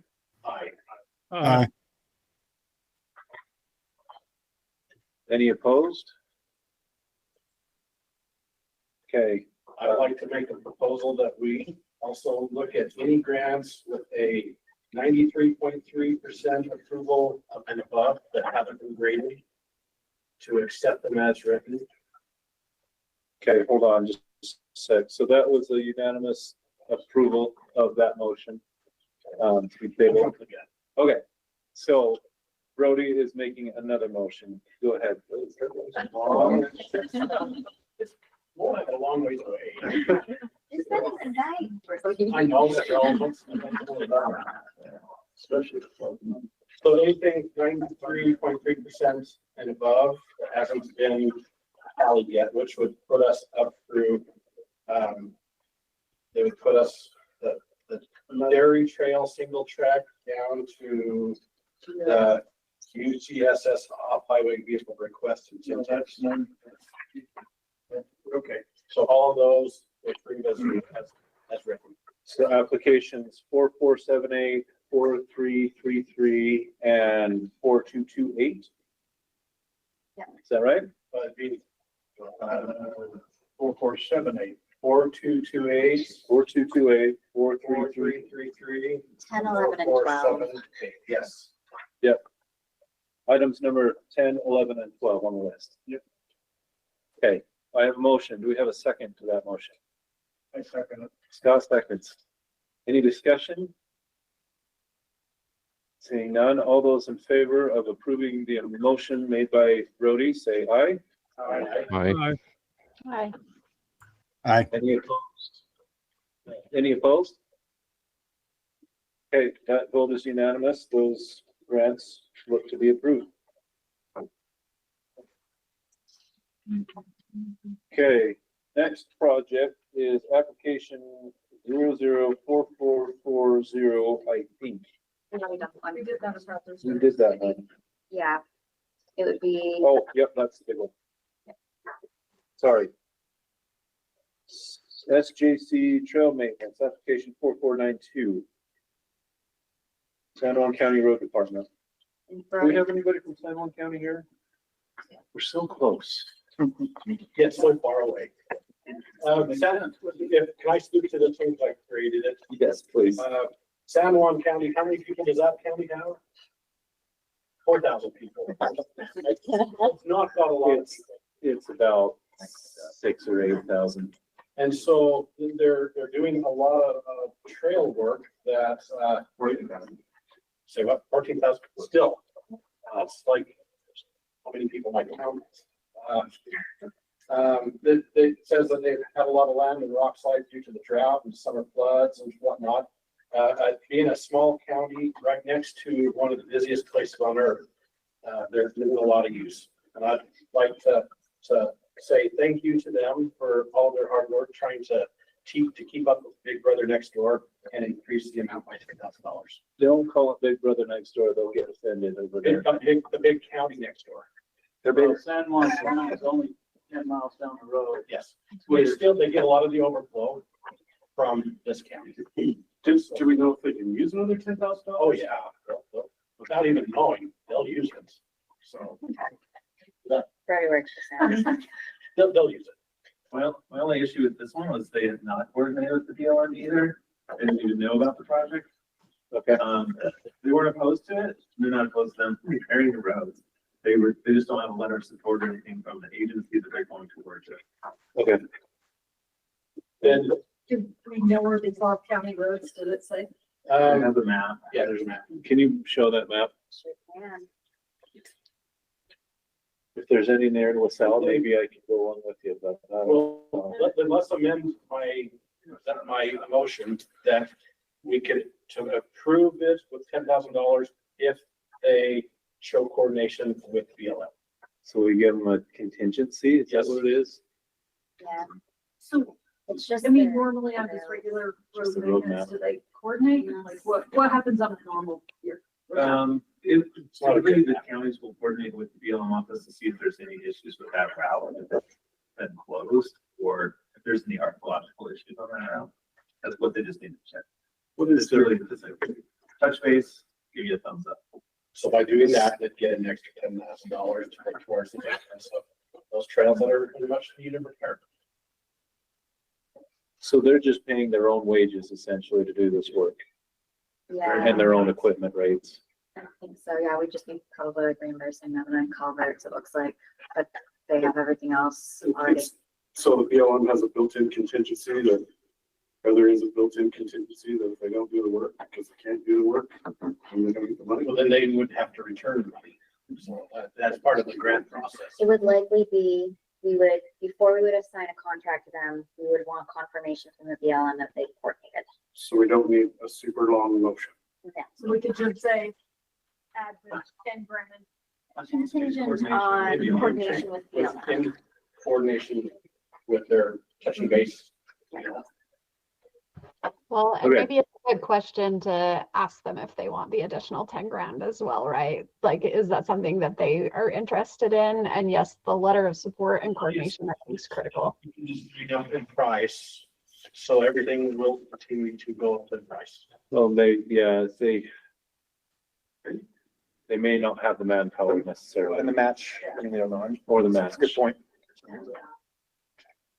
But I guess, is that something that can just be offered to them if they accept Yeah, it? it's a ceiling, so it's not like they have to do it. All right. So restate your motion, please. I'd like to make a motion that we accept this with this grant, San Juan County Trail Maintenance Grant. By upping it by $10,000, not requiring a change in the match. And that they have to touch base with the BLM. As BLM representative said, would be a great idea. Is it not increasing their match? Well, Not requiring. not requiring a change to the match. Okay. Brody made a motion. Do we have a second to the motion? I'll second it.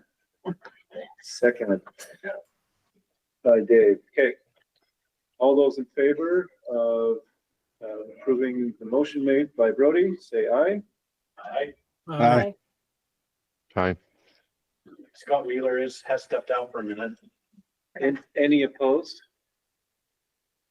Okay, that motion passes unanimously. Do we need to vote on this as a project now? No. Okay.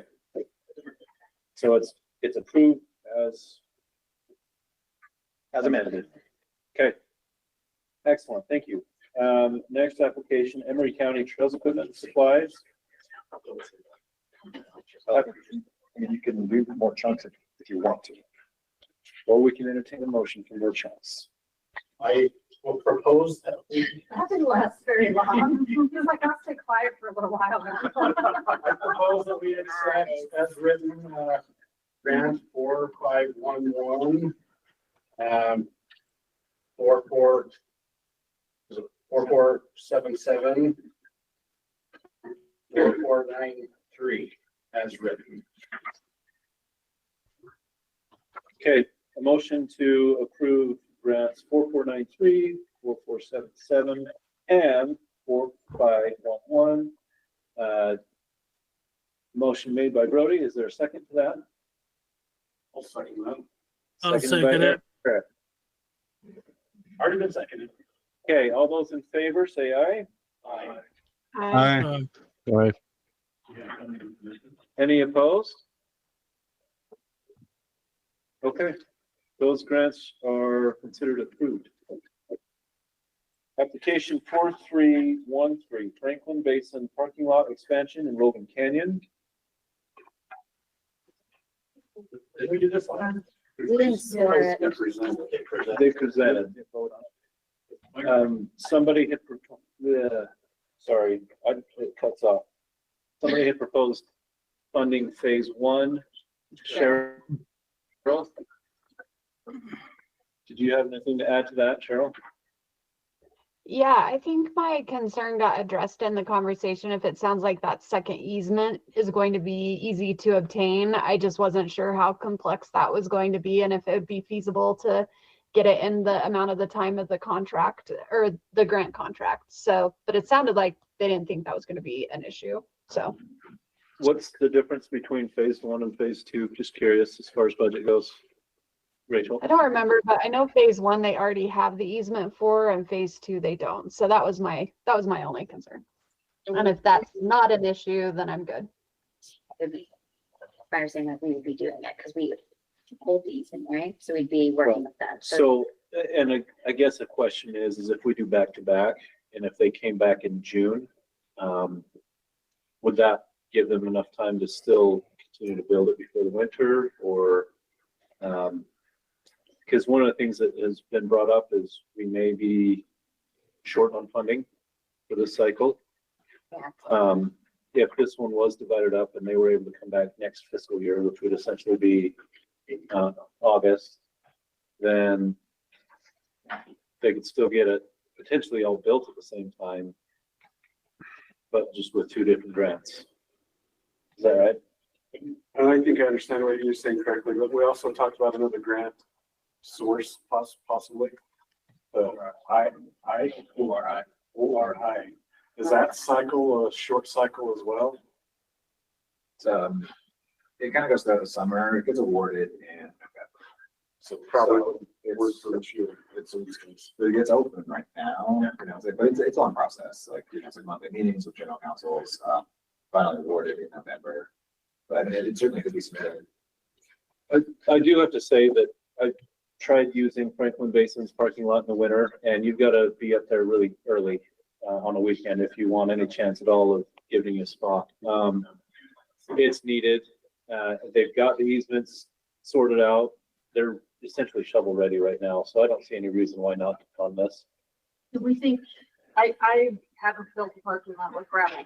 Do we think the $600,000 price tag is kind of the appropriate amount? Yeah. It's not the cost of the gravel, it's the cost of trucking from the gravel pit because it's up Logan Canyon.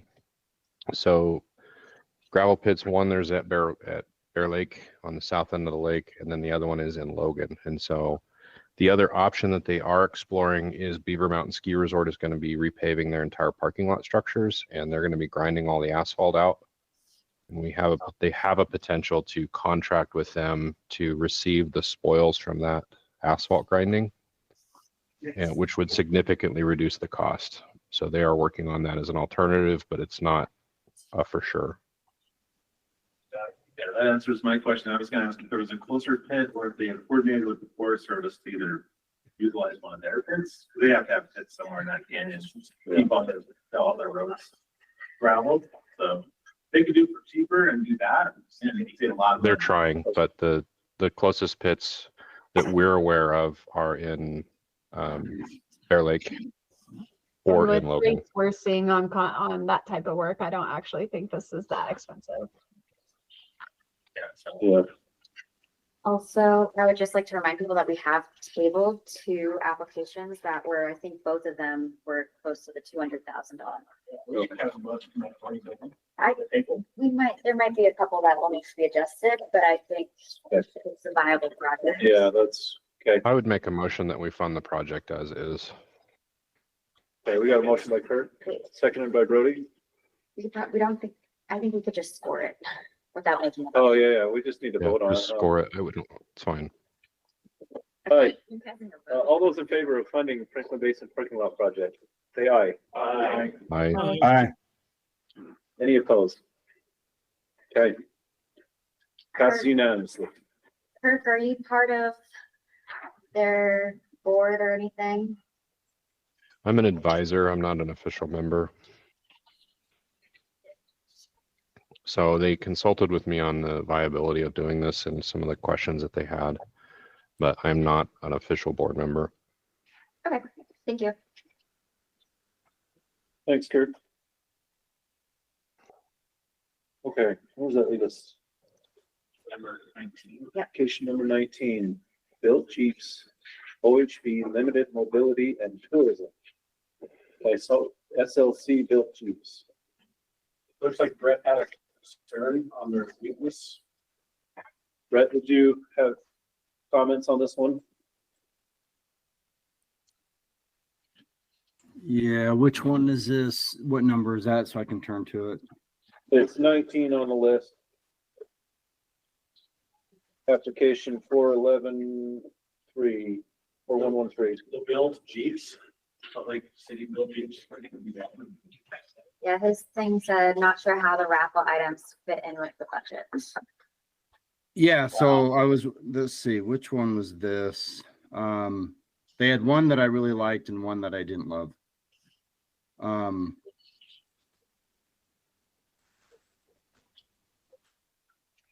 Yeah, they list out the raffle items, a bunch of raffle items, but then they don't really talk about how that's going to work in with any of this stuff or as a cash or grant or anything. And I guess that goes with giveaway things too, that we talked about earlier with swag.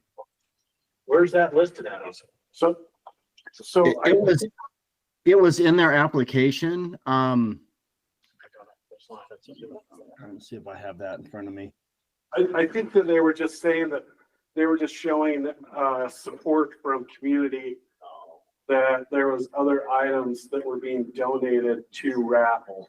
But you're Yeah. right, it's not on budget, and I don't know that it's a revenue thing for them. I'm not sure how that works, but yes, I did see them and they did talk about it a lot, but I think they're trying to establish themselves.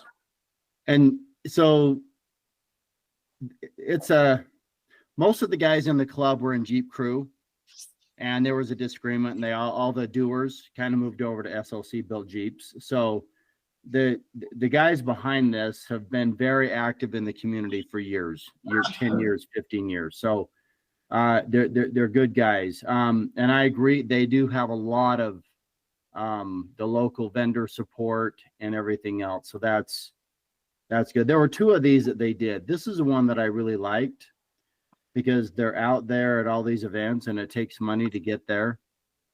And they have a good message. They do good trail rides, good trail etiquette, a lot of education through the trail rides that they do. They're out, a couple weekends a month doing something. So, what was let's see, I was just confused on the raffle items, but I agree that maybe they were just listing those items in their application as support. Pick on me, I just thought this seemed like more like an education grant than it did whatever it was applied for. Just looking at their website, they charge for a raffle ticket, which would make it ineligible for stuff on there. Right. But it's not listed on, is it listed on there? It's not listed on the budget. Gambling. Gambling operation. I know. And you might be surprised to know that we've actually looked at this many times, and if you actually pay to purchase a raffle ticket and then you get something of value in return, it's technically problematic. The word problematic really means illegal under Utah law. So Are would you that serious? not be their match, is like the funding from it? You can do raffles in other types of ways where you don't purchase tickets. Right, it You depends on get how a much money. ticket as part of your registration, but if you're buying tickets, it's not permissible under the law. So Oh, they're not showing it on there, are they? it kind of sounds as though like that's maybe where they'll. I mean, it's not like somebody's going to come after an entity for doing it all the time, but the state can't be a provider. Okay, that makes sense. Yeah. Just, that would, damage a lot of jamborees. Yeah, I know that it's done and it's, it is what it is, but It happens all the time. Yeah. In that case, the law needs to change.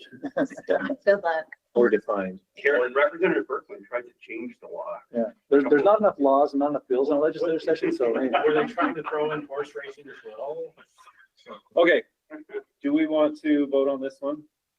I'd say we vote on it. Okay, all those in favor of funding SLC built Jeeps, application 4113, say aye. Aye. Aye. Any opposed? Okay, that one is unanimous. Application 4490, Rich County Search and Rescue Instant Response. Sheriff Ferris, you Don't know if he's online. are not online anymore? Okay. Is he online?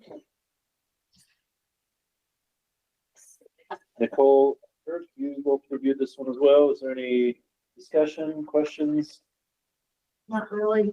I mean, small county, which quite a bit of public land, so it makes a lot of sense in my mind. Did their split make sense with rescues Yeah, and what they're asking? with the flat rate, we kind of did that away, we did Okay. away with that. But I would like to say that this is the first time that Rich County has ever applied for search and rescue funding from us. And I think honestly, one of the only applications from Rich County we've ever received. I don't think they apply a lot. How many people live in Rich County? Just to clarify, dude, it looks like Sheriff Curtis had scored it a 0. I'm gonna assume by accident based on his comments. So one of his courses is zero, which I think is probably the play where this will be. I think that's zero. All right, all those in favor of approving Rich County Search and Rescue Incident Response, say aye. Aye. Any opposed? Okay, that one passes unanimously as well. Kane County Sheriff Search and Rescue Rangers. Fred had a concern, looks like e-bikes. Yeah, Fred, did you have a concern about e-bikes on the Kane County Search and Rescue application? I did, but I can't see my note. What to do with my note?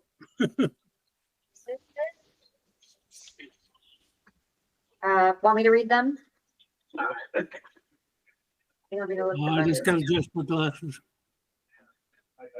Oh, It's a little confusing when some people say e-bikes, they also are including inaccurately e-moto. yeah, with e-bikes is what threw me off. Why can't they use regular motorcycles? Yeah, Do you know what the lifespan of the e-bike is? Depends on your charging cycle. It's like several thousand charges. you gotta have a cool list.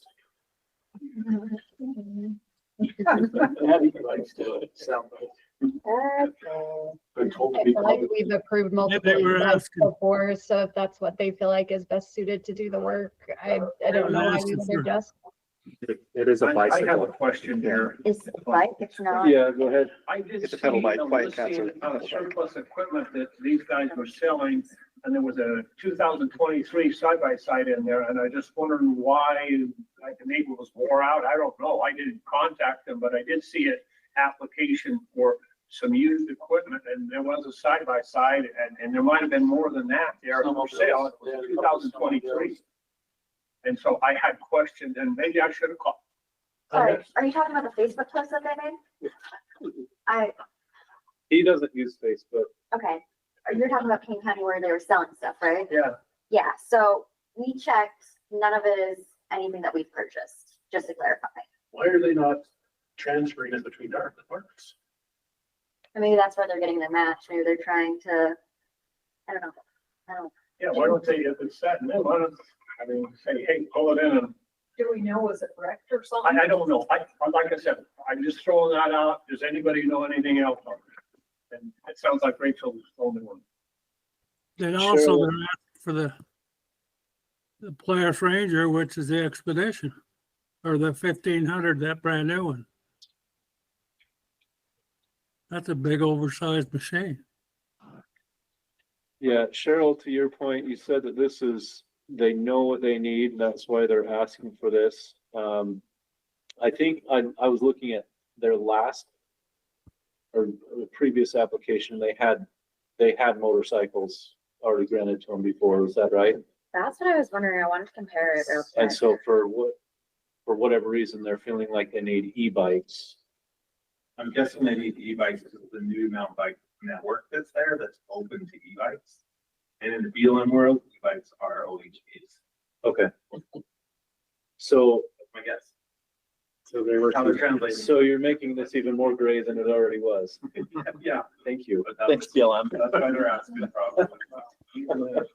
But again, just because they're using an e-bike, it doesn't mean they're not supporting motorized use. It just means that's the tool they've decided is the best tool for the work they're trying to do. Right. And I think one of their last grants, they did get motorcycles. So this would be in addition to the motorcycle. Which they could still take a motorcycle on those non-motorized trails for search and rescue. I think they have another 4 of them that got prior to this as well.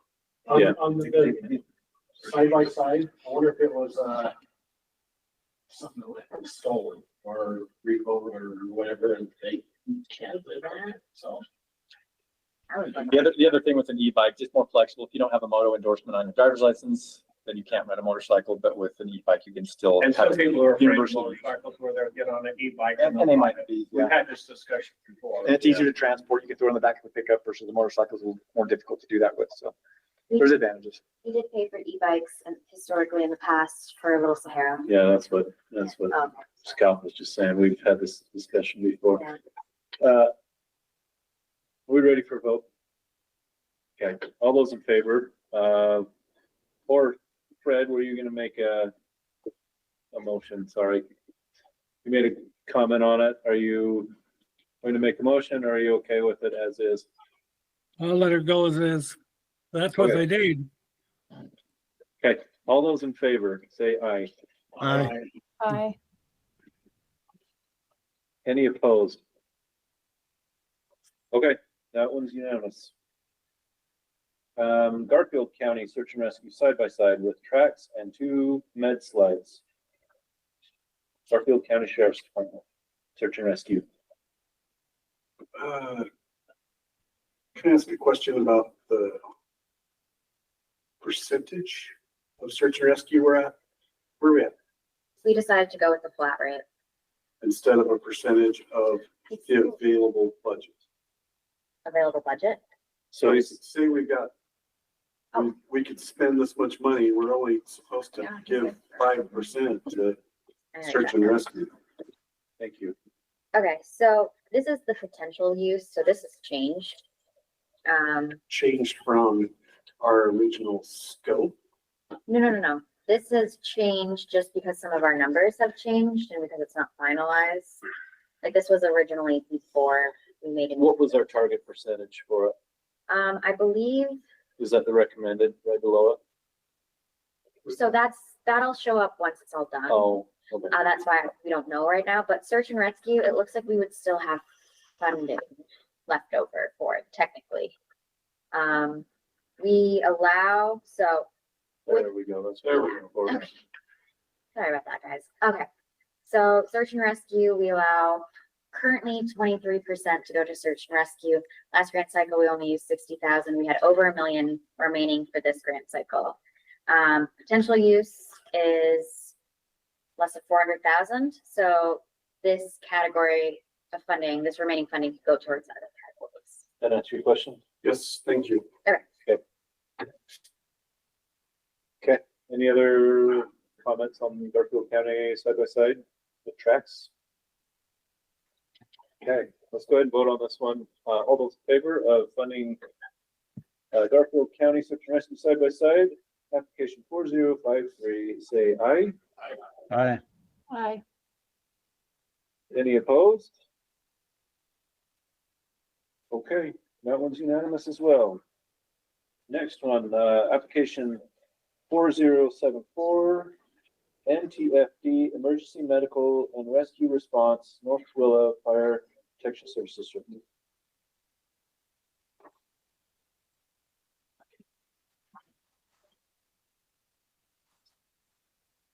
Okay, we started at 80%.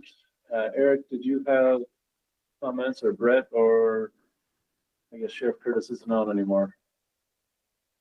So the only comment I really have is it is a remote area. It doesn't look like it meets the requirements. Being out there racing and recreating out there, we've needed some help a couple times. There was another comment down here that was just pointed out that is there crossover? Brett, this is your comment. Is there crossover with the Twilla search and rescue? Yeah, why is this the fire department asking for it versus search and rescue? And I mean, do they work together? I've got friends out there, but I don't. Does anyone know what the relationship is there? I mean, it looks like they wrote a letter of support. So maybe it's just, why not just have multiple resources? I don't know. But Is it its own district though, for search and rescue? That would be part of the sheriff's office. Okay, So that's a county entity, but this is North Twilla District, Fire District. okay. So it does meet the requirements that we have. Seems legal. Yeah, I'm not against it. I just thought that was interesting that they're asking for it versus search and rescue.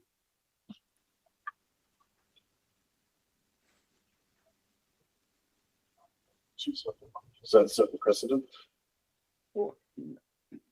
I don't know. And I guess, you know, search and rescue versus emergency response. I mean, I guess those are two different things.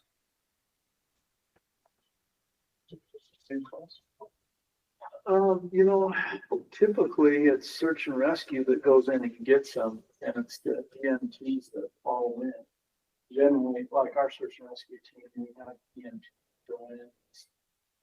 I haven't been on a call with the fire department, but Depends on the county. They're all a little bit different, but yeah, generally that's true. SAR is gonna go, they're gonna recover the patient. If, once, you know, EMS gets a certain distance off the road, which is like this far, then they call SAR. And in these cases, almost all of it, if you're gonna be at the Knolls or Dell or any of that West Desert stuff, the ambulance is not going to go there. So they're gonna call the county SAR group to come and help the district get the patient to the pavement, put them on the ambulance or helicopter and transport. can I ask you a question? Would that be a SAR budget item? Or they're technically not a county search and rescue, or they're their own district? Would that be a SAR? Or are we talking that's got to come out of OHVR? Because technically they're not a SAR. They're their own district, where a SAR is a county run. That would be a question we would need to answer. So are you talking about in the sense of eligibility? Yeah. Well, towards the percent. Yeah, towards percent of SAR. Maybe it doesn't come out of that percent, but I guess It's up to you guys, I think, at to the end of the decide day, that it's the as a same council. pot of money, right? I'm just wondering what happens when you open that up, and all of a sudden you have all the fire departments coming in, and then you're gonna compete against a volunteer organization that doesn't have funds. So if we have an influx of people applying, then we can really kind of go through and say, hey, is this gonna be most beneficial for a fire department or a search and rescue? We funded the help the fire department for a search and rescue vehicle last grant cycle, or two cycles. I would say, did the county sheriff write a letter of support on this? Yeah, that's So then, mandatory. I mean, that to me would kind of answer a lot of the questions. But I think in terms of eligibility towards the percent of SAR limitations, that would be up to you all to make that determination as a group and say either yes or no. To me, it feels like it, but Definitely, it's like searching is. Yeah. because otherwise you're going to get people repeating this and then just trying to circumvent the percentage and get a higher chance of approval. And you don't want to do that. And then it would go outside like a flat rate. Okay, any other discussion on this one? Wait for 4 minutes. No. I'm gonna look at Eric. Okay, let's go ahead and vote on this one. All those in favor of approving the North Twilla Fire Department Emergency Rescue Medical and Rescue Response Project 4074, say aye. Aye. Aye. Any opposed? Okay, that one is unanimous as well.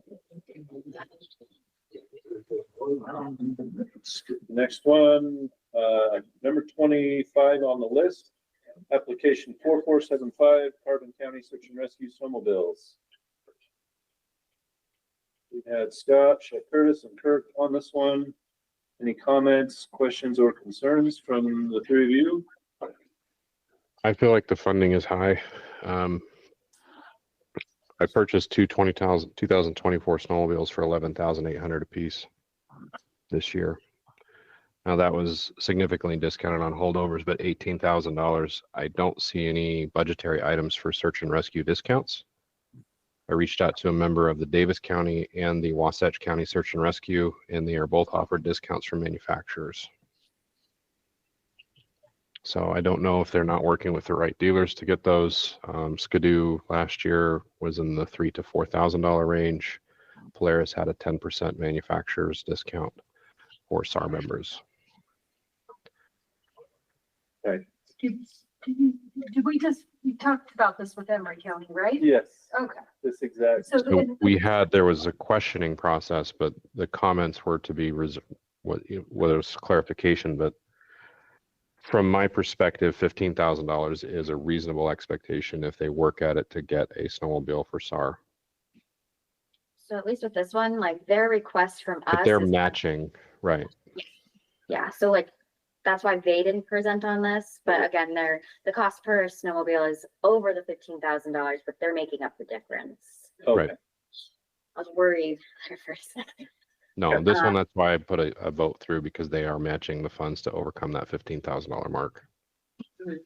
But, and again, like, if we see consistently that snowmobiles they're exceeding the $15,000, I think that's something that maybe like the four of us that decided on the flat rates can go back to. We plan to kind of just like allow to revisit that somewhat frequently, just so to make sure that we're not limiting people on the Right. budget. I think that there's a conversation with the SAR teams too, though. There needs to be relationships with manufacturers because they support SAR programs. I didn't see any conversations about receiving those rebates or discounts because when I'm looking at a $20,000 or an $18,000 line item, that's full retail. And I know for a fact, being on the board with the Utah Avalanche Center and both working with multiple SAR, and I ride with SAR guys, they are receiving discounts from manufacturers. Can we approve this grant and then ask them to see if they can get a better price? This is up to them. They are under the dollar amount, but yeah, I would suggest that they start working on a manufacturer relationship. Either that or the state at some level works with the SAR program to establish that at a state level. Even at the state contract price, it's lower than that price. Well, I know when you ask for bids for search and rescue, you'll work on mine compared to you that I helped get. He puts discount on there, it's still 16,000. The other thing we gotta remember too, that it's a lot of work for volunteers. You know, it really is. To sit down and ask people who's waiting for a phone call to go out in the middle of the night and say, hey, why don't you get a hold of Factory Polaris and get a discount? So I'm just throwing that out. That's not how that works. The Well, I don't know Weller Recreation extends that process to Wasatch SAR.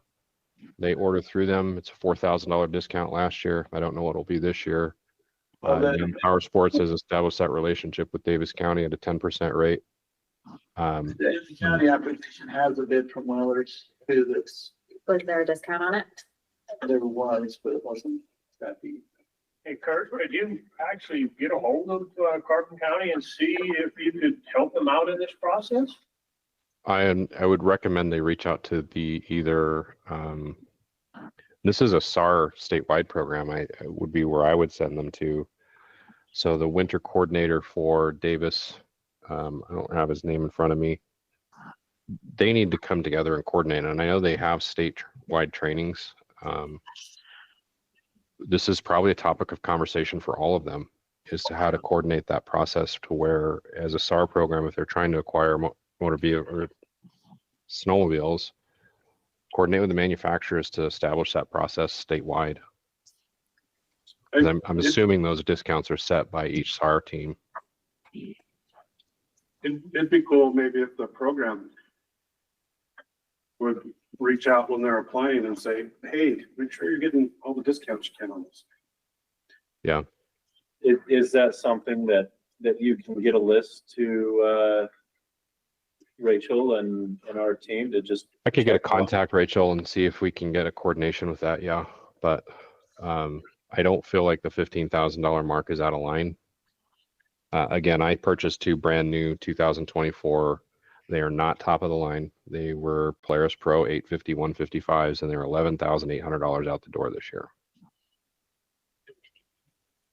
So This legislative session, they passed, what is it? It's ORIM.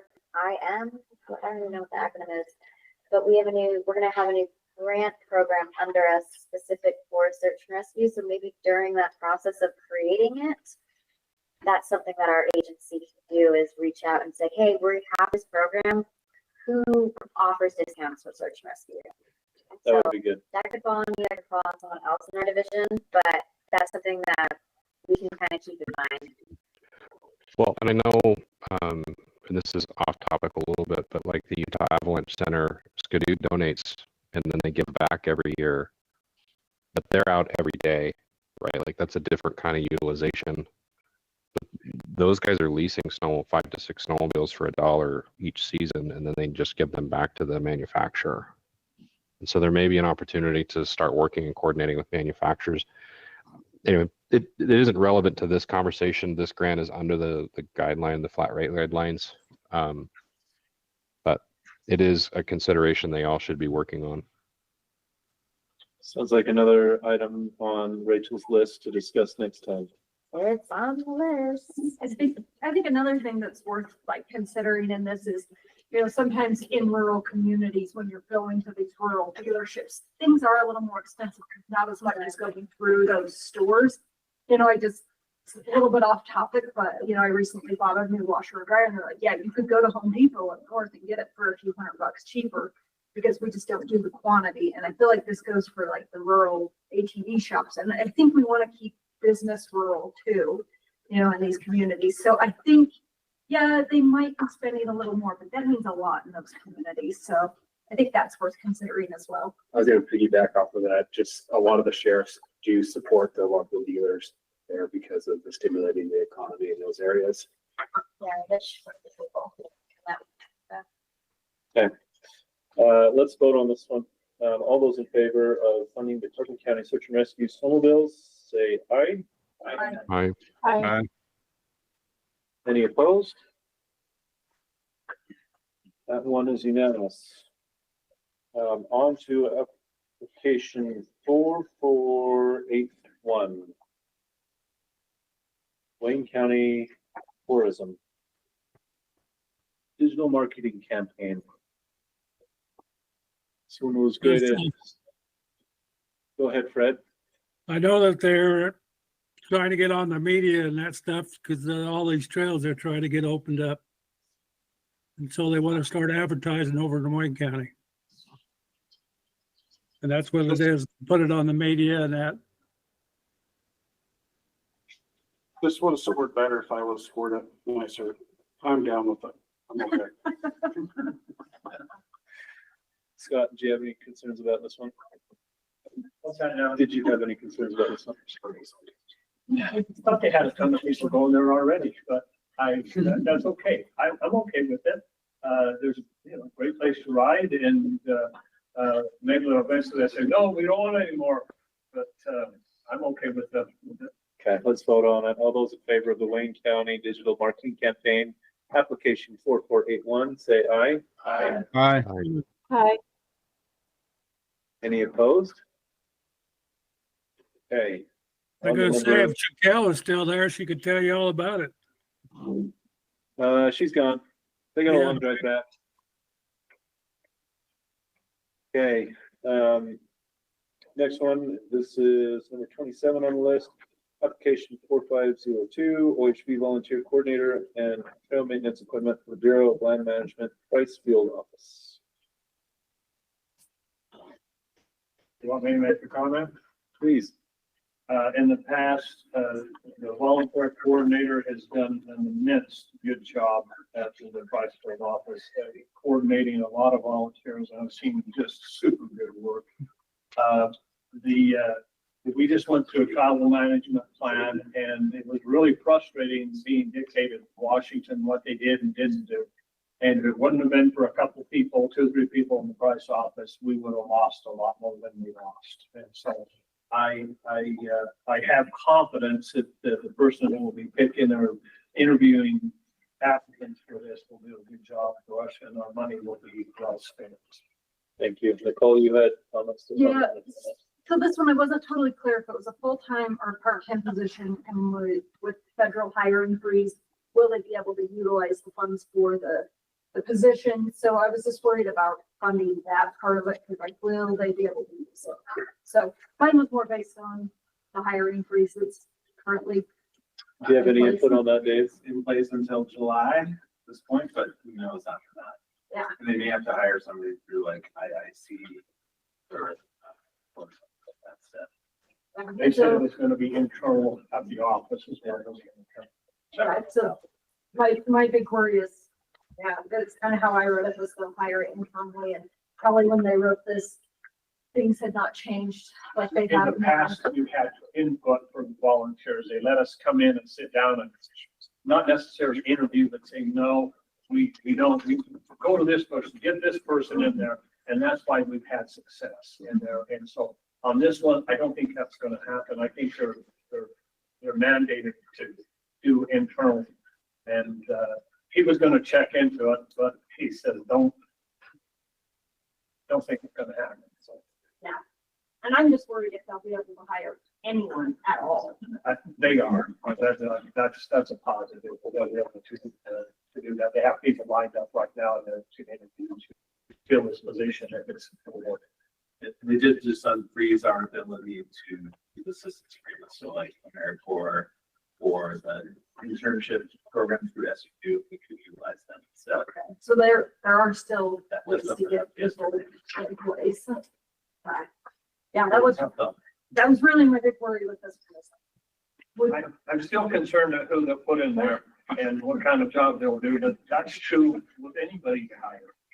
That's fair. Yeah, mine was more just, if there's only X amount of dollars, I didn't know if these grants went fully utilized or not. And so it's like, could that money be used elsewhere? Instead of just letting it in somebody's hands until. There's a chance they could just come back to you. Yeah. Instead of the program. Mhm. I can't say. So, That's all. yeah. I just don't tell you let it go down this road. Yeah, but I think you probably have better insight than I do. That was just my big worry. Okay, let's vote on it. All those in favor of the OHV volunteer coordinator and trail maintenance equipment for the BLM Price Field office, say aye. Hi. Any opposed? Excellent. Cruising.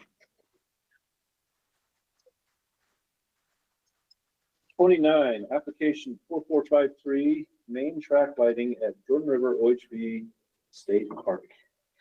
Bonnie, you've had an unsure on this one. Do you want to elaborate on that comment?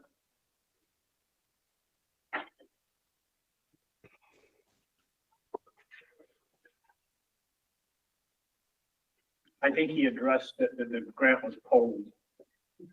The previous grant. Oh, her concern on the Yes, 290. yes, it was pulled. We had questions before when they applied for it. Oh, I said, why are these guys applying for it? Why are these guys applying for it? We gave them the grant. yeah. So, I can speak on behalf of it if necessary. So, ultimately, the applicant offered to, because there were concerns, pretty much. The park itself was able to be able to do this very quickly with a fast turnaround. The applicant who had it originally was gonna take a lot longer. And there's some other things that came up, but the applicant originally offered, if you want to cancel it, it's fine. And I spoke with Randall and it just seemed like it was a better route to go through the state. Okay. Because again, I think we were still running into the bid issues with them because it's gonna cost them a lot of money to get a bid. Sorry, not a bid, it's a bond. Will Randall under state purchasing be required to get more than just the one bid? Okay, Sure. Yeah. okay. Unless it's on the contract. Yeah. Contract and then we'd still probably start putting it up. Okay. That was my concern, is that he only had the one bid, so. At that level, That it's is a more concern. more of a blind process too. You don't get to see the price. Right. Okay, any other questions or concerns about the lighting at the track? No concerns, but I'm still a fan.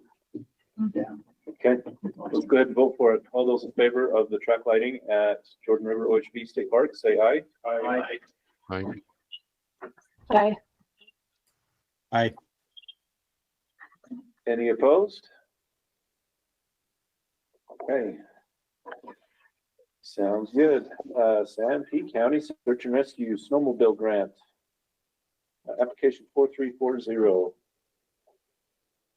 Kurt, this one you had funded a different amount. Again, the cost of machines. Okay. Can we look at the budget on that one? Looks like you're going there. I hate when like this big. Oh no. We're good. At least snowmobiles. At least for me. They're 50,000. close enough. Yeah, well, so yeah, They're 15,000 each is what it looks like. yeah, like I can't go over 15 and none of them are over 15. They're looking at 15 apiece. So. Flat rate is within their discretion, at least for this. Is that looking good to you, Kurt? Yeah. Okay, let's go ahead and vote on it. All those in favor of Sanpete County Search and Rescue Snowmobile Grant 4340, say aye. All right. Aye. I, Yes. Any opposed? Okay, the question was, that was at full price, and that's what we voted on, so. Okay. Approved, application 4146. This one is Ride for the Brave. We had some questions about this one from Brody. Yes, and I talked to Rachel about it. I had, my concerns were that they were asking for, I think they're doing 5 rides Yes. and, go ahead. Ultimately, this applicant technically is not eligible for this funding. Okay, So Oh, I was looking at, and I apologize for letting this one slide through the cracks. Warrior Revival. They do not mention any off-highway vehicle background in their mission statement, so therefore it's not an it's OHV not an nonprofit. OHP So nonprofit. even though they're doing work and helping veterans get out on motorized rides, unfortunately, it's not eligible. Okay. Related to the applicant. that takes away my concern with all the unique equipment they were wanting to buy. So I was like, let me cut Okay. it before. So do we just not vote on that one? We just table it? Yeah. All right, on to the next one. Henry Mountain Field Station Travel Management Sign Maintenance, application 4458 by the Bureau of Land Management, Canab Field Office. It's actually, the camp field office is wrong. It's the Cedar River Club field office. Richfield. Yeah, I don't know why that's legacy in there and James, stuff. Okay, Nicole, you were unsure about funding on this one. Yeah, I mean, we kind of talked about this with the youth corps before, like they're kind of expensive. You know, I think that they're a really important part of like what we do and trying to educate, you know, the next generation of resource managers. But, you know, when I look at just the signage project for, you know, 200,000, it just seems like a lot. So I just want to have a bigger discussion in here if this is kind of a normal price or not. I think that this is. What is their budget? Sorry, what are they asking for? What is money to re-sign their travel network? Okay, It's definitely very remote, very hard to access area. That takes a lot of time to get around that area. That's the main ask. so is this wages and To utilize like youth crews to do the signage on the ground to cover their wages. okay, And purchase of some equipment, mostly signs, stickers and posts. The big cost of the youth corps, which I know from working with them in my past roles, but it's kind of want to have a bigger conversation. And the other part is, you know, we had Wayne County come in and they're talking about signing that network with the, what do they call it, the Roberts Roost. mhm. It's like, how much of this is duplicative, how much of it isn't? So, yeah, there's just some worry, I guess, there. Those two definitely overlap. They're gonna sign a post, they might as well just put this post or the route number on it too. Yeah. Wayne County. So- Not duplicated. So does this project have any partners that are OHV partners with you on this? I didn't have any letters of support from anybody like that. You didn't have any support letters from OHV? Didn't, I think it was from. The youth corps, I saw, Yeah. that's what they're hiring. Utah OHV advocates. Oh, yeah, they did. Oh, they did, okay, okay. Okay. So I do think it would be good because search and rescue and like they talked, Wayne County talked about it, but yeah, I just price tag and It's expensive to get out there. That's a remote location. That's the only thing that can keep running so nice. how much were they saying per week for their AmeriCorps crew? And how many weeks? I think it was 8,000 if I'm. There it is. Okay, it's 8,000, it looks like for 24 months. That's what I would assume.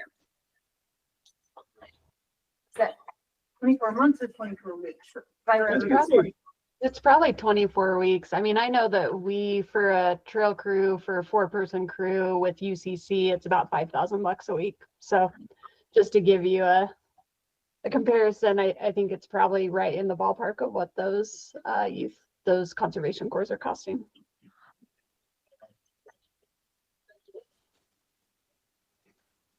Any other discussion on this one?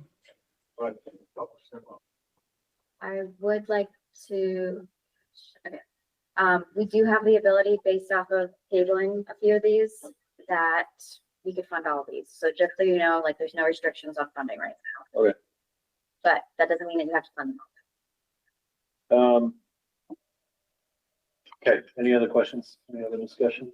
I mean, I might, like, maybe I'll try to make a motion and just make the motion that we fund this, but kind of have them coordinate with Wayne County to see if there's places where we could shape this, or that they could do work for Wayne County, one way or the other, but make sure they're two coordinating.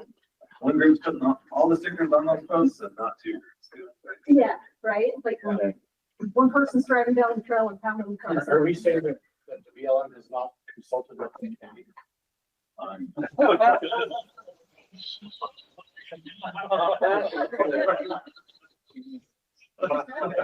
Just making sure, because it's gotta be a two-way street. Coordinating on a number of those, yeah. I think that's a great thing. Thank you for all the extra motion, verbiage. I just made up for the whole thing. Oh, bird. You got you on that one. The comic relief. All right. So I guess you're making a motion to direct staff to make sure they're coordinating. Is that Yeah, what I make sure understand? they're not duplicating it. So whose responsibility is that? This staff or this staff? I'm gonna put it on the BLM here. Yeah. They need to coordinate together anyway. So you didn't go over? It'll be in there. No, it's fine. Well, that's tape. Okay. Does that need to be a motion or is that just a, No, it does need to be a motion. I haven't- I did a motion, yeah. okay, do we have a second? I second that. Oh, go ahead. Scott seconds it. All those in favor? Aye. Aye. Any opposed? And was that an approved with that condition? Yes, I Okay. did, yeah. Yes, coordinate with Wayne So we County. don't have to vote on it again. That's what I was getting at. Fantastic. Emory County Search and Rescue Snowmobiles Grant. This is the one that presented to us, right? 4180. And I'll save you a little time because I'm familiar with it. If you notice, the application does say we would gladly accept the flat rate. So I mean, it's honestly, it's up to the council. Like, I just wanted to let everybody know that what is it? we'll take what they can get. I guess I would like to see it funded as it is, just because I like to see that money stay local. And so like, yeah, try and see if you can get some discounts, but to me, sometimes these small businesses in these rural counties need it, so. Yeah. And if they don't use all the funding, it just goes back. So, I have a comment to the specifications of the snowmobile in this one. Please. A 9R Chaos is a premier cutting edge snowmobile. The Chaos is designed for fun. The front end is designed to come up more often, to be more of a quote playful sled. A 9R is a 900cc motor versus the standard 850 motor. Averages $3,000 to $5,000 more in cost. They can do all their search and rescue activities on an 850. And the 850s come in a 2.75 inch track that's a 165. So the specifications on this snowmobile are not of what I would consider to be a search and rescue sled. I know the guys in Wasatch ride turbos, but they also pay for their own snowmobiles, but they are not the kind, the Chaos is, if you do some research, a 9R Chaos is designed to have the front end come up more. I ride a Chaos. And the front end stands up off the ground a lot more. They're more unstable and steeper terrain, but they're funner to ride. So it takes a higher skilled rider to ride them. is that the Chaos that I was on the back of and you slid out on Nope, the ice? with me that was on a Pro. So one, and Michael Davis, I don't know if he's still there or not. The 9R is $3,000 to $5,000 more on a snow check cost. That motor they charge more money for, and the 850 is just as capable to get into any terrain that they want to get into. So I am not supporting a 9R purchase for a search and rescue operation unless they're coming out of pocket for themselves. So are you making a motion, Kurt? And I how would, much I mean, the $15,000 mark we stuck with every other support here that they've had in line. That needs to be a discussion further in the, I think in the committee's opinion. But $22,000, $24,000 for one snowmobile is not a reasonable expectation. So was that a motion? Sure. I'll make that a motion that we reduce the amount of funding from 24,000 to 15,000. I'll second that. Okay, we've got a motion and a second. Any further discussion on that? What did we approve Harbin County at? They were 15,000. Okay. And the other one was at 27 for two, so we were under 15 because they funded their own up to 9,000. Right. All those in favor, say aye. Aye. Aye. Any opposed? Okay.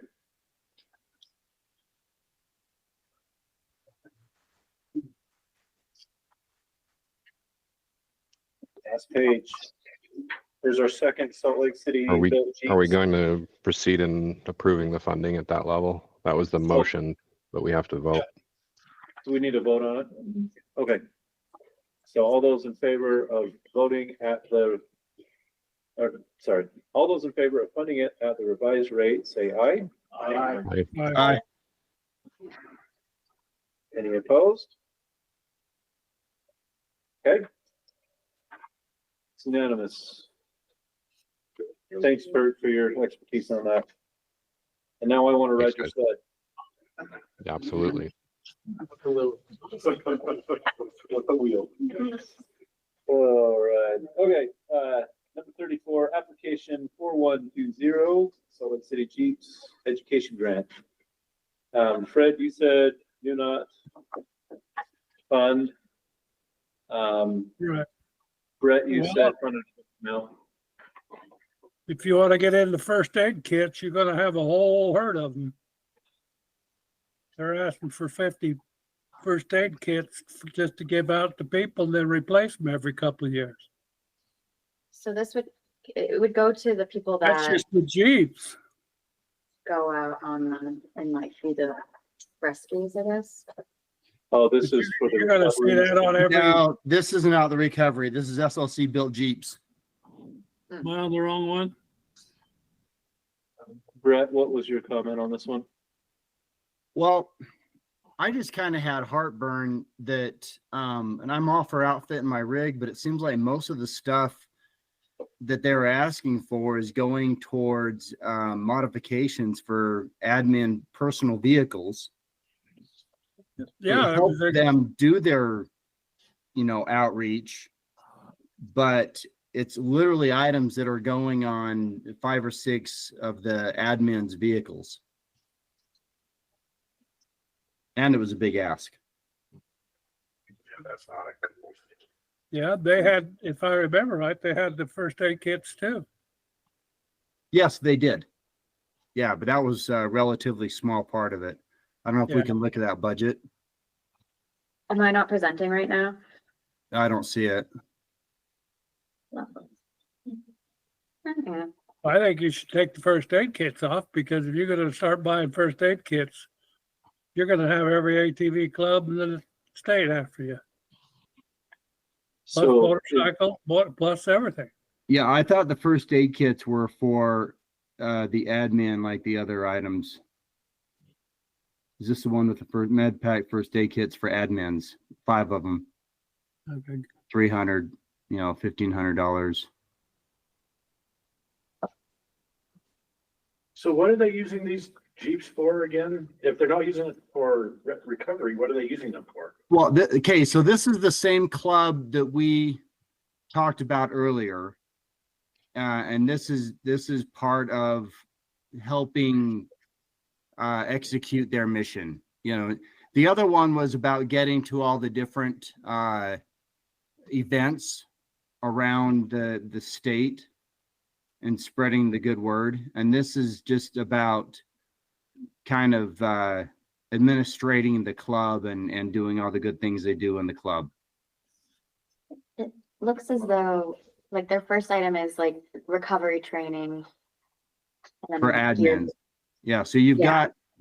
got 5 of these. You've got the training, gear, mobile radios that go in your vehicle, first aid kits for the vehicle, some loaner radios to hand out on trail rides. What's this enclosure system for Wranglers? Like Jeeps? Yeah, so again, that's I don't know if those are handouts or if those are raffle items or if that's going in, well, actually I do. There's 3 for Wranglers and 2 for Gladiators, and I know that the admins have Wranglers and Gladiators. So For underneath the seat. yeah, they're pretty cool, but I don't know, and I guess maybe it's a question. It rubs me the wrong way, but maybe I'm out of line. These to me are going in personal vehicles to help their mission of the club, and I don't know that just kind of rubs me the wrong way. Brett, we're counting on you as the expert for the Jeep community, and if it rubs you the wrong way, it has some weight there. Well, so if there was a side-by-side club and these were lock boxes and coolers to go in back of the, there's 5 club leaders in the side-by-side club, and this is going in the back of a side-by-side and kinetic ropes and some other things and lights. I think there were light bars to help the leaders of the side-by-side club do their thing. Would that be okay or not okay? What's the drone? People looks like they have concerns over it. What's the drone for? What are they gonna do with the drone? Take cool videos of trail rides and use it to promote it on social media, I would assume. All right. Yeah, there's definitely some concern here. Who's the other one that had concerns on this? Sorry. Yeah. I can't see everybody's name. I think Fred probably had the same concerns I did. Yeah. Yeah, just Fred and Brett. I'm still not in favor of it, so what? Yeah, and I'm honest, I'm not. I hate to say it, these are all my friends, but I'm not in favor of this. Okay. The public meeting. They could.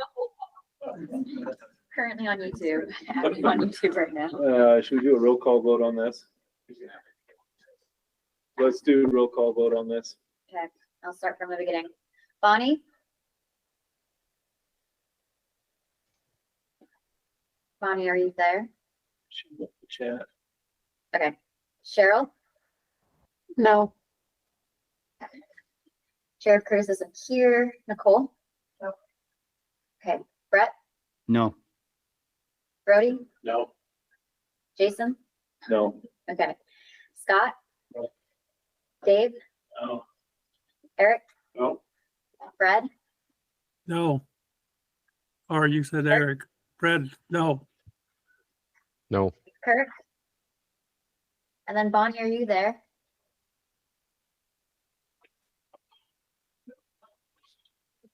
So it didn't pass. Okay. One more application. Utah Off-Road Recovery Team First Aid Kits, application 4076. We have a do not fund by Eric, do not fund by Fred, and a fund by Sheriff Curtis. Look like somebody's politicking.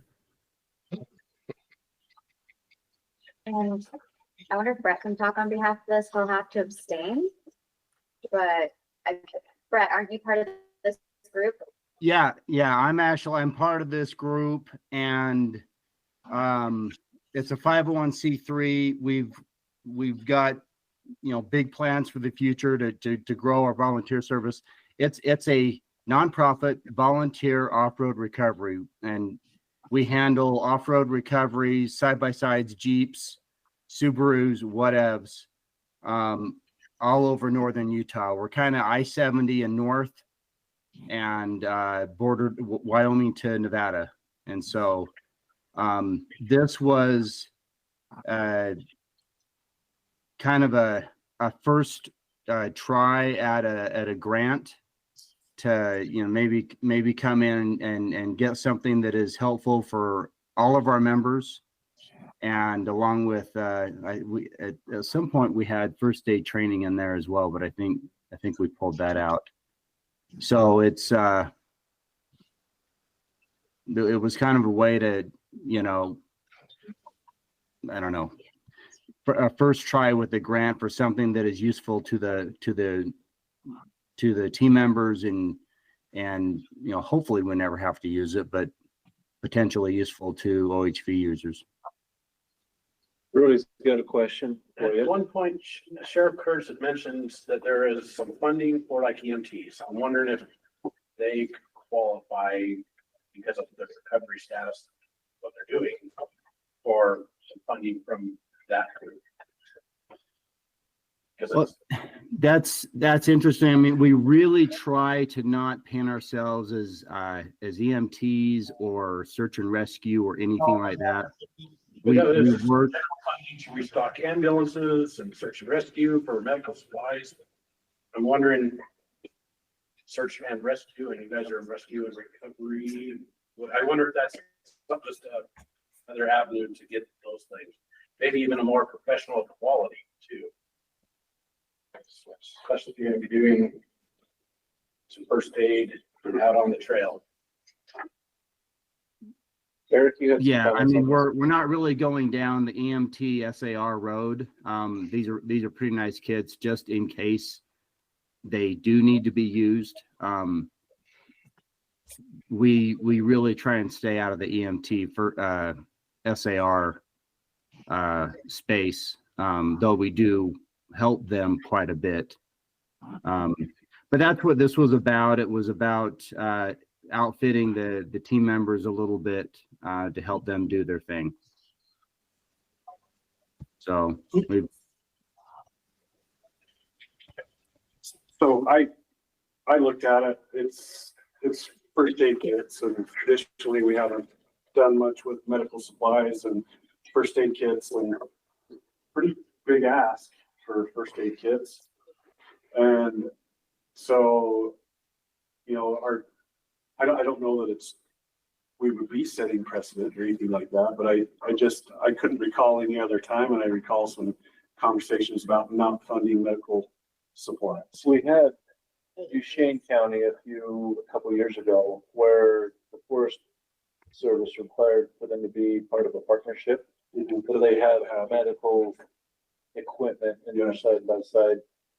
So that was part of their ask at one point, and that was discussed. I think that was Los Piñera, wasn't it? They're asking for like 50 first aid kits. So they're $500 a piece? They're 300 and some change, 370. So it's the people, it's the volunteers in northern Utah that are going out and rescuing people. I don't know, there's a Facebook page. Yeah. As a requirement, I'm sorry. Anytime somebody gets stuck, they reach out on this Facebook page and somebody comes and recovers them. There's 50 volunteers, he's saying, that he was trying to outfit with first aid kits. Do they charge? I mean, they're volunteers, but is there any charge at all to being rescued? Do they rescue just the person or the person and their vehicle? They recover the vehicle. Yeah. Oh. Yeah, I mean, sometimes the folks are there, sometimes we go back out with them the next day. Everyone on the team has to have a basic first aid certification. And that's something that we just require along with the other team requirements. We accept donations as a 501c3, but every call out is volunteer. If we get a donation, fine. But that's after the fact. What if we were to fund it at half of what you're asking? Is that anything? It sounds good, but that's a lot of money. I think the team would be grateful for anything that was awarded. $300, how much was it? $500 per kit? 370. 370? I mean, I just looked at first aid kits online for a side by side. $50 and it's pretty decent size. Well, 300 and some odd dollars. That's almost sounds like a professional kit. Well, and I think we straddle this line of dictating what they're telling us that they need. And I mean, they know what their need is. It's kind of hard for us to dictate to them what we think they need. They know what they need. I don't know. If it was at a lesser amount, we can get lesser kits for all the members, or kind of give it out to the members that are more active. I mean, there's different ways of navigating that. So, you know, I don't want to set new precedents for, you know, things of this nature. Are they rescuing hikers and bikers and horses? It's usually Jeeps and Yeah, cars. it's folks that have found themselves in a predicament where tow trucks won't go. Typically, sometimes it's after something else has happened, and you know, we do a lot of stuff with Davis County, for instance, up at the B, and they've had some other unfortunate events happen and called us to go retrieve the vehicle. Sometimes folks have hiked out and we go back in. Go ahead. I've seen them on Facebook like that doing that. Yeah, it's a pretty good organization. Yeah, I've talked to them at the Slorex and saw they're pretty legit outfit. I just don't know. But there's got to be a better way of rewarding them. Because I can see right now, because we're required to have first aid kits to do guiding. When we go out guiding on ATVs during the jamborees, we're required to be first aid certified. And this is because the Forest Service is making us do it, because they're requiring us to have it done. So we spend $50 per person to get the training, because we don't have anybody that trains for free. And I just see it's going to open up a big can of worms by giving them first aid kits. Not that I'm against it. It's just, I just don't see it working. I see it being hit pretty hard with them. Is it a can of worms, or is it a new opportunity to fund OHV stuff? Well, just like Jason said, the search and rescue goes out so far and brings them in. All you're doing is removing the equipment, not necessarily saving lives. Unless you're the first one on the scene. Well, that happens sometimes, Fred. What usually happens, about 95% of ours, someone gets stuck, they get a hold of us, we go out and fetch them. And sometimes it's the middle of the night, sometimes it's on a beautiful Sunday morning. If it's really bad, when they contact us, we have referred them to search and rescue to just get the people out, and then we can go back in later on. Yeah. But 95% of our call outs are to go out. Someone slid off the trail. They're stuck in snow that's too deep. They made other bad decisions or run out of talent, as we like to say. But it's a volunteer off-road recovery. And the first aid kits are really, if we have an oops, or if someone has an oops while we're there, or we just happen to need it. You know, we're not wearing SAR hats or EMT hats when we go out. Scott had a question, Brett. Well, let them buy straw hats then. How many calls did you have last year? Do this. Last year we were down. We had about 40 calls. The year before we had about 150, with 100 before April 1st. So it really, and I think the year before was around 100 calls. So we had a really slow winter with the goofy snow that we didn't get in the West Desert. Rachel, I've been trying to say. So my medic is actually, they're based in Salt Lake City. So it's a small company that is from Utah. So just keep that in mind as well. We do like to say that we want to give back. So. And we use them, our search and rescue team. Do you like them? We've been looking into them. We just CPR training. So. Nicole, What they do is all free of charge, right? It's Yes. just like kind of a group of people that really just kind of enjoy pulling cars out of the it's the thrill of it situations. most Okay. of the time, yeah. I would like to propose that we fund it at half and follow the recommendation of them giving those first aid kits to the more active members of their group. And then see where it kind of goes from there. okay, we got a motion by Brody to fund half of it. Do we have a second? I'll go ahead and second it. That's Fred. Okay, Fred seconds it.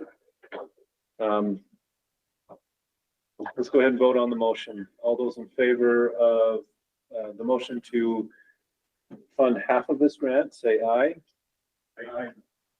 Hi. Hi. And I'm abstaining if I need to. I don't know if I get to vote on this or not, being directly involved. You can choose on that one. I'll vote yes. But But no, you know what? Just put me, Brett Davis, abstaining on the vote. Okay, We will. any opposed? No, I'm opposed as well. all opposed as well. So let's do a roll call on that one. Can we ask why they're opposed? No, I'll flat out tell you, I think it should be full funding. I think what the group does is good work, you know. If I was out stuck somewhere, I'd love to just be able to call somebody that's not a tow truck, that's kind of like, you know, your buddy down the street, so. They did say that they would, if they did half, that they would give it to the active members versus the less active. Well, what I would say is if the less active member was the guy that, or person that took the call, and I had fallen down and scraped my knee, yeah, or I bumped my head and I wanted an IV broken, like, I think that would be nice, so I kind of refund the whole thing. Do you want to do a roll call? I would go full funding. So let's do roll call on the motion. This is just the motion, not the funding. Starting with, is Bonnie available? Cheryl? Yes. Motion to half fund it or? To do, this is the motion for funding at half. And Cheryl, you voted yes? Yep. Okay. Nicole? No. Brett, you're abstaining. Brody? Yes. And I voted no. Scott?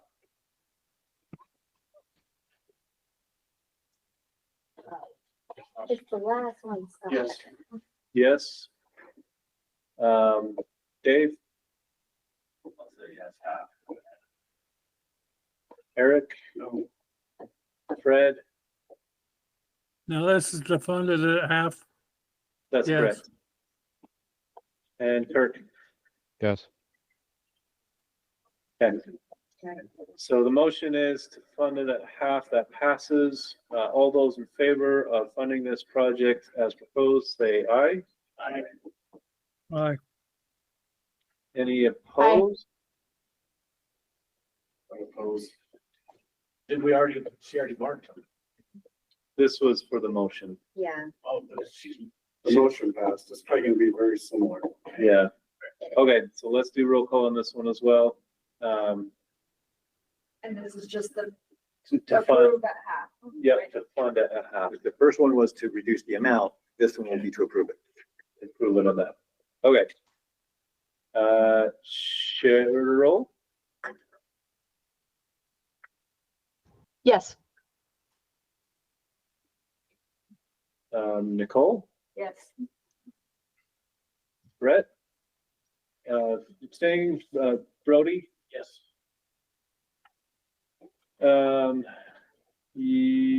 No, for me. All right, you want me to do it? Is it easier? Huh? You want me to do roll call? Scott, it's okay. I've got it at this point. Yes. Dave? Eric? No. Fred? No, This is, Actually, okay. wait a minute. I said yes. Okay, I said no, but I meant to say yes. and Kirk. Yes. Okay, so that one passes. Not unanimously, but it passes. Okay. Thank you, everybody. Let's go on to our next agenda item. Dan, thank you from the team. Thank you. We're 15 minutes behind. Do you want to just do a quick overview of it though? And then, Yeah, let's go ahead and look at our totals. so we have, after awarding everything, we have a little bit less than $275,000 remaining, which will just go into the pot for next year. Quick overview, we funded 32 projects, 16 were trail work, 7 were SAR, no access, 3 education, 1 snowmobile, and 5 OHV tours.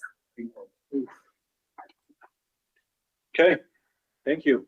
Now we need a motion to recommend these grants. Is that right? Approve recommended grants for spring fiscal year 25. I will entertain a motion. Go ahead, Brody. You do it, and I'll second it. Okay, I'm just gonna do it as said, so there won't be any adjustments to it. And I second it as he said. You say- Approve them. All those in favor of approving the recommended OHP grants, say aye. Aye. Aye. Any opposed? Thank you. Now we're right on track if we don't take a break. Or do we need a break? Keep chipping. March on through. Okay. The next item is going to be taken care of by Eric. Sweet. So we have some new positions. We have safety and member at large reps that we have some applications that we need to go through. So.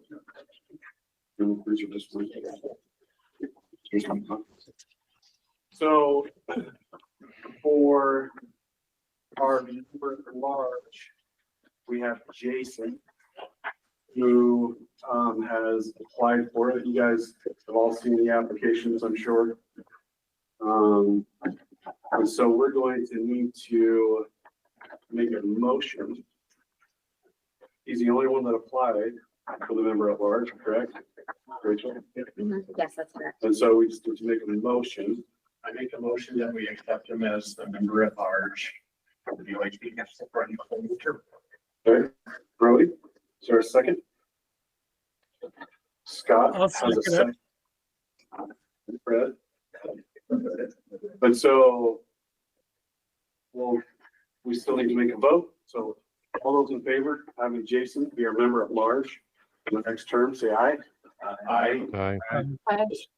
He has to bring pizza to the next meeting. A little too late.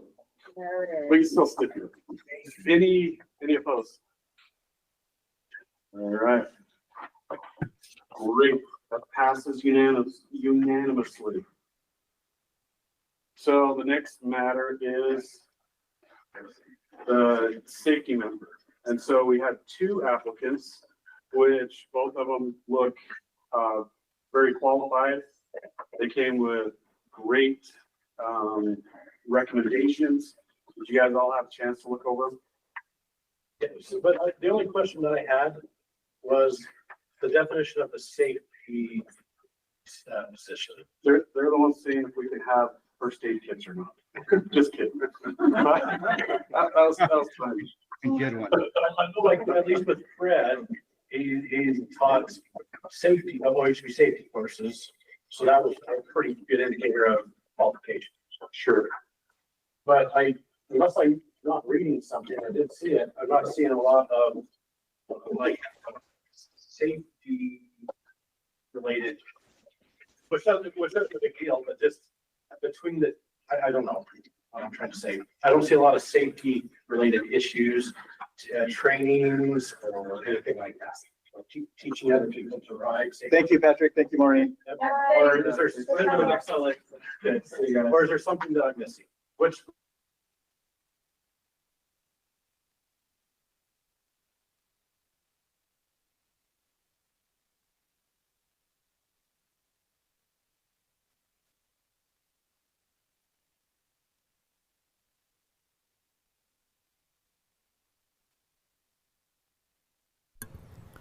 Did we lose their audio? I believe Moab lost has something. either locked up. Let me try Rachel on her cell phone. Google Meet Okay. is still up, but it may be a network condition or something that took place. I'm going to go ahead and place the official recording into technical issues and be on break. I'll report back as soon as I have Rachel on the line. Thanks for standing by.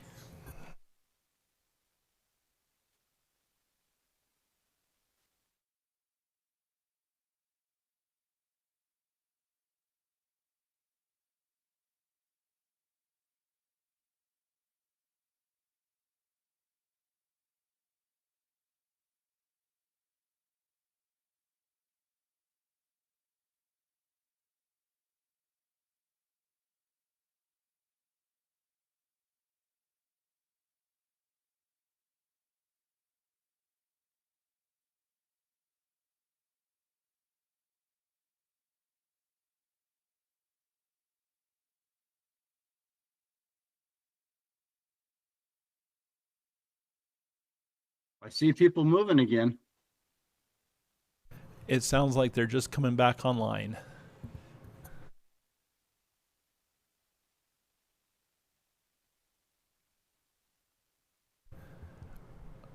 Rachel, if you could check, you may be muted.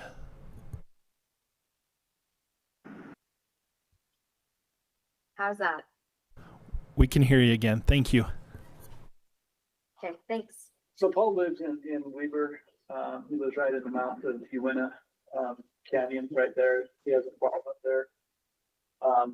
He's orientated very well with motorcycles, ATVs. He's a part-time farmer up there. He spent most of his time growing up in Torrey and Hanksville. And so he'll be very familiar with those issues down there. I think he'd be a great candidate. Any other comment on Paul? I know Paul fairly well, and, you know, when I read both of these, they are just, both of them are good applicants. The only thing that would be hinging on me is that if we got him, there would be two people from rural. I'm not sure that the mix in the Salt Lake Valley, what we have, if we want to pull and try to distribute our members around the state as best as possible. But Paul's a good guy. He would do a good job. I think this other guy would do a very good job. One concern I do have with him, he's been writing grants, hasn't he? Yeah, and not only that, but one of the grants to be approved was to fund his position in the county. So, whenever he has grants, that would just be something he would have to abstain from. So that would make him abstain from voting on things of that nature. Yeah, so he is the county trails coordinator at Uinta County, and the county commission approved that position if they got funding to help pay for that position. And so that was one of the applications.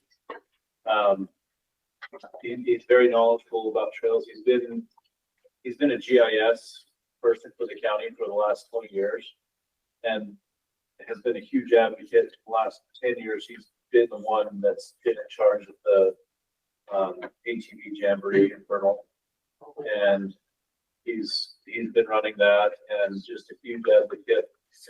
He's getting our section of our 45-mile single track complex sorted out with Sitla. Huge advocate for the sport, very knowledgeable, and I did look at both the applications, man, that was like sixes. Those guys both have some great experience. And that's why I'm sitting out for the votes.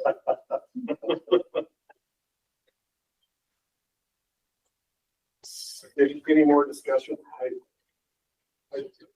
I know Paul as well. He's a great advocate, but Michael sounds like he is as well, so. What is the process at this point? I mean, is it a vote? You will be open to a motion. And you could, that motion could include an election. All right. Yeah, that'd be fine. Yeah. You could do it any way you wanted to.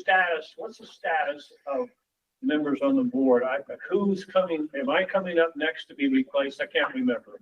How much time, Rachel sent that out not too long ago.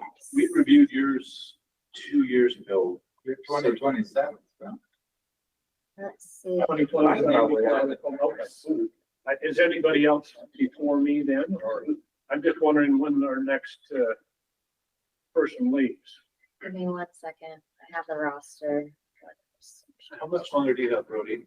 I just got my research renewal last March, so I've got 3 years. Yeah. Oh, The next person is September, which is Eric. Oh, it's next year. So anybody could make a motion to either take a vote on one of them, or take a vote on both of them, or do a secret ballot, basically a paper ballot. You can handle it however you want to handle it. I'm open to any of those. We could do a secret ballot. Secret? Well, okay, a paper ballot. Right, That we, ballot. yeah, Okay. a paper ballot that would be. I propose we could do a paper ballot. I will accept that motion. I'm assuming that's what that was. In a second time. Let's do a paper ballot. Okay. You're online, can just email, Oh, yeah, Rachel, that could work. They could email Rachel as their vote. and then I Yeah. can go around and collect. I think that's fine. Let me just make clear that the way people vote does need to be recorded in the record. So whatever the paper ballot is or whatever the email is, it will be in the record. Just you You guys. have to write our name on the ballot. Yes. Okay, we have a piece of paper. So we I'm working on it. made the motion that we're going to do a paper ballot. Did we get a second? I second. Okay, let's do a paper ballot. Rachel's on the And we have Michael, James Cook, and Paul Wells for the safety director. Mike or Paul. right here. So Cliff raised a good point. Make sure you put your own name on the ballot so we know who to vote belongs to. Thank you. That's a good one. And take credit for it. That's I don't know. And make sure that there's good instructions for the people online, Eric, too. Okay. Email. So those of us online, are you all able to email Rachel your vote? Jason can vote on this, right? Yeah. He can vote, but I think he He was wants to, just, but I don't think he wants to. he wanted to abstain, which is fine. Even for the safety. Online, can you hear us? Yeah, So- I can hear you. Yeah. It's easy enough to email it in. Okay, that'd be great. If someone can't, let us know. That's fine. Put that now. He's abstaining. I think he should.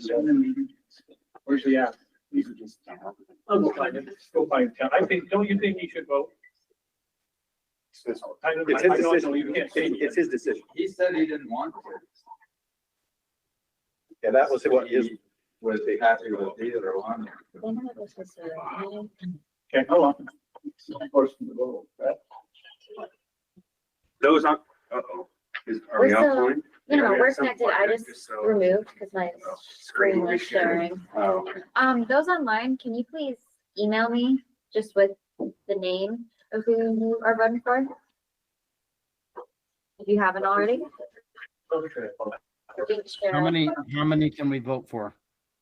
You vote for either Mike Cook or who was the other? yeah. Paul Wells for the safety rep.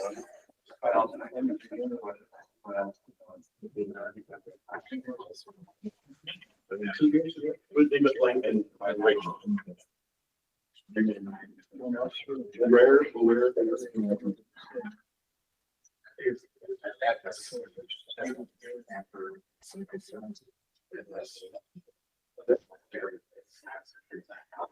I've got, well, I've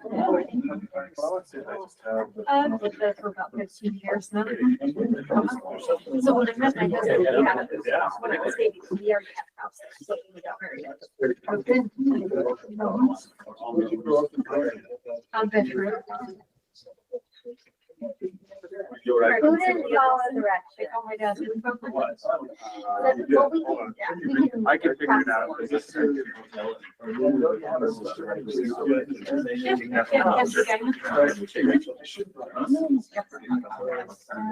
So. James, you. I don't know what they are.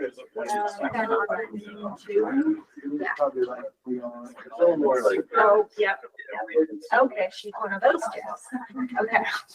Yeah, that makes sense. I've seen you around. I don't, Yeah.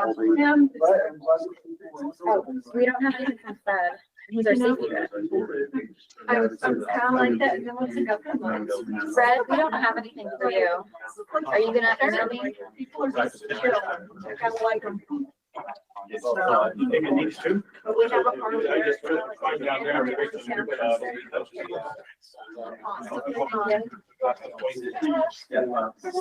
was. What's that now? Cheater. I was thinking you. I'm sure you're gonna be getting hit up by Clay about some reviews that would like help with. I think it's actually starting. Fred, are you voting? What's that? Are you voting, Fred? Yeah, I'll vote. Last vote. Can you?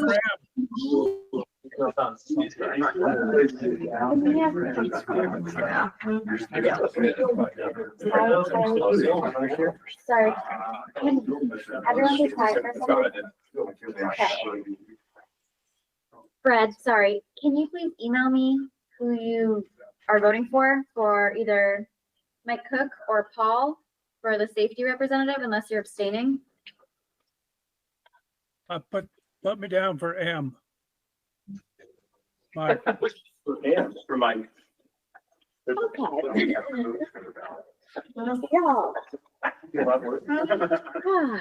Put me down for me. What happens if we have a tie? Are you gonna be doing the puzzle tonight? I'm gonna do it right now. Did you really have a tie? Yes. We do have a tie. Just the chair have to do the tiebreaker. Yeah, well, that would be the easiest for you. Wow. I say flip a coin. Yeah. No. Not like really. Is it really a tie? It is. It's 4. Rachel, did you get mine, Brett Davis? No, we're good. Just kidding. Oh. Like, geez, no, we no longer have a tie. Okay, so this is gonna be for the record. I'll be listing the names for the record, but ultimately Mike Cook is 5 out of 4. So Mike Cook will be the new safety representative starting in May 2025. So at our next grant cycle meeting, we'll be a part of it. For me. Oh, this is the, we don't need anything, motion or action. Or anything. But this is it. No, because we had a motion ballot. So, yeah. Okay. All right, turn it back over to the chair. Okay, thanks, Eric. Do we have to put him back as chair? Nope, you don't. You certainly don't. Well, you were. Don't seem so We had happy to over vote you there. back in. What's that? We had to vote you back in. So that's starting in May. Oh, I'll so in continue. May, do we have to vote you back in if we want you in the same position? No, that's right now. That's this next item. Oh. So next item on the agenda is elections for council chair, vice chair, and secretary. Do you need any description of what those responsibilities are? Do we have any volunteers that would want? Well, first of all, probably should find out if you all want to still do what you're doing? Or do you just not? Be honest. I'm always honest with you guys. I'm always in trouble. I think Jason's done a great job. Oh, geez. That starts. I'd say that we just keep the same people on board. I would love to give someone else the opportunity to be vice chair. Whatever. Give somebody else the opportunity to chair too. But I will say if we start having more meetings that aren't really relevant, well, that'll be relevant more so to the OHV program and less relevant towards grants. We'll likely probably pull in the secretary and ask them to do a little bit more preparation and help assist with that. Likely, unless I get assigned the task. Because the secretary's duties are helping, well, they're preparing the meeting agendas, which I've been doing. I'm arranging meeting places and then, yeah, and then sending out the schedule and the meeting stuff. And that's everything that I've been doing ultimately. So, Who's currently secretary? no, Who is but currently? I believe it's Bonnie. It was, who's our former Sittler rep? Tyson's. Yeah, Tyson. It was Tyson and then he left and then Bonnie took it over. But So, and some, like, I don't know if BLM still has this. It seemed like last time BLM requested that you not be Not in the chair or vice chair. not in the chair or vice chair position. And Cheryl, is that the same with you as well? was I it would Paul? imagine so. Okay. Okay, well, we'll entertain nominations. I nominate Jason to be the chair. I second. All in favor?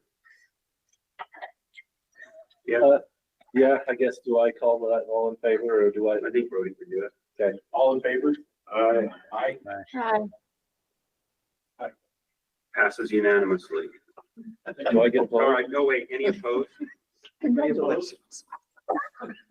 Passes unanimously. Jason, It's a little bit of an odd vote. That's the problem with doing a good job, Jason.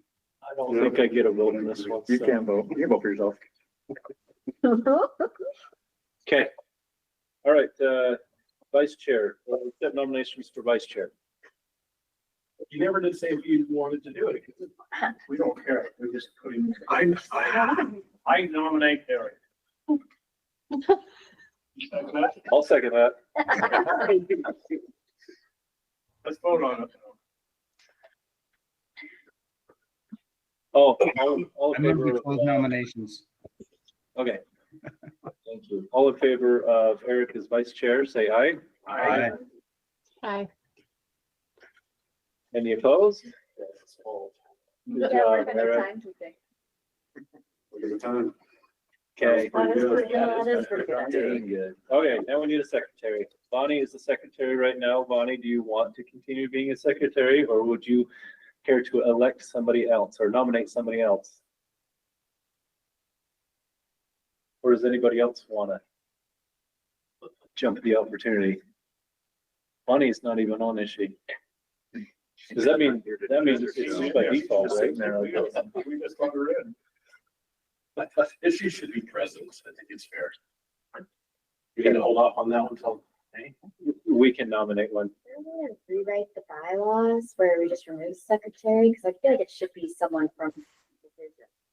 Well, that's typically how we run other councils and boards on the division is that staff basically does the administrative, but it is a heavy workload and you saw Patrick and Maureen who just left it a ton. Yeah. Rachel does a ton. So Rachel is now also the default secretary. All in favor? We have to change the bylaws, but we could still vote. So you're gonna be the secretary? It would have to be an item on the agenda for next meeting is to look at the bylaws.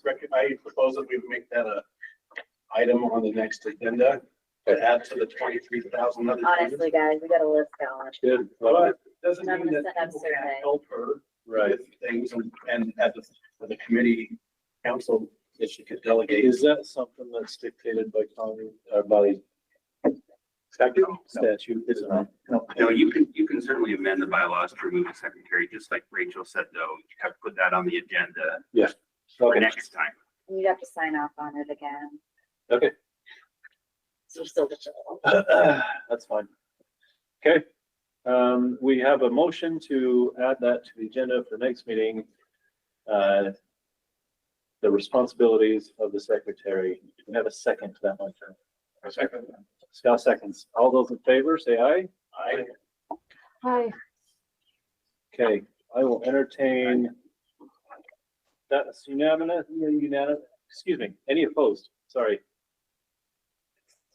So can I just chime in and say, since that wasn't actually on the agenda, you might just want to leave it as a recommendation for Okay. next. So maybe what you want to do is instead, if you don't want to vote on secretary, just maybe vote to table the secretary vote That's, at this point.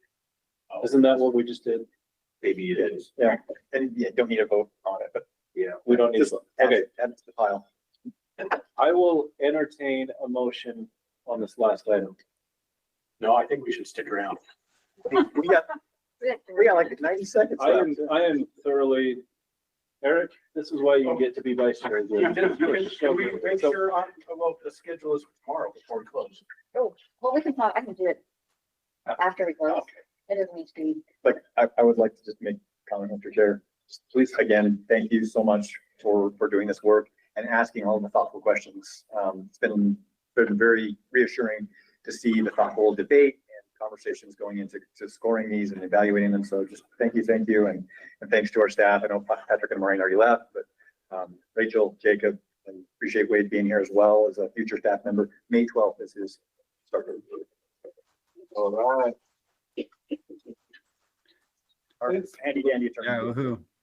Thank you. Wish I was joining you tomorrow. Come on down. You really have all the time. Okay, thanks guys online and appreciate it. Thanks, everybody. Enjoy tomorrow. Hey, I I will want be to at thank baseball everybody tournaments. working with you guys since this is my last meeting. Yeah, Thanks, Fred. We appreciate you. Oh, salute. Yeah, thank See you. you Brad. later. You made a motion. I second. That's it.